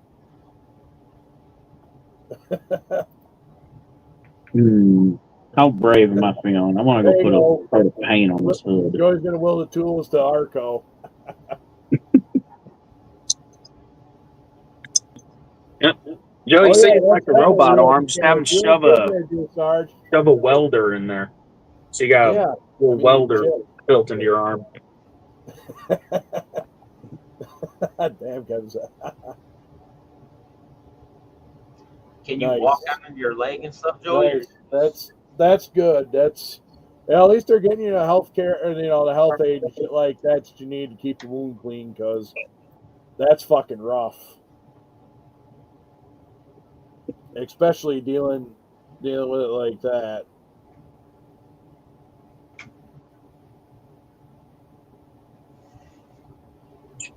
Get a fake arm, Joey, and I seen one. It was a photo of one someone had made. They're a mechanic, and they made a fake arm for themselves. And the caption was a mechanic's new arm. These two fingers were different size wrenches, a Phillips head screwdriver, a flathead screwdriver, and the thumb was a hammer. Get you one of those, Joey. Mm-hmm. A mechanic's new arm. I could dig it. You'll never lose your tools.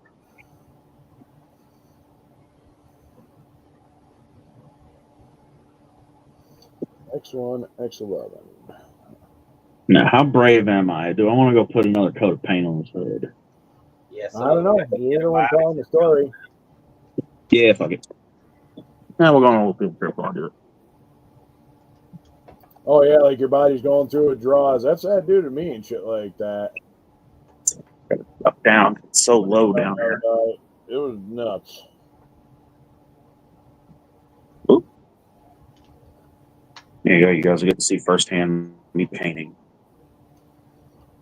What you think, Jim? All right, so this. All right, where the hell did I put my thing? The hood for the upper. Yeah, I can drop Jimmy's channel. That's not a problem.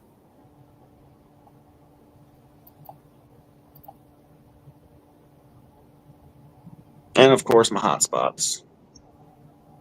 Losing fucking signal. Oh, it's bugging out.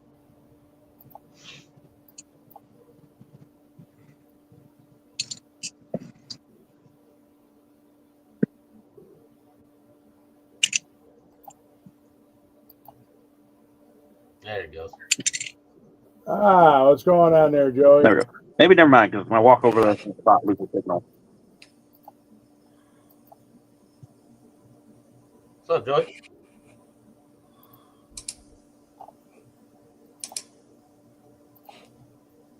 Oh, am I in the chat? Yeah, you're in. You're in here. Unfortunately. Yeah, okay. Cool. Yeah. I didn't know. I could hear you all talking, but anyway. First of all, I want to say about Arco, from the bottom of my heart, I can't stand him. I hate him. He's always harassing me and tormenting me. But on another note, I love you, Arco. Oh yeah, that'd be awesome. You guys start doing lives again there. That'd be fucking That'd be sweet. I definitely tune into that. That's a good time. I just dropped Jimmy's channel there in the chat for you, Arco. Yeah. But just so you all know, Arco and I are actually friends, and I can't stand him. So, Right. how you doing, Jeff? Good, brother. How you doing? I'm good, man. Yeah, just nursing my leg and trying to stay out of that shop so I don't hurt Yeah, it and you able strain to it. walk on it and stuff, or? Oh yeah, I can walk. I'm fine with all that. I don't even have pain. I mean, I don't have feeling in that area of my leg anyway. Oh wow. But I do feel a little bit of burning because where they were in there digging around, and Yeah. Oh, you're gonna feel that. Then That's they- a feeling. I didn't start feeling that actually until about an hour ago. But then I sat there and watched them. This hole was at least a half inch in diameter, and Awesome. they were. Anytime, Marco. Anytime. They took that string gauze is what they call it. It's a big long string. Yep. And they just kept stuffing it down in that hole. But they measured that, and it was right at 2.5 inches deep. Damn. Damn. And that's where they pulled the staples and that Where is this at? 4x4 piece of Like, gauze. up by your hip? All right, there we go. No, it's my left leg. It's from my ankle and about halfway up my shin, but on the side of my leg. Oh, okay. It's when the electricity went down my leg and blew a hole there. Where it came out at? Yeah, and all the skin and Oh, thanks, tissue Outlaw. around that hole was burnt and had to be cut out and deburred. You're more than welcome. And More than welcome to jump into Arco if you want. All you gotta do is just click the link. no, please, not him. No. What? I'm gonna take the opportunity, asshole. All right, yeah, it's your live. Sorry. It's your live. Do what you want. Arco wants to come in. Maybe if he jumps in, Joey will leave. Shut up, Jimmy. Oh man. Kevin said behave around No, I love you. male nerd. Oh shit. Damn, I'm cold. Use staples to shut your dumbass mouth. No, not right now. I need those for a lawsuit, sir. But hey, I know what could shut your mouth. My fist. When I see you, I'm gonna punch you right in your mouth. Your single fist. That's all I need. One fist, one good punch, and you're out. See, Arco and Heidi, when we were at the Raise the Roof event, plundered my stuff there, and they kidnapped my Elmo. And there's proof of that because there's video on YouTube where they're driving back to Minnesota and they have Elmo with them in the car. Mhm. And then I started getting pictures of Elmo laying in a snowbank with beer cans laying all around him. Oh, I saw your tickle me, Elmo. So they now have poor Elmo is an alcoholic. He's addicted to drugs. He I sniffs want to hang out paint, with Elmo. and there's a picture of him with a cigarette hanging out of his mouth. I want to hang out with Elmo. And I don't even know where he's at. He's probably homeless in a alley somewhere, living in a cardboard box. Oh my god, that's awesome. Yeah. Hey, at least they didn't make Elmo vote Democrat.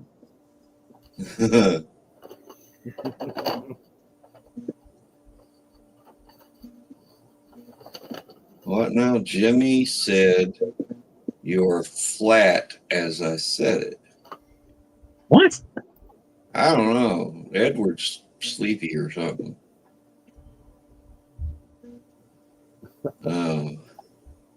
Oh, your fist.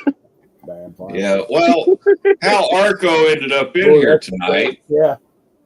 He sends me a text and we start chatting. I said, well, hey, I'm over in Cliff's live. Come over and hang out. And I dropped the link to the live in the chat or into the text. And then I started talking in here, and I didn't think he was going to be coming over because he's a loser. Oh yeah, no. But he did. He showed up, so he kind of surprised me there.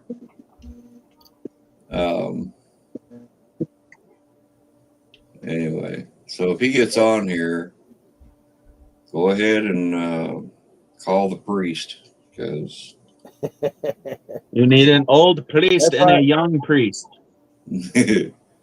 Yeah. We had so much fun at that Raise the Roof event. God, pranking and wish I wish I could have actually made it there that weekend, but I had drill, and like I said, I also broke my fucking leg, and yeah, that is right. Drill. I remember that you were laid up. So pissed. Yep. We had so much fun pranking each other, and oh my God, you know those boards, the dry erase boards. Well, there was a big one there on wheels, and so the to-do list for the bus was all written on that. And anytime you did one of the to-do list items, you'd go over and wipe that off the board. Well, at the bottom of the board, Arco put on there as the last thing to do for the bus. He put "Kill Joey." Yeah. So everything got done. That was the only thing left on the board. Arco, you missed out. You should have put Joey's phone number and said, "Call for a good time." Yeah. Yeah, no, that's what I did at the truck stop with Arco's phone number. And then I took pictures of his road car and listed it on Craigslist. For $150 or a best offer. Oh, that's evil.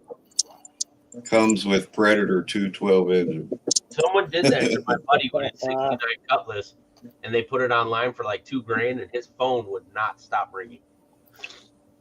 I was like, that's terrible. Oh, it's terrible. I think his brother did no it. Shit. They're back in that day, yeah. Hell, I would have called him for $2,000 for that. I would have called him. What is Edward talking about? He's like talking back in the day. That's what you used to call people. You just call them fucking. Oh yeah, homo. Yeah. Yeah. All right. So he's talking in past tense. Joey, you working on a model, or is it for looks?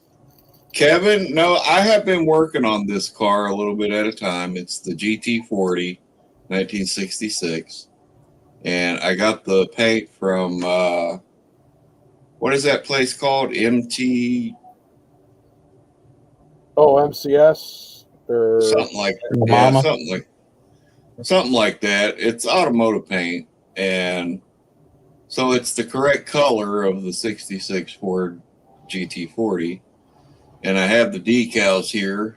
This kit was sent to me by Gary, Ride the Wind Gary. Yep. Mm-hmm. And he sent me these decals, which were not in the kit. And it's got both sets, the number 1 and the number 2. I'm trying to, well, you can't see it because of the glare, but I got the decals. But yeah, Kevin, I am working on it a little at a time. I'm actually probably going to take time and work on it tomorrow, get the decals on, let it set overnight, and then go ahead and get it clear coated, because everything else, interior and suspension, wheels, all that's done. It just needs to finish up on the decals, clear it, pop it all together, and it's going to be going in the case. I seen you were working on it on your New Year's stream, but I was over on Bob's. I kept jumping in for a little bit to see what you were doing. Well, I came into Bob's to get on the stream, and he never, I don't know if he just ignored me or just didn't see me back in the back room. And I was posting even in the chat. I told Kevin, I said, how long do you think it'll be before he sees me? And Kevin says, good luck. But he never did see me, so I thought, well, I'll just go start one. I don't think he did that on purpose. He's done that to me a few times, just off on the page, which I'm not like knocking Bob or anything. I love Bob. Yeah, I don't think it was on purpose either. Huh? I said what it happens is sometimes, I know I've had it happen on mine. I've had people sitting there in the back room for like a hot minute. Not Yeah. intentionally, it just I didn't hear them pop in. And Yeah, like, I'm looking, I'm like, wait, what the hell's this at the bottom of the screen? Oh, yeah, Oh, hey, there it is. yeah. he did say he switched to something else, and it wasn't letting them know when people were getting in there. Yeah. He's not using StreamYard; he's using something else. He's Yeah. using Restream. I'm still using StreamYard until Yeah, which I cannot get Restream to work on my phone for I shit. use StreamYard. Yeah. Well, they just raised the price. Well, I got the fancy package until April, and then it's jumping up like to $400 something dollars. I'm getting rid of it before then, but I've got till April to find something different. So, I know Restream. My phone does not like Restream. I was having issues on Bob's. Google just had to get rid of Hangouts. Yeah. Kevin, to answer your question, I just looked everywhere on the box to see what the scale is, and it does not say anywhere what scale this is. But I'm thinking it's a 1/24th at least. Yeah. But here's the box. It came, with the dark blue number 2, but I'm going with the light blue number 1. And if it does say the scale, it's in Japanese or something, because this car kit was sent to me by Ride the Wind Gary. He sent me the kit, and he's been after me to get it started, and then I sent him pictures of it after I painted it. He's like, "Oh man." yeah, exactly. See, switched to the Restream. It doesn't make the loud ding like StreamYard. Saw it when you were already gone. Yeah. Oh yeah. Well, Bob, I kind of figured that. We weren't knocking you, brother. Yeah, no. And if I did say anything that made you think that, I apologize. But no, I figured you just didn't see me, but I thought, well, I'm gonna go start one, which I didn't have a big crowd like you, but I wasn't looking for one either.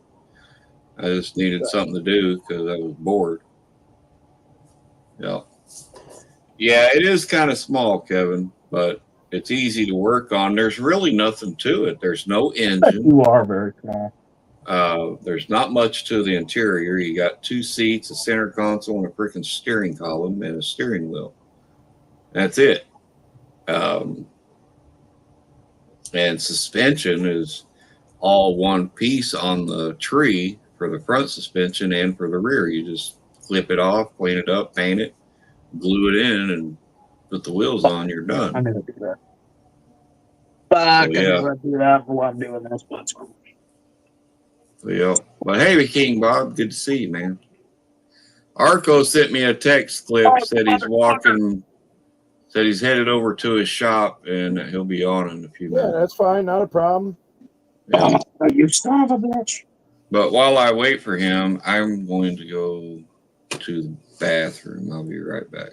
That'd probably be a good idea. He saw me and he got so excited. That's what it is, right? Yeah, okay. Oh, thank God I caught it long enough. I'm sitting here in my Molotov pen doing trim, and I guess I touched one of the pieces of trim I just did and then touched the body. Oh, So I'm glad I noticed that before it got bad. Because if it would have dried, I would have thrown this in the box and said, fuck this whole project. Another one. No devil's metal for Joey. No, fuck that. He ain't got enough arms to do it with. Yeah, exactly. Our hands.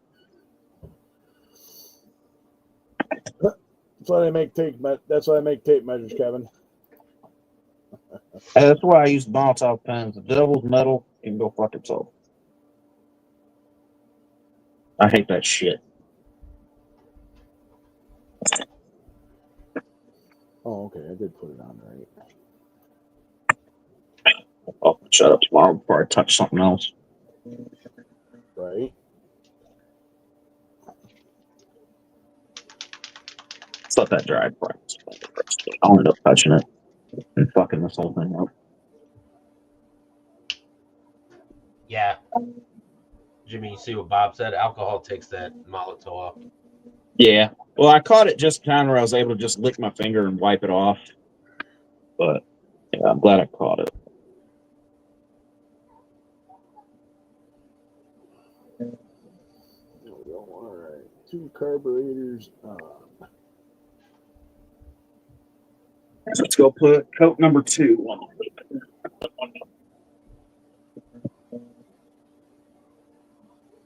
B11, B2, which is already chromed. All right. So let's see what I can't get through. B11. Bingo!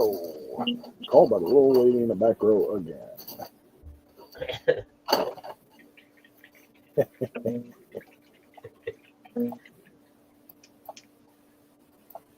That's true. Alcohol will take a lot of stuff off. All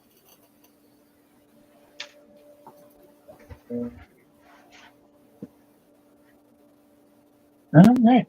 Let the hood dry for a little bit. The hood's ready to go back on the car. There he is. Hey, what's going on, Arco? How we doing? What are we working on No, next? no. All right, brother. Appreciate you guys, man. Hey, no problem. Anytime. Thanks for the Hey, invite. man. Hang tight for a second here. Yep.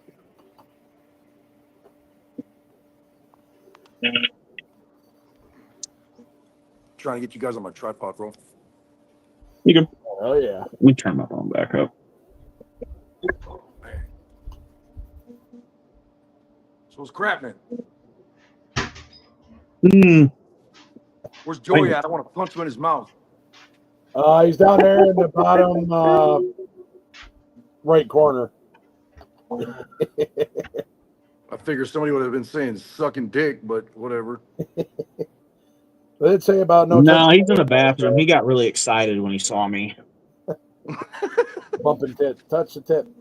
So Jimmy, I subbed your channel, and the other guys, I don't know who all's on here, whatever. I don't have my glasses, bro, but who all's on here right now? Let's see. We got King Bob, Boston Buds, Kevin Smith. Yeah, King Bob. Let's see. Don't Jeff, bother with Kevin's channel. It Jeff, sucks. no, I went to his channel. He doesn't have no videos on. Yeah, he sucks.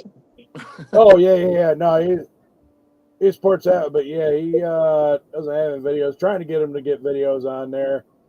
Ed Leonard, a couple guys over there on Rumbles. So we got Neurodivergent 1, Dear Sarge. I don't know if Joker's over here. Unfolding Joker. It says I got 8 watching over on the Rumbles there. So Yeah, so whoever's on here, I mean, obviously I got Cliff's. I subbed your channel, and then I just subbed Jimmy's right now, or earlier. I We were subbed talking. you. Thanks, brother. And then you guys go to my channel, leave a comment, and then I'll sub your channel also, man. I appreciate it. Exactly. But thanks again for the invite. Hey, no problem. Like I said, it's been a while since I hooked up. I keep on forgetting I got your number. Yeah. And I was like, fuck, because I was going to text you, just you and Heidi over to Christmas, New Year's. Guys going down through and just like texting a bunch of people. And I'm like, shit. So. You know how it is, Hey, man. King Bob, We're what's always, going on? everybody's always working and whatever. We're always so damn busy, you know? Well, I know. That's what I mean. I know you're busy and got a lot going on. So. My shop is packed right now, bro. I got even my body shop stuff is inside. I got my right on the other side of us. I got my body shop, but I even have stuff. I'm doing paint jobs in my shop right now. Holy shit! You're actually painting in the shop? Yeah, in my fab shop. Yeah, it sucks. Wow! Holy hell! That's. I guess you do got a lot of shit going on if you're painting inside the shop. Yeah, I don't like doing that. I'll spray like primer or whatever in my shop, but I don't like doing that, you know. Yeah, no, definitely. Yeah, no. Holy But shit. I'll be laying color and clear coat and everything else on this Toyota behind me right here. I'm not doing no custom stuff. I'm obviously, you know, people think like when you own a custom car shop, they're like, oh, you only build custom cars and whatever. But to be honest, the bread and butter's the small jobs, the quick jobs, you know. Yeah. That's a shot. And don't get me wrong, we got a lot of customs that we're building right now too. But a lot. But you got to focus on the ones that bring in the quick money, which would be just a simple like paint, whatever, something simple, nothing custom. Just mix it, shoot it, send it. But I like doing the small, quick stuff like this because then it gives me time to work on my own stuff, you know, where I got more time. But I'm hoping by next year I won't even be working on customer stuff no more. I'll be building my own cars. So we'll see what happens. That's gonna be that's awesome right there. Thanks, brother. That's fucking good shit right there. I got Vigilante in storage right now, and then I got Rogue right here. But I'm hoping that I can finish Rogue up for SEMA in November next year. So I'm hoping to do that. Yeah, hell yeah.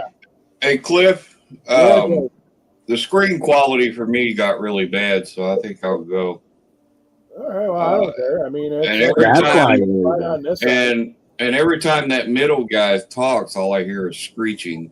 Oh, that's why you're leaving, sure. So you might need to. Bitch, I come on here to leave. I'm not leaving. Just doing the airbrush and clear coat over to metalwork. That's all he's doing. That's how he's doing it, Kevin. Yeah. He's gotta leave. Like I said, he took one look at me, and now he's gotta go take a cold shower. It's the mullet. Yeah, Kevin wants to know what color you're painting Rogue. So originally, I can't grab it. Originally, we were going to do it a metallic, or actually be a metal flake, custom Cadillac white pearl. Yep. Now my heater finally shut off, so I can hear what the hell you guys are saying. But we were going to do it that white pearl metallic color, and it seemed like when I took the car into the body shop and got it into primer, I wouldn't say it like lost. I didn't lose interest in it. I just kind of was like, I'm not feeling it, man, And so my son is an airbrush artist, and we do everything here. We do it like the whole works. So my son, we were talking, and he wants to do like this really badass effect on the car with all the welds and everything. And so he's gonna airbrush the whole car, but real subtle in a way. And then I'm gonna clear coat over the damn thing. So we're gonna make it look like not really futuristic. I'm doing the kind of car I'm doing is it's like a mix between the old Italian like Bugattis and Delahaye's and some cars like that. And like Jimmy Flintstone was a huge inspiration to me, the model builder. Oh yeah. And so we decided what we're gonna do is we're gonna make this the anti-hot rod. It's not a hot rod, it's not a rat rod, and it's not a custom, it's not a freaking show car, it's nothing. It's just like I said, I'm gonna build this thing just badass so I can get out there and just tear it up. And I don't care if it's perfect. I want to take this thing to car shows and just piss people off, Fuck yeah, drive way to do it. Yeah, I want to drive it. So I'm gonna build this bitch so I can go out there and just beat on it, Arco, listen, you don't need Rogue to go to a car show to piss people off. They just look at your face and get pissed. Just saying. Hey, I got a funny story. Not talking about you, Joey. Hey, Cliff, check this out. So we go to that bus build, right? Raising the roof event, and Joey is talking all this crap to me.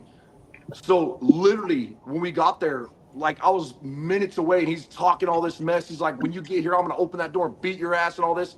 So the door comes open, and I step right up in Joey's face, and Heidi was in his face, and he was just like, "What the hell, man?"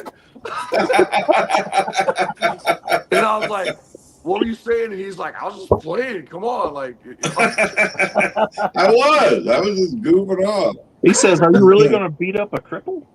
Oh, I'll beat up an old lady. I don't care, bro. I got no morals, man. I got no pride. I got no morals. I don't give a crap.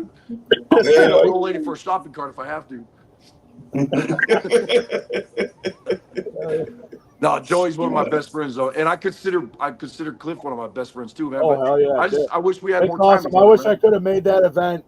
Unfortunately, it's like weird because I planned on coming out there, and it was like, nope, wasn't in the cards. It was my last weekend of drill I couldn't get out of, and then I broke my ankle on my way to drill, which sucked balls. I'm like, what the fuck? So apparently I wasn't supposed to go. Yeah, you got to read your cards, bro. You like somebody was telling you not to go there. You know what I mean? Right, exactly. Well, that's why. So before my accident, we were like 5 days away from going to ride to Tail of the Dragon. I was going to load the motorcycle up in the back of the truck. Hell my yeah. buddy, his old lady, and his nephew. We were going to go down to Tennessee, ride Tail of the Dragon. We were going to get there on a Wednesday so we could like rest like that Wednesday night, get up Thursday morning, hit the Dragon before everybody else gets on there for the weekend, do some sightseeing, have a good time. We were going to actually stay at the hotel right there on the Dragon. It was the barbecue pit there on the 129 there, right by the 129. It was we had it all planned out, even tested to figure out how to load the motorcycle in the back truck. So all I had to do Tuesday night was just come home from work, load the motorcycle up back of the truck, strap it down. Nope. I had to fucking go roll a military truck. Fucking suck balls. So, yep. Yeah, that would have been a blast too to have you there, man. We had a lot of fun. Oh my God, it was great. And I even had my own credit card up to $10,000 to bail my own ass out of jail if I needed to. Yep. Well, for me at the Raise the Roof event, if Iron Horse Garage hadn't been there, I probably would have left. Okay, I'd be more than happy to. Yeah. I don't know how many of these guys actually have a Rumble account, but I could probably try to figure out what's going on. I mean, I was getting a following over there on the Rumble and doing the scale model stuff. So yeah, I got a Rumble. I don't do any social but the YouTube. Cool. I'll drop a link because I'm kind of going on the Rumble there. So yeah, mine is. I think mine is just Outlaw Edge. Just like my YouTube channel. Yeah, I found Arco. I'll go Edge right now is on Rumble. So yeah, I found Arco on there and blocked him right away. Yeah. Hey, Cliff, are you you're in Tennessee or no? What state are you in? New York. Hopefully, I'll be out of New York and Oklahoma by this time next. Well, hopefully here soon. Where are you moving to, brother? Oklahoma, northeastern part of Oklahoma. Oh, wow. Getting out of New York State. All right, I just added you. I found you. So I'm going to figure out how to take. There it is. All right, click enter. I will drop the link in there into the Rumble so that everybody's got it. Right on. Boom. That should be right there. Yeah, your message just came up right now. Nice. Yeah, I just posted my Rumble link in the chat. I got to go through and adjust mine and add my Rumble link to my YouTube profile. So, hey, have you guys had good luck? Because I went on Rumble. This is probably 4 years ago, I guess, that I've had that, and like hardly anything going on. No car builders, like right. Not much There's going on, only 2 or 3 guys that I've seen over there. Like Dirk Pitt is one of them. Daniel Munch Mile Man, he's over there. Okay. I think Brian over at Got Fuels Model Cars has one. Let's see. I mean, there's not a lot of us, so it's something that that I want to try to I don't know, maybe try to get a little bit different following over there. So since I'm using StreamYard and I'm like able to stream on both platforms, which makes it really nice. Yeah. No, you don't have to pay for it. However, sometimes when you're watching something, it's weird how it's like to end up sitting there and you end up having to watch a lot of different like somewhat like advertisements. Now, I think the monetization's a lot easier on Rumble than it is on the YouTube. And you can also do what they call campaigns. If there's a certain product that maybe you want to advertise for, whatever, you could probably do that and get like a commission off that. I'll be right back. Yep, no problem. Yeah, it does take a little bit of getting used to, but it is definitely not too bad. I mean, I'm still learning it. I got a couple guys, like I said, I got 6 watching me there. I just dropped in link there for you and Joey on Rumble's there. So it's on the Rumble chat.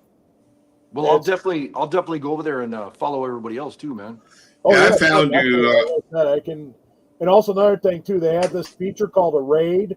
So if I got say like 8 people watching me, and say like you and Joey are doing a live stream, right? I can raid your live stream, which will basically take everybody from my stream and put you over on your guys' stream. That's hella cool. It's like, so yeah, it's Like actually like a stalker. yeah, kind of. It's like cool. You just, and I got to work on that a little bit, how to do the actual raid part of it. But it's like cool. So what it does is like, hey, getting ready to close out. Hey, there's this guy. Go raid his stream, and then what you do is you put raid with something else, and then it actually whoever's going live. Say like there's this other guy, Billdozer, is a guy. Good dude and stuff like that. So I rated his stream the other night, and 6 people I had watching had a link to go to his stream on Rumble. Yeah, I know because we've been rated a couple times, but it was a little bit different than that. Right, exactly.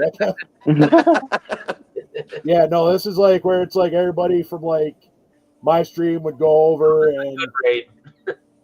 But yeah, it's actually kind of cool how to do that because, like, somebody could have like live, and all of a sudden it's like it's been rated, and then like my stream will close, and then everybody goes over to that stream that is there. I mean, you have the option to either just go over there or whatever. It brings it up as like thing, and then you click to join, and yeah, it's like I said, it's actually a pretty cool feature and stuff like that I'm working on trying to get a hang of.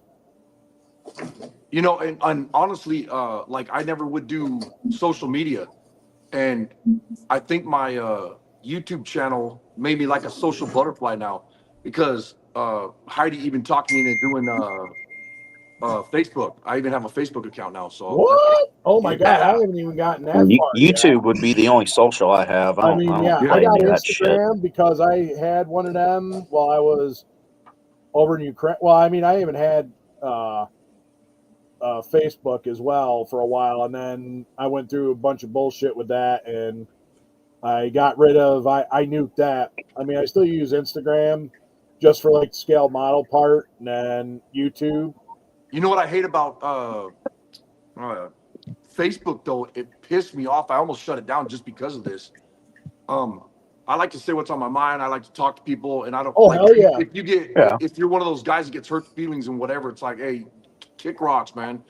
And and I was I followed some like custom car deal on Facebook, and I just put in there, you know, this is the car I built, blah blah blah, whatever. And then I put MN Outlaw Customs, which is the name of my shop. And they said, oh, we're gonna have to take that down because there's no advertising and all this crap in there. And I'm like, really? There's not. I'm like, that's on my shirt, my hat. Like, if that's the case, then piss off, you know? Yeah. Fuck yeah. I mean, that's the whole reason you do the crap, you know, is put your company out there, you know? Yeah, that's what I mean. Yeah. It's like you would be like, great. Like you could even advertise that. See, Rumble only skims 23% for rants versus YouTube, which skims 50 for the super chat. Now, Dear Sarge is another one and stuff like that. He's good, dude. He's got an awesome channel. He's an old salty soldier like myself, and fucking just doesn't care about people's feelings. He just fucks them and does that. Yeah. Hey, Diver, Nero Diver Gent 1. I followed you back on Rumble. I have a question. How do you have over 70 followers and you have no videos at all? What the crap are you doing? Teach us. OnlyFans. A lot of different, like I run it like 2-3 different chats. Like he's part of the pop over at the Redunculus. He's follows Dear Sarge, known him a while. He's on quite a few of the ones, and we go to different ones. Exactly. Yeah, I know. I'm surprised Gunther hasn't been in here and stuff like that. That's Yeah. right, exactly. Not as many commies over here as not as many commies on Rumble as there is on YouTube and stuff like that. Yeah, I and might look into the reason I went to YouTube Rumble is I got my channel on YouTube built up to where I could monetize, and they reviewed my channel and then came back and said that we cannot monetize your channel at this time because your content is not content of your own, that you sourced it from somewhere else and didn't cite it properly. And I went through all my content because I knew I hadn't uploaded nothing that wasn't mine. I went through it all and looked at it, and I responded back with a video. And I said, listen, guys, the same voice and the same face you are seeing in this video of my response to you is the exact same face and voice you're going to hear in all my content. How is it you're saying that is not my content? So see, that's definitely not you. That's a swear body. And they still declined me being monetized. So I'm like, well, screw you. You know what I'm that is, though, going Joey, is even YouTube can't stand you, And so you they're also trying to set up shut like you a down, gun. bro. True What'd story. you say, Arco? Oh, he's damn good at it. So I said that even YouTube can't stand you, so they're even trying to shut you down. that's pretty bad when you're getting shut down by like the U-Lubes. Oh, by the way, hey Bob, good to see you, man. Yep. Yeah, I was using Restream, Joey, and I don't get that big ping when somebody comes in. Yeah. Just little blue dot in the corner comes on, says how many people are in the stream or in the Yeah. room. Yeah, I figured that, and I commented in the By the chat. time I You saw know, it, and saw your text message, you were already gone. yeah, and then I sent you that text and waited about another 5 or 6 minutes, and I thought, well, I'll just go fire one up and hang out over there for till the ball drops, you know, and shut it down and go to bed. StreamYard doubled their prices, so. Yeah. I got till April to figure out and stuff like that what's going on. So, which sucks because like Restream and stuff. I'm using my phone for all this, and my phone does not like Restream. I could not get it to work on Bob's. Yeah. Oh, by the way, Arco, shut up. Just feel the love, and that's what it is. Oh man. Joey's a lot of talk, but no action. Tell me about it. Big old King Bob, you doing your live tomorrow? Yes. I can back up. Kevin Smith. I can back up my talk if I ever had to. Okay. Yes, we'll be on tomorrow. The next Tuesday, I won't though. Yeah, so like I said, the next Joey calling the cops is not backing up your talk.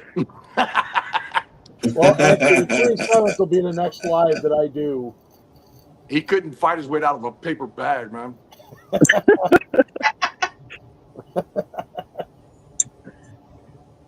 What do they say? Joey's busier than a one-armed guy in a fist fight? You know, I want to give a quote of the famous Fernando Alejandro, and he said this, which is translated, "Shut up, Arco, you're getting on my nerves."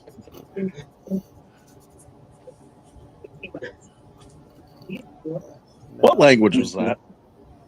I have no idea. I made it up. That's the thing. You can make it up and stuff like that. Oh, that damn Taco Bell talk.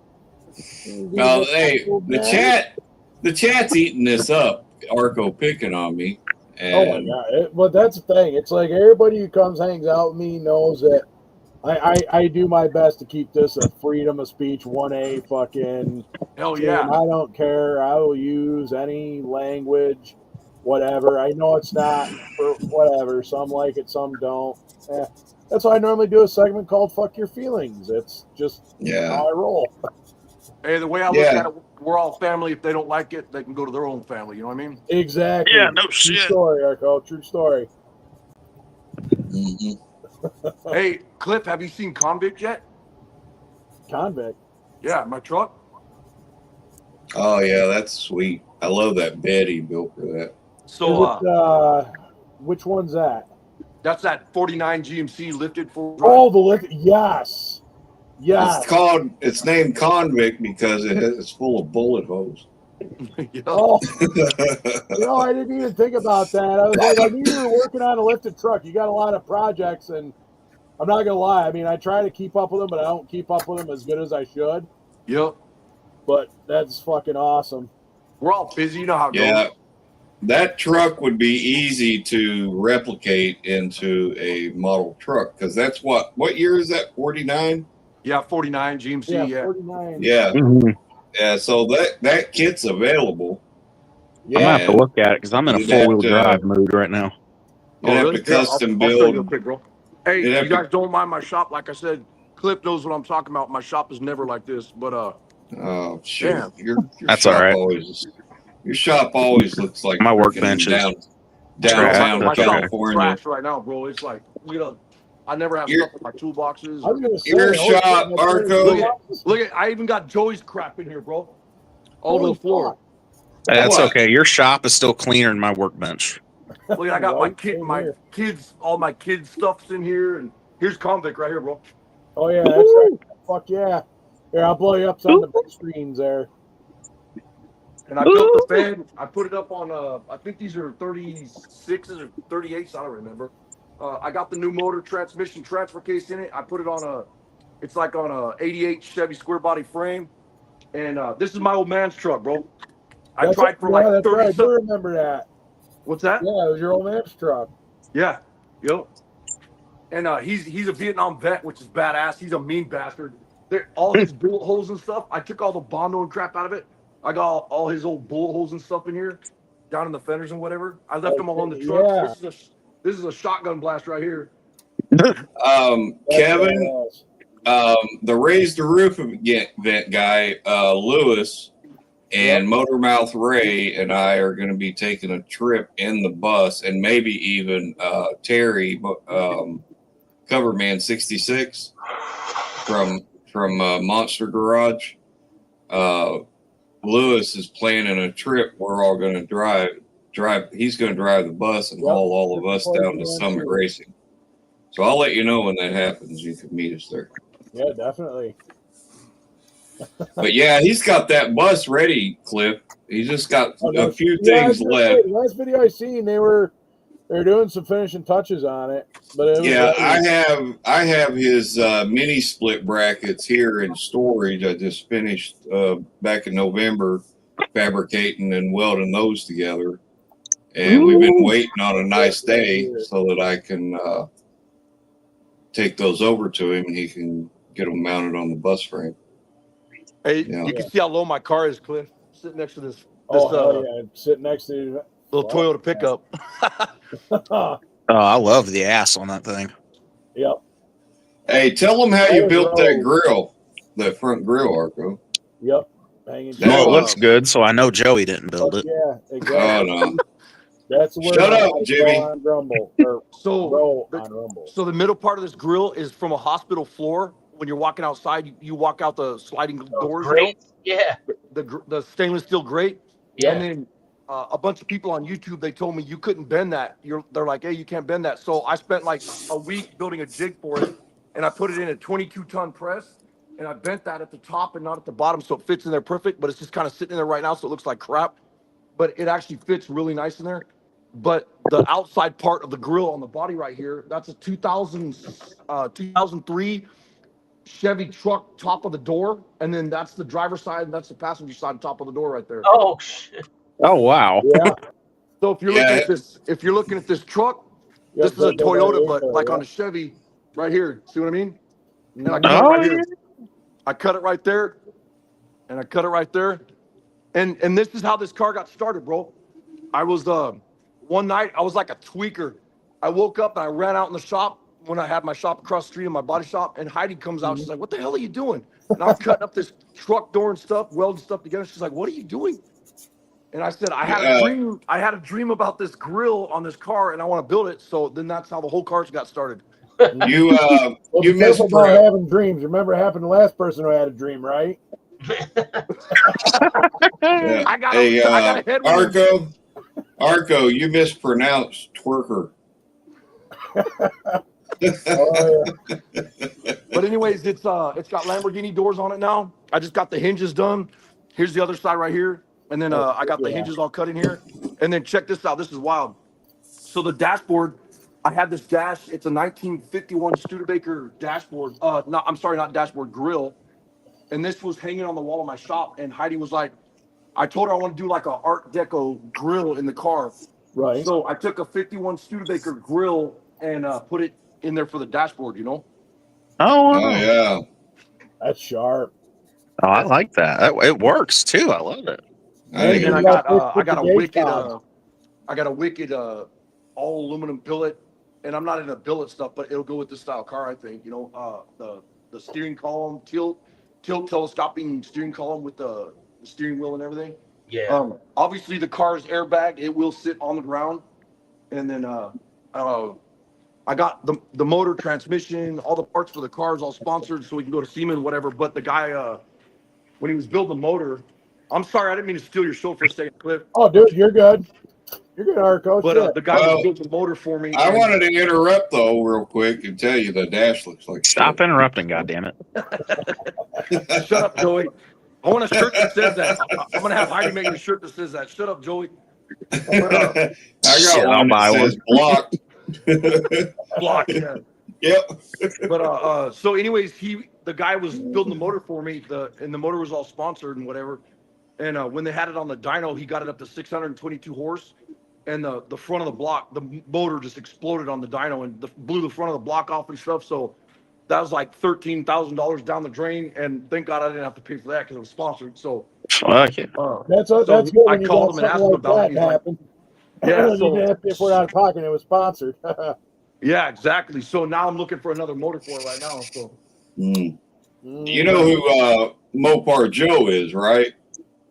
On YouTube. Okay, he just built a big block stroker for Rust Bucket Restos, Dave, to go in. He first bought it to go in a 68 Charger, had it built, but now that he's seen it on the dyno, he's going to put it in. He's got a Chrysler Dodge Satellite that he calls the Ratty Satty, and he uses that at the drag tape, duct tape drags and all that. Well, he's going to put that big block in the Ratty Satty now. And he'll probably blow Finnegan and every one of them off the freaking track with that thing. Yeah. Wait, you talking Roadkill Finnegan?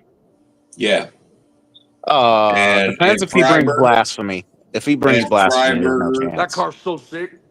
Mm-hmm. Yeah. I was sad. They put their videos out not too long ago. Roadkill got canceled.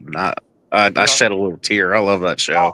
I guess I was talking to Louis Lee earlier, and he was saying that everything got canceled, bro, from last year. So they had a whole full year of filming, and then they just quit filming, and so nothing. So I think YouTube is going to go crazy because there's not going to be a lot of stuff coming out, you know, on TV. So people are going to start hitting up YouTube and stuff more, you know. So I think it'll help all of our channels, you know. Oh yeah. Why am I not seeing that link that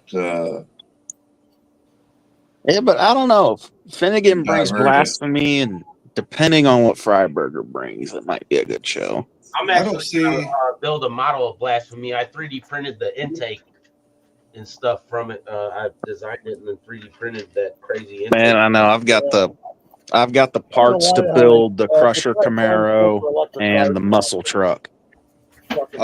Is that the links there, Cliff, that you put in? Huh? Is that the links that yeah, those are the put in? links that they pop up or whatever. Yeah, because for some reason they weren't showing up for me when Divergent put them in. Yeah, I designed that. Well, I just took the links intake and stuff and then I actually wrote Blasphemy at the side of it. Out and stuff like that. Oh, that's badass. Yeah. All right. Yeah, I just followed both. I've been wanting to do some roadkill cars.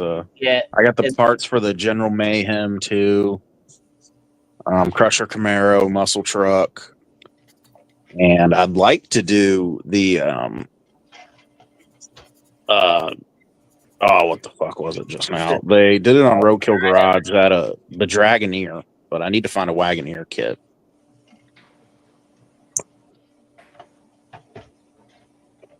I've got a lot of photos saved of cars I'd like to build that they've done. Yeah, me too, man. I've been doing that too.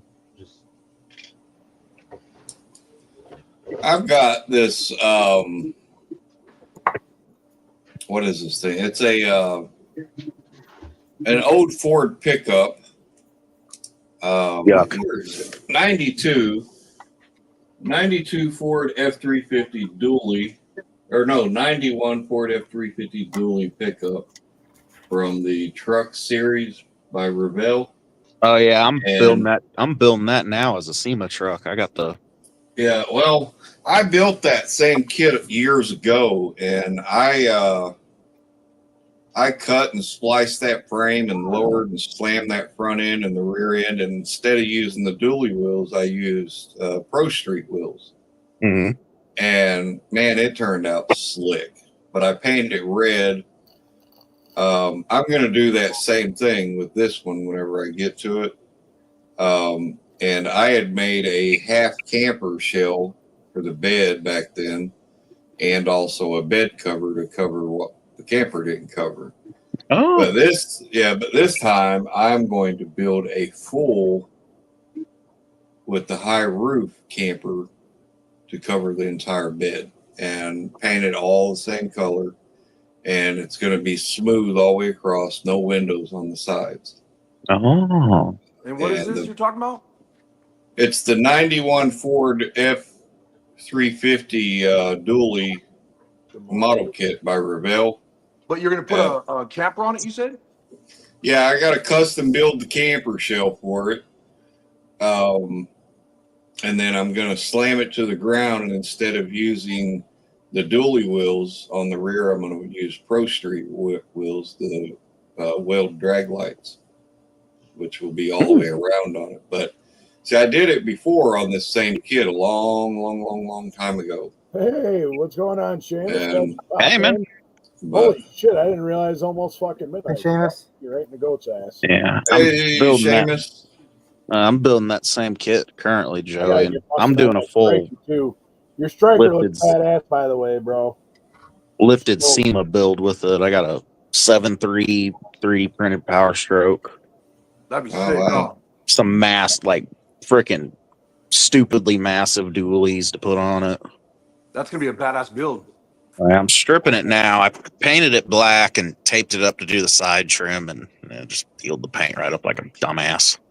Yeah, Jimmy does a lot of nice builds. All of them do, especially Jeff.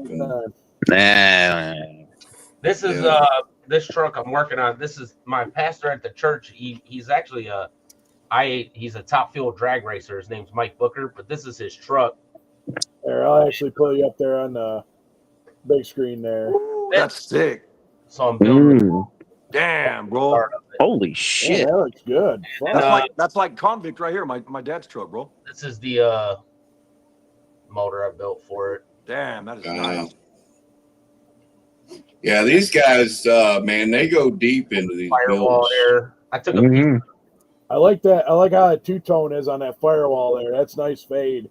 Yeah, he had a metal, he's got like a stainless firewall or whatever. It might be aluminum. I don't know. So I just took a piece of shim stock that I had and cut it out and put it in there. Yeah.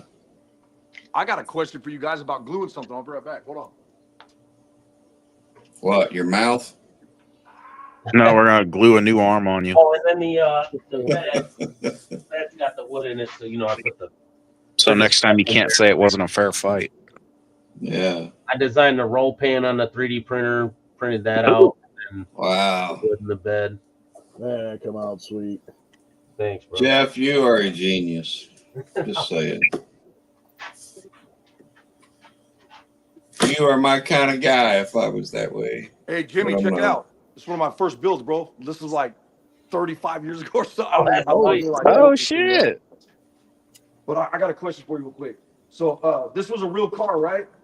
And this was a chopped convertible that I built when I lived for a little bit with my dad in Missouri. And but anyways, the real car, this is exactly what it looked like. It was all chopped and dropped, and the windshield busted off on me. What do you guys prefer as far as putting the windshield back on? What kind of glue? Elmer's. Probably super glue or CA glue. Elmer's. But how can I No, get it to don't use stay on there? Elmer's. He's an idiot. Is there something I could? Because I've seen people put that spray stuff on there, but will that hurt the paint? You know, the accelerator. Don't do that. What about the extra thin stuff? He's got it right there. Jeff just had it up. CA glue. Okay, I got some of that stuff. Yeah. That's the stuff. Real. You don't need a lot of it, just a little of it. You don't spray it. You put that, you get it set in place, and then you put a little bit of that. Yeah, this kicker here, it won't mess with the paint. I use that kicker on paint all the time. It won't. Okay. Yeah. I have both those, bro. Yeah. In my stuff. The only thing though, sometimes this stuff will fog up. Like, so if you're gonna put the glass in. No, I have the glass. So the glass just pops right in. It'll stay in there, you know. Oh, okay, so because if you were gonna glue like the glass, and I just like tape it in and then put something like this in there, or like. Yeah. Yep. Yeah, that works too. Okay. Awesome. What's Bob? Bob's got something there too. Take your Elmer's glue. Joey, you're a dick. Bottle and put it in one reed with a syringe. Oh hell yeah! Put it right exactly where you want it. And right. That's a good idea, bro. It'll last about 100 times longer because you're not spraying 90% of it where you don't want it. Yeah. Right. Yep. I got you. Thank you. I've had this bottle. This was one bottle of this has been. I've been using it for almost a year, and I don't know about that far into it because Man, that's crazy. Because you're not spraying it everywhere. Right, Jimmy. Why would you say that? Because you suggested Elmer's glue. Elmer's glue works great for doing clear parts. Yeah, it works really good. Yeah, but it wasn't for clear parts. It was to glue the windshield frame back in. Yeah, it's treat that like a clear part. Elmer's glue will dry foggy, I thought. That's enough times I've used it. Elmer's glue dries clear. Or tacky glue is your PVA glue. I have some extra staples. We can use those.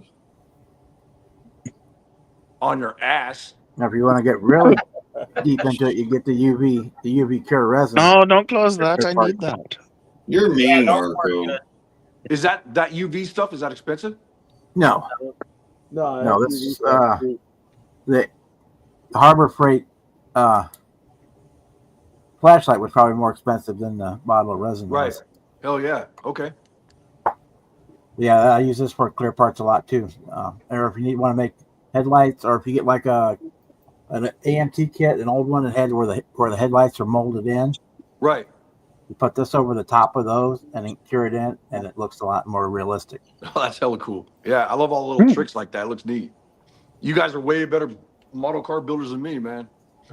Or like your marker lights and stuff like that after you paint them. I won't go that far. I just learned how to hide this shit. It creates a lens over the top, just like the real one would have. I put it in the dashboards too. For gauges. For gauges, yeah. Man, I might have to do that for the gauges. That's not a bad idea. It makes them look like they got the glass in them, and it's sweet. That's true.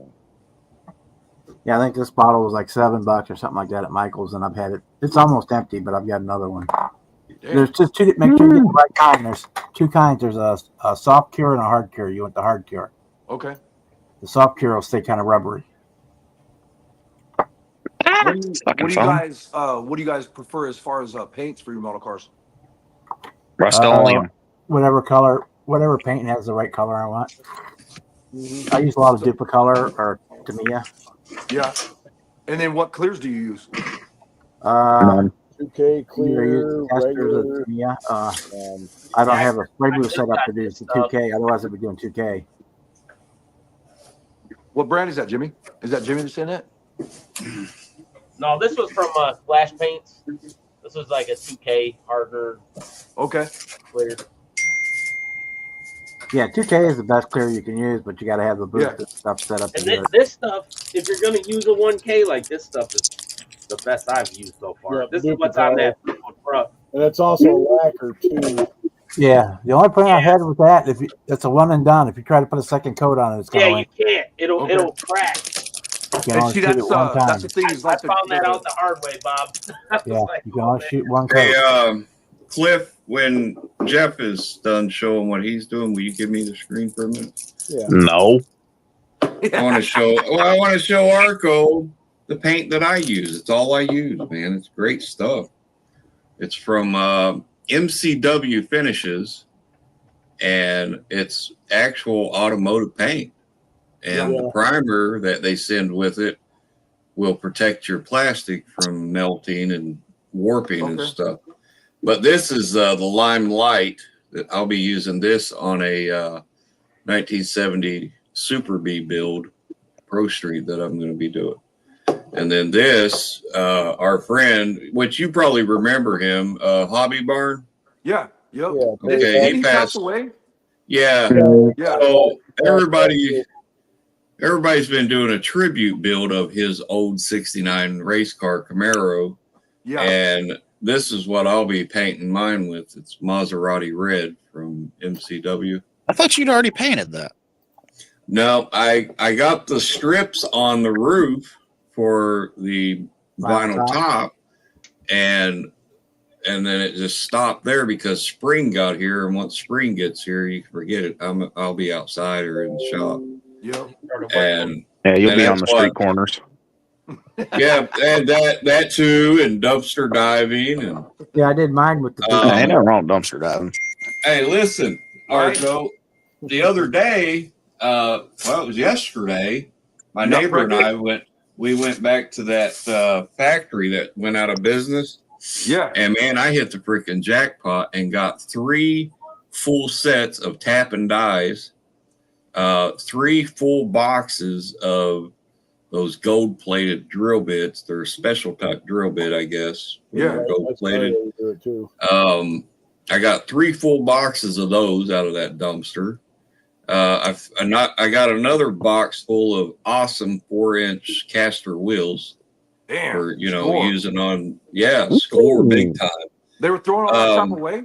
It was already in the dumpster, and I just started packing it out and throwing it in the truck. And then I needed another bench grinder for the shop. And I had gotten one out of there before, but that motor was junk, so I threw it in the scrap bin. But got another one yesterday, and brought it in the shop, plugged it in, hit the button, fired right up like a brand new one. Yeah, that's a score. You got some money worth of stuff, man. Yeah, and isn't it amazing what people throw away? Man, no shit. Like in the dumpster of my work, I pulled out a couple weeks ago. Somebody threw away a 2-wheel dolly and one of them 4-wheel little flat ones. Just threw them in the dumpster. I pulled up and threw them in the back of my truck. Oh man, I'm so bad. I'm the worst dumpster diver. I'll pull anything out of there. Oh yeah, I don't give a shit. If it's good, usable, I'll crawl in there and pull it out. I don't care. Hell yeah, I'm a junk collector, bro. Well, matter of fact, I got a funny story for you. Yesterday, I was behind my shop and I was burning a bunch of the paper in my. We got like an incinerator back there, behind my shop. And so waiting for it to get, oh damn, that thing's badass right there. Holy crap. Yeah, that's the Hobby Barn car. He had the real 1-to-1. Terry did. Damn. And we got a really old, grainy picture of it after he passed away, and so we've been building them, with what we think they look like or whatever. That's beautiful, Bob. Yeah, Bob and Mopar Nut. Several people have got some beautiful replicas. Have you talked to Mopar Nut lately, Joey? I haven't seen him in a while. I actually the other day. He's not doing too bad. He's just busy. He got a lot of shit going on. Yeah, he's been busy out doing his 1-to-1 stuff, and he drives Mopars, so he's constantly racing. He's got his own side gig, and he does a lot there. Well, and he's a Mopar guy, so he's always wrenching on pieces of shit. Here you go, Kevin. He's always pushing his car home, so he doesn't have time to get a hold of nobody. Yeah. You put me on the big screen again. Kevin wants to see how big my hand is. God, please don't. I can't. I've had enough of him. Oh my God! Is that the one you scratch your nuts with? Yeah, and hey, there's a message in there for Kevin and Arco. You just have to read between the lines. There you go. And this side of it, he's smiling at you. That hurt my feelings, Joey. Oh, whatever. Get over it, you big sissy. Damn. Oh, Man, That I'm was not so making mean. build models anymore. You guys are making me look bad, man. Man, let me get up and go to you my need some display noise case. work on the Hang on. 1-to-1 cars, though. So Yeah, Arco, you do well enough making I yourself. was gonna say, Let's get this display case open. Hang on. Oh man, Bob is amazing with Bob, what he that is does. sick, brother. That is absolutely badass, man. I've learned a lot from these guys on painting and getting a good finish on these builds. Yeah. Hey, do you wet sand between coats and stuff too, or no? If I have to. Yeah, that is try not beautiful. Damn, look at the detail on that thing, man. What paint did you use, Bob? That's actually Tester's paint. Oh wow! Tester's So that was green. spray can, right? Yep. Dang, Bob the Builder. Yeah, I love that turntable too. I know it's nice. Oh damn! Come on. I gotta clean mine. Yeah, I build crazy shit. Now you know why he's called Jimmy the Chop Shop. Love it. That's Ain't that the wheels you got? Ain't that the wheels you got for me? No, those wheels okay. you gave me are on that truck. Oh my god, you got Yeah, that's right. Yeah, the red That's one a right there. replica of my dad's old truck. I'm an OBS guy, so I got a lot of OBSs. I like that gray square body though. That's just like my real truck. Wow. I was gonna say, man. that's damn. I love this that is- lowrider too. That white one is bad. Oh, to the yeah. bone. I love those spikes sticking out on the wheels. Oh yeah, I was a set of J's, but this thing it's got and- a 24 valve 3D printed Cummins. Love it. Big dualies, yeah, all custom. Straight redneck right there. I love it. Yeah, and you know, Arco, he uses a rattle can on all this stuff. This is Rust-Oleum paint that they all tell me shitty, but I can pull out. Where's a shiny car? Hang on. I think you do great with it. I mean, you want the Rust-Oleum, Jimmy. Like, I've tried Rust-Oleum and it sucked. It's but hitting the middle for me. It depends. Damn. Yeah, look at that, man. Smooth as a baby booty. That is kick ass right there. It's got some dust on it, but that looks hella good on. Hey, what is that pink car in there? That chop convertible pink car. Oh, yeah. Cadillac. Hang on. I just finished that not too long ago. What are you talking about? Oh, put a Cummins in. Yeah, put a Cummins in the Stute. Yeah. You're coming in who? In the Rogue. Oh my god, that's badass right there. 6 Caddy, Elvis Presley pink. Kevin, unfortunately, he's going with a Toyota 4-cylinder. No, I'm not. And actually, the weirdest thing I've done is an '88 Buick Regal.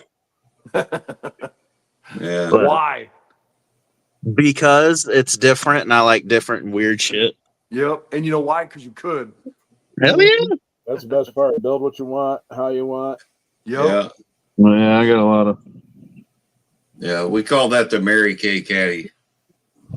That's Elvis, baby. What you mean, Mary Kay? I'm just going by what Kevin said. Oh man, hang on. I'll show you the. I don't know why I got him tucked in the corner, but I could do. Everybody puts baby. A Hudson? Mercury. Oh, it's a Mercury. Yeah, I got you. Oh, Cliff, by the way, let me interrupt real quick. I got some Danas on it. Divergent posted another link for Rumble, and it's not showing up in the chat for me. Will All you right, give me a please second. repost that? This is Patriot. Can't see it. It's okay. What kind of primer do you put on those to be able to put that Rust-Oleum on there? So I'm gonna be honest. I don't use primer. I spray right over the plastic. Really? Thank you, Cliff. I don't use clear coat either. I use glossy paint. Damn, man. This is 4 coats of Rust-Oleum. That's Thanks, 1 Divergent. coat. Nice. Oh, glad you made it home there, Sarge. Holy crap. This thing, you can see the shine on it. This thing's actually 5 coats. I went really overboard with it. Yeah.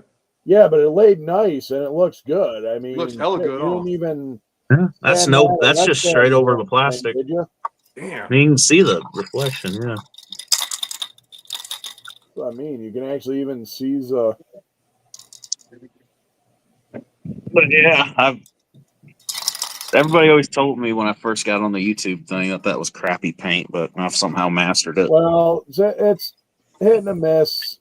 You know, like I said, I've used it. You just use whatever you got, and if you got Rust-Oleum, you use it. I mean, you can make whatever. It's hit and miss with me as far as Rust-Oleum. I have good results and I have bad results, but I realize that the Duplicolor, like this Perfect Match shit, this is paint because this is actual automotive paint, actual duplicate, actual GM color, so it's close to factories you can get out of the can. Yeah, I've used a lot of that in our body shop. Bro.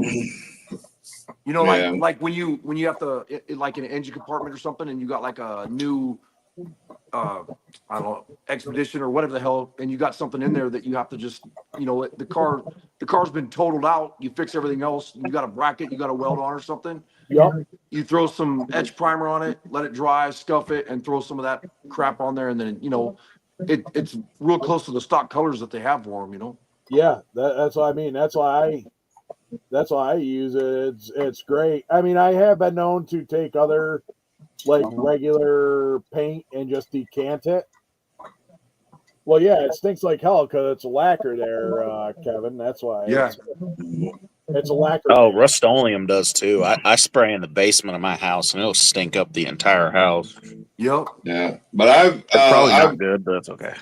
You know, Arco was talking about in the body shop there. I've witnessed firsthand how he does body work, and I don't know how long that Bondo is going to stay in that car, but right now it looks good. Whatever.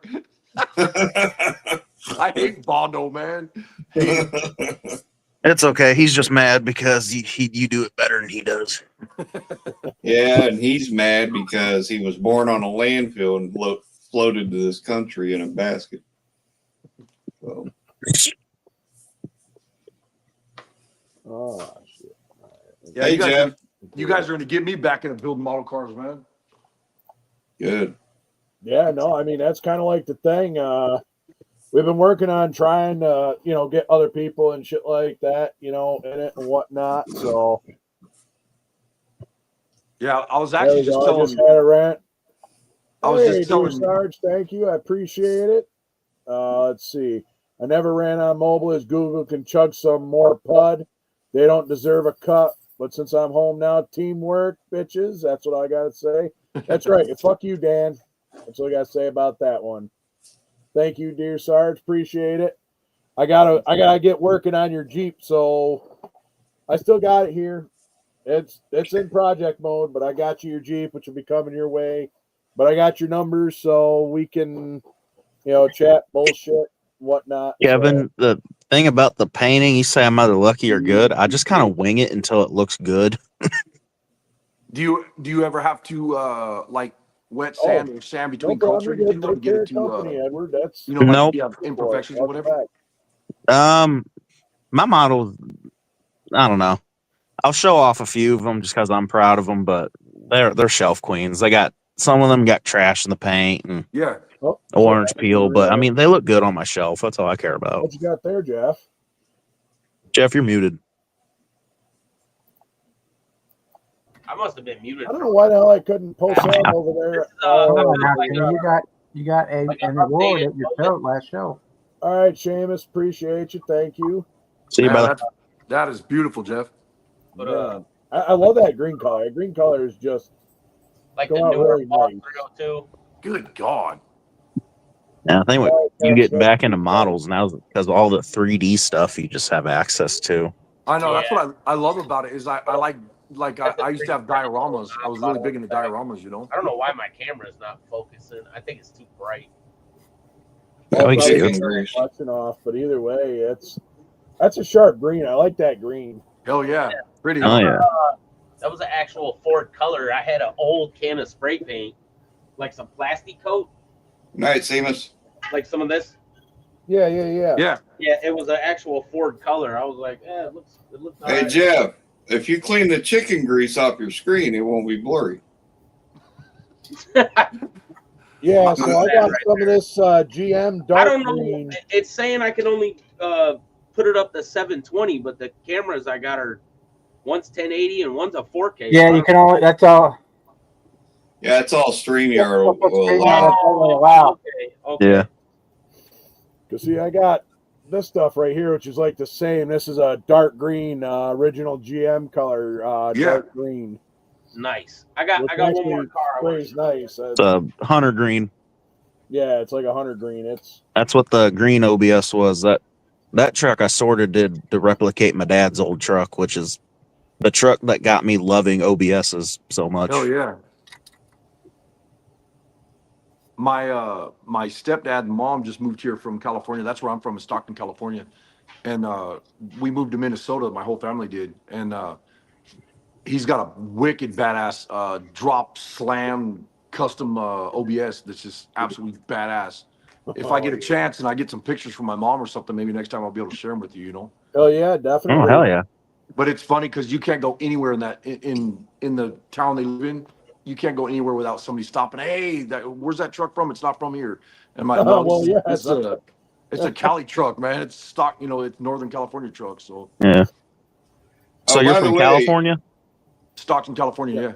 Yeah, I will say you were the only person from California I get along with. Yeah, well, that's why I'm in Minnesota now, because California sucks. Yep. Well, that's why I'm trying to get out of New York, because New York sucks. Same thing, bro. Same exact. Well, I'm over in Illinois, and this state fucking sucks. You have to understand why he ended up in Minnesota too. Is he was banned from being in California.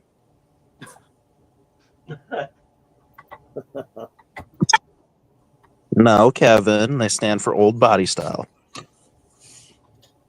right, so he has no comment to that because he knows it's true. Yes, sir. I'm not going to comment on that because you know it's true. Yeah, they don't like it when you speak your mind and they don't agree with it. Yeah. Show you guys this last one, this 49 Merc. This took me forever because I cut it all up. Ooh. That's what that one I showed was that 49. Put them on the screen, brother. Oh, sorry, my bad. Oh shit! I'm sitting here building a motorcycle here. Oh shit! Oh my! This one took me a minute. I did like a felt interior and. Oh, holy shit! That thing's nuts. That's fucking crazy. Love the pinstriping on that too. Man. Took a while. That's something that. Yeah, hopefully, yeah, I'll eventually. Wow. Hey Jeff. Yes, sir. I know where you live. Here, you can have it. Come get it. He just lives down here at Cleveland, Arco. Oh yeah. Yeah. Kevin lives. Jeff will test how good you and your one arm can fight. And Kevin in the chat, he lives at Akron over by Summit Racing. Okay. He's scared to meet me. We saw that Summit off the side of the freeway there on when we were leaving. Yeah, they're along I-76. Yeah, that's nice. Yeah, that's on there. Beautiful work, Jeff. Thank you. Yeah. Yeah, I like detailing the motors, man. Other than that, my paint, I got to get better painting, but I don't know. That paint looked pretty goddamn good to me. Right? I'm not gonna lie. It does on camera, but when you're looking at them, it's like, oh no. You know, that's what I think is cool about model cars, though, man. We all built them when we were kids, and then it's like when you get older, it's like you could do whatever you want. You could say, I want to build this car, and you could just build the damn thing. You can use your imagination, and it's not like building a real car that takes so damn long, It's the only one. It's the only way I can afford the shit. Right. Right. I was gonna say, I that's mean, the other thing, I'd too. love to build one. I'd love to do this stuff to one-to-one, but it's just too much, man. It's too much. I actually It's the only reason I have an LS swap to my truck. I sold it last year. I had a '78 Trans Am. That was the last old car I had left. That's like my car right here, Rogue. The hours I have in that thing, if I was getting paid for that, oh my god, I wonder how many hundreds of thousands of dollars that would be in that damn thing. It's not even done yet. Yeah, I mean, once you factor in your like labor, time, shit like that, and just material, fucking shit's not cheap. Yeah, and my other car's going full paint. That's gonna be a show car, so it's like, oh my god, that's gonna be some hours in that one, the convertible Vigilante. Oh, the fish boat. The what? The fishing boat. You seen that one yet, Cliff? The fishing boat? Yeah. That's it. I'm done with this place. Oh, this show man. sucks. That was epic, Cliff.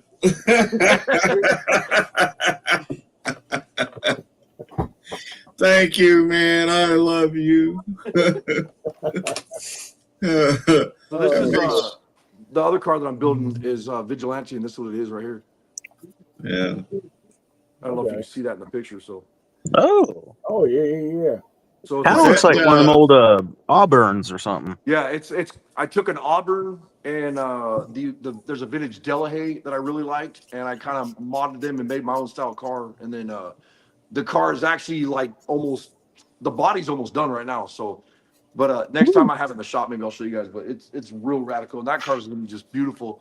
And same thing, it's airbagged and dropped on the ground, and where the side of the doors are, like if you're sitting next to the car when it's sitting on the ground, the side of the doors right here where you get in the car is 24 inches off the ground. So oh shit, yeah. So you know, you're only talking like right here, so it's slammed on the ground.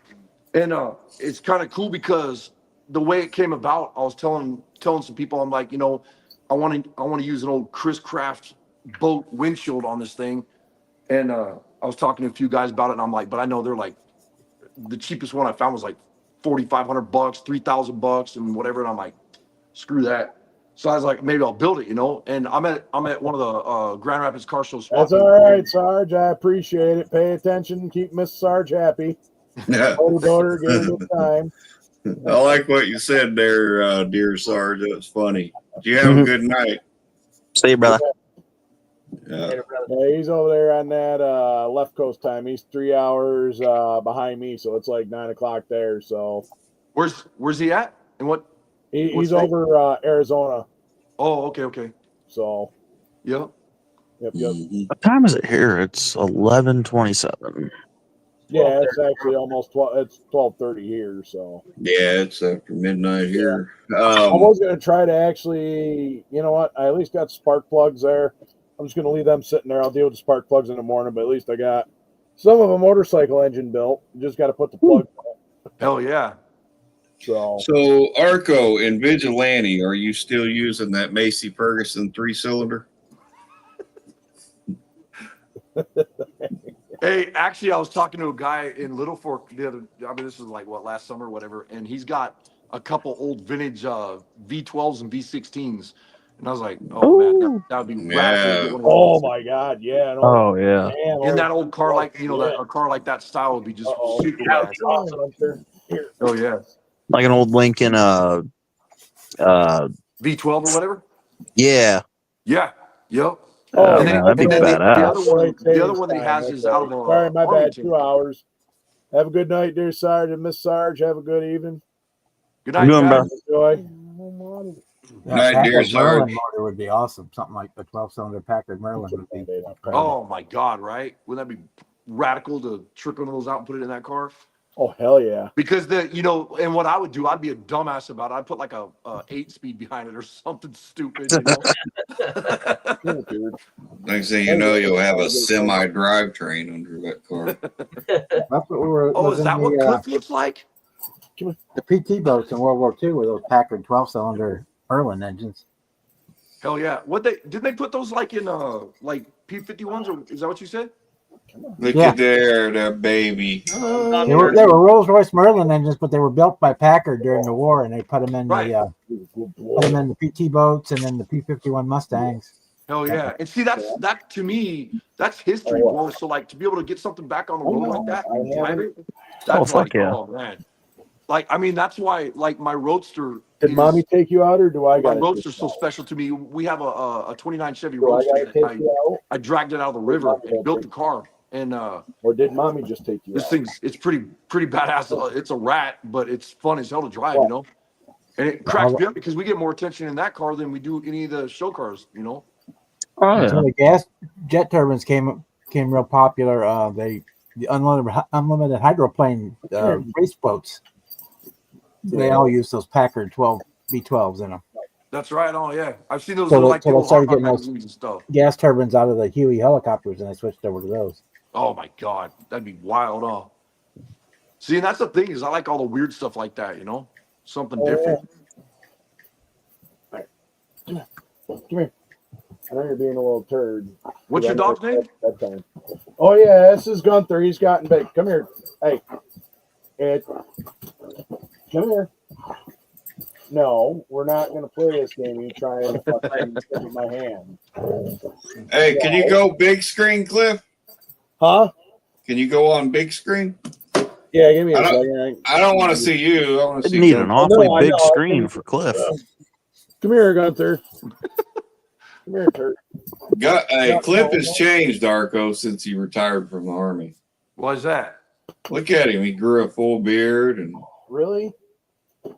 He's still kind of pretty. Gained 100 pounds. Get over here. You're not wrong. Had to add extra. I can't say shit. I'm a fat guy, too. There it is. Oh, he's badass, huh? Yeah. Beautiful dog, man. Yeah, this is Gunther. He's a little over a year old. Oh, he's Hey, still baby, Oh, yeah. Gunther. Hey, Gunther. Oh, look at him. Is he always wound up? Yeah, he's still. The last like 2 days have been kind of. I haven't done a whole lot with him and stuff like that. I mean, I've done stuff with him, but he hasn't gotten his like 2 hours a day. So, yep. And with him being a shepherd, he's like. Plus, it's also past his bedtime too. Normally, we're in bed by like 10 o'clock, and he's normally in here. But since the wife's home tonight, he's so he was in here trying to get my attention. Like, Daddy, it's bedtime. You normally give me bacon. I'm 2 hours past getting my bacon. So Kevin said he's a lap dog. my get some begging strips that I get. I give him a begging strip every night before bed. Just Kevin said he's a lap dog. My Great Dane thinks he's a 30-pound lap dog. He's 130 pounds. Is too. So he's like, hey, you remember my dog Lily in my videos, Cliff? Do the circle thing to sit down, and I'm like, dude, we're only in a recliner. Yeah. But once you get settled down, it's not bad. It's just I got 3 big dogs that all think they are a Great Dane, a chocolate lab, and a Mastiff. Right. And I all think they're lap dogs. Yeah. Yep. Big old baby. Throw that truck up real quick. Yeah. What you got? A truck. Oh, okay. Never mind. I see it there now. Oh shit, that's pretty badass. Got the airplane motor in it. Yeah. I fucks with it. Oh, that's on Jay's. Yeah. That's hella cool. I was watching something the other night, and it was actually on the History Channel. So Gunther likes how it's made, modern marvels, and random like war stuff from the History Channel. And we were watching something on, I think it was how it's made or the P-51 Mustang or something like that. And I was like thinking, I'm like, man, that'd be pretty cool to get like an airplane engine and put it in a truck. But it's already been done. So you see that one that Jesse James did? He put that airplane motor in that motorcycle. Yeah. Yeah. That was nuts, man. That's fucking cool. Man, I used to love his show back in the day. West Coast Choppers. I used to love that shit. Yep. And then he did Monster Garage there. Yeah. Yep. And then it was like the whole thing where they did like Iraq one where he took the Humvee. Now, I'm not going to lie. I would have loved to have been like kind of a part of that, and I was familiar because when I seen that, I was over in Iraq at that time on my second deployment when I seen that. And I'm like, are you fucking kidding me? So, funny story. They normally send the transmissions and stuff like that to get rebuilt. They send them pre-filled with a torque converter. So, all you do is you just slap it up in there. You don't have to pull the converter or fill it. It's already pre-filled from the factory. And you pull the caps out of it, and then you basically put it in, get everything hooked up, start it up, then you check your fluid. And they ended up burning up the front pump on. Yeah, that was the one they burnt the front pump on because there was nothing in it. Yep. And I'm like sitting there, I'm like, dude, this ain't an Army transmission. You're ordering it from like Summit Racing. They don't sell that filled. And it's like they burn up the front pump on it. I'm like, dude, that's like embarrassing. Like, the Army simplifies shit when they send it like that so that it, you know, it's like, oh, hey, well, let's put it up there because not everybody's as sharp as tool as a mechanic. I'm just saying, even in the Army, like, they send the torque converters like pre-filled, and there's a bracket that's actually held on there. Yeah. And so it's like when you go to sit there, you know, get it up there, like I said, you check fluid, stuff like that, make sure it's full of fluid after you install it, but you ain't got to go through and fill a torque converter. Torque converters are already pre-filled. And then they ended up burning up the front pump during that, like, Iraq Confidential when he built that Humvee or whatever it does, the wheelies or whatever. Yeah. That was like one of them, and I'm like sitting there, I'm like, oh, dude, really? I just You know that would suck though, not knowing. Right, that's what I mean. It's like, I mean, like I said, I know the Army shit, the way they do it, they make it foolproof. Somewhere like Jegs, or I think it was like Jegs or Summit that sent them a transmission, they ain't gonna send it with fluid in there, this, that, and the other thing. No. Shit, no. Hey guys, I'm gonna bail out and I'm going to bed. Yeah, I'm gonna probably bail out because Gunther was just in here being a little bit of a turd. I don't know if he's got to go out or if Tommy let him out. Yeah, my phone's about to die. So, but anyway, I had an awesome time. Holy shit, we gone almost 6 hours. Yeah. Thank you, Cliff. I'm talking about. Yeah. Thank you, Cliff. Thank you, everybody. I appreciate you guys, man. Thanks so much Hey, for letting me join your show. No, hell yeah, anytime, bro. Joey, Jimmy, Jeff. It was good to see all you ladies and gentlemen and Arco. Edward, Bud. Nice meeting you, Arco. It's good Thanks. hanging, except Joey. Fuck you. Appreciate you guys. Yeah, right? Piss on you, Joey. You suck. All right, catch y'all later. Everyone over there, Neuro. From the bottom of my heart. Tapped out with Mrs. Kiss my ass. To the 7 people watching over there on, yeah, I just want to say thanks for coming to hang out. Y'all take care. Next week, they'll not be live because I'll be on the road to Oklahoma. Have a safe trip. And the week after that, I will probably not, this will be 2 weeks without live. So, but I'll probably jump into some other people's lives here and there. I'll keep in touch when I got time. So, but looking to relocate down there. So, well, I wish you the best, brother. Happy New Year, man. Hey, Happy New Year too. All right, Arco. Tell Heidi them take care and sounds good. Definitely be in touch. Mm-hmm. All right, love you guys, man. You guys take care. Take care. All right, later on. Yeah, right. love you. Good night. Later. See you guys later. Enjoy. All right. Well, I want to thank everybody over there on the Rumble side, the ULube side. Thanks for coming. You guys are awesome. We had a good night. This is a great stream.